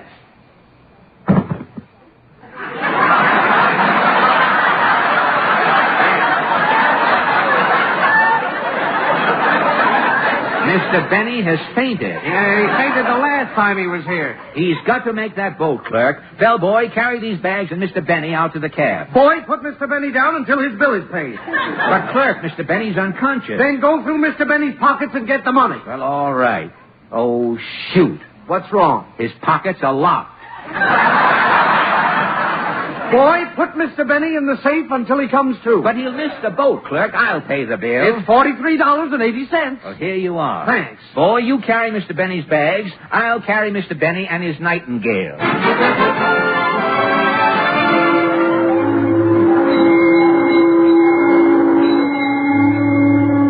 Well, Jack, here's your boat. Yes, sir. The Queen Beulah. I've heard of the Queen Mary and the Queen Elizabeth. Well, this is a sister ship. The Queen Beulah? She's really a stepsister. Oh, a step. Say, this man coming with the wet anchor, he must be the captain. Ahoy, mates. Welcome to the Queen Beulah. Shiver me timbers, I'm glad to have you aboard. Well, I'm not sailing, Captain. I'm seeing Mr. Benny off. Very well, I'll check your passport, Mr. Benny. Here you are. Something wrong? Well, this picture. Well, Captain, you know, passport pictures. But this is a shrunken-up old bloke with no hair and no teeth. But, I can't accept this passport, Mr. Benny. This picture ain't you. But, Captain... Jack, you want to get to England, don't you? Yes. You better take off your toupee.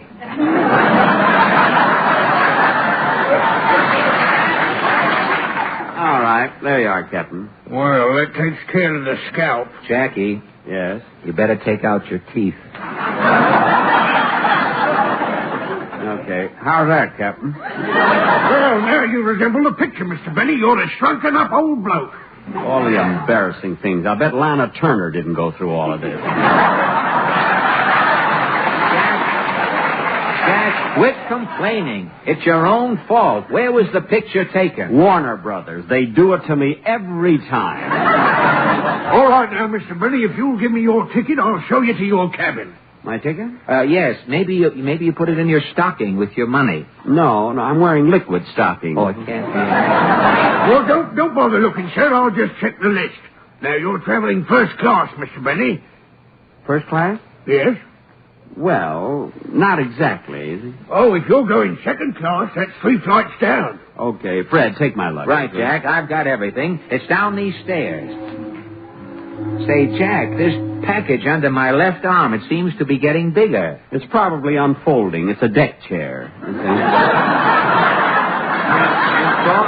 You brought your own deck chair? You know, they rent them here, you know.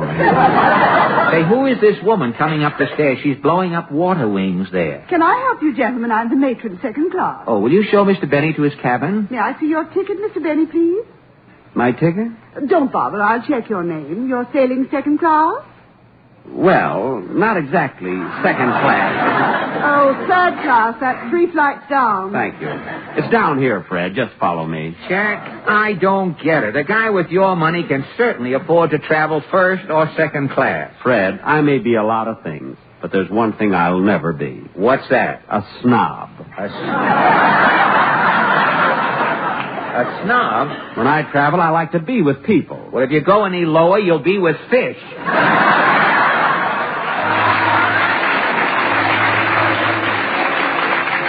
Well, I think we're in third class now. Gosh, I'm going to look funny in my beret. Everybody down here is wearing babushkas. All right, gents. Welcome to third class. Who are you? The steward in charge. Oh, will you show Mr. Benny to his cabin? Cabin? You mean hammock, don't you, Bud? Well, all right, to his hammock. That's better. What's your number, Buster? Number? Yeah, didn't you get a number with your ticket? My ticket? You're third class, ain't you? Well... Jack, you must be third class. I'll check. Steward. Yeah? Is the coast clear? Yeah. Sam sent me. Sam sent you. Oh, that's 2 flights down.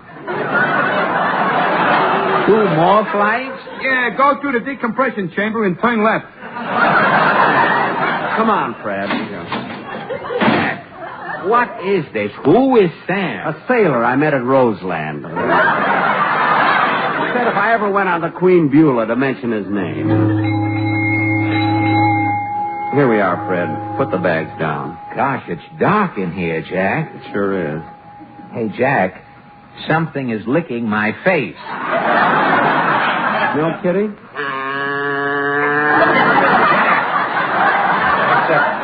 It's a cow. Why, the place is crawling with cows. Good, I'll have fresh milk all the way over. Jack Benny, the star of the Lucky Strike program. You think you are on the Contented Hour. Fred, not so loud. How can you travel down in the bottom of this boat? No room, no bed. Fred, quiet. Well, you can't stay in here with all of these cows. They can't do this to you, Jack Benny. I'll get the captain. Fred, will you shut up? Shut up. You're going to England, aren't you? Yes. You've got your ticket, haven't you? Well... You haven't got a ticket. I knew you were cheap, but going to Europe as a stowaway. Look, Alan, give me my nightingale and go already. Benny, you can't get away with this. The captain will find you down here with all these cows, and then what are you going to say? Moo.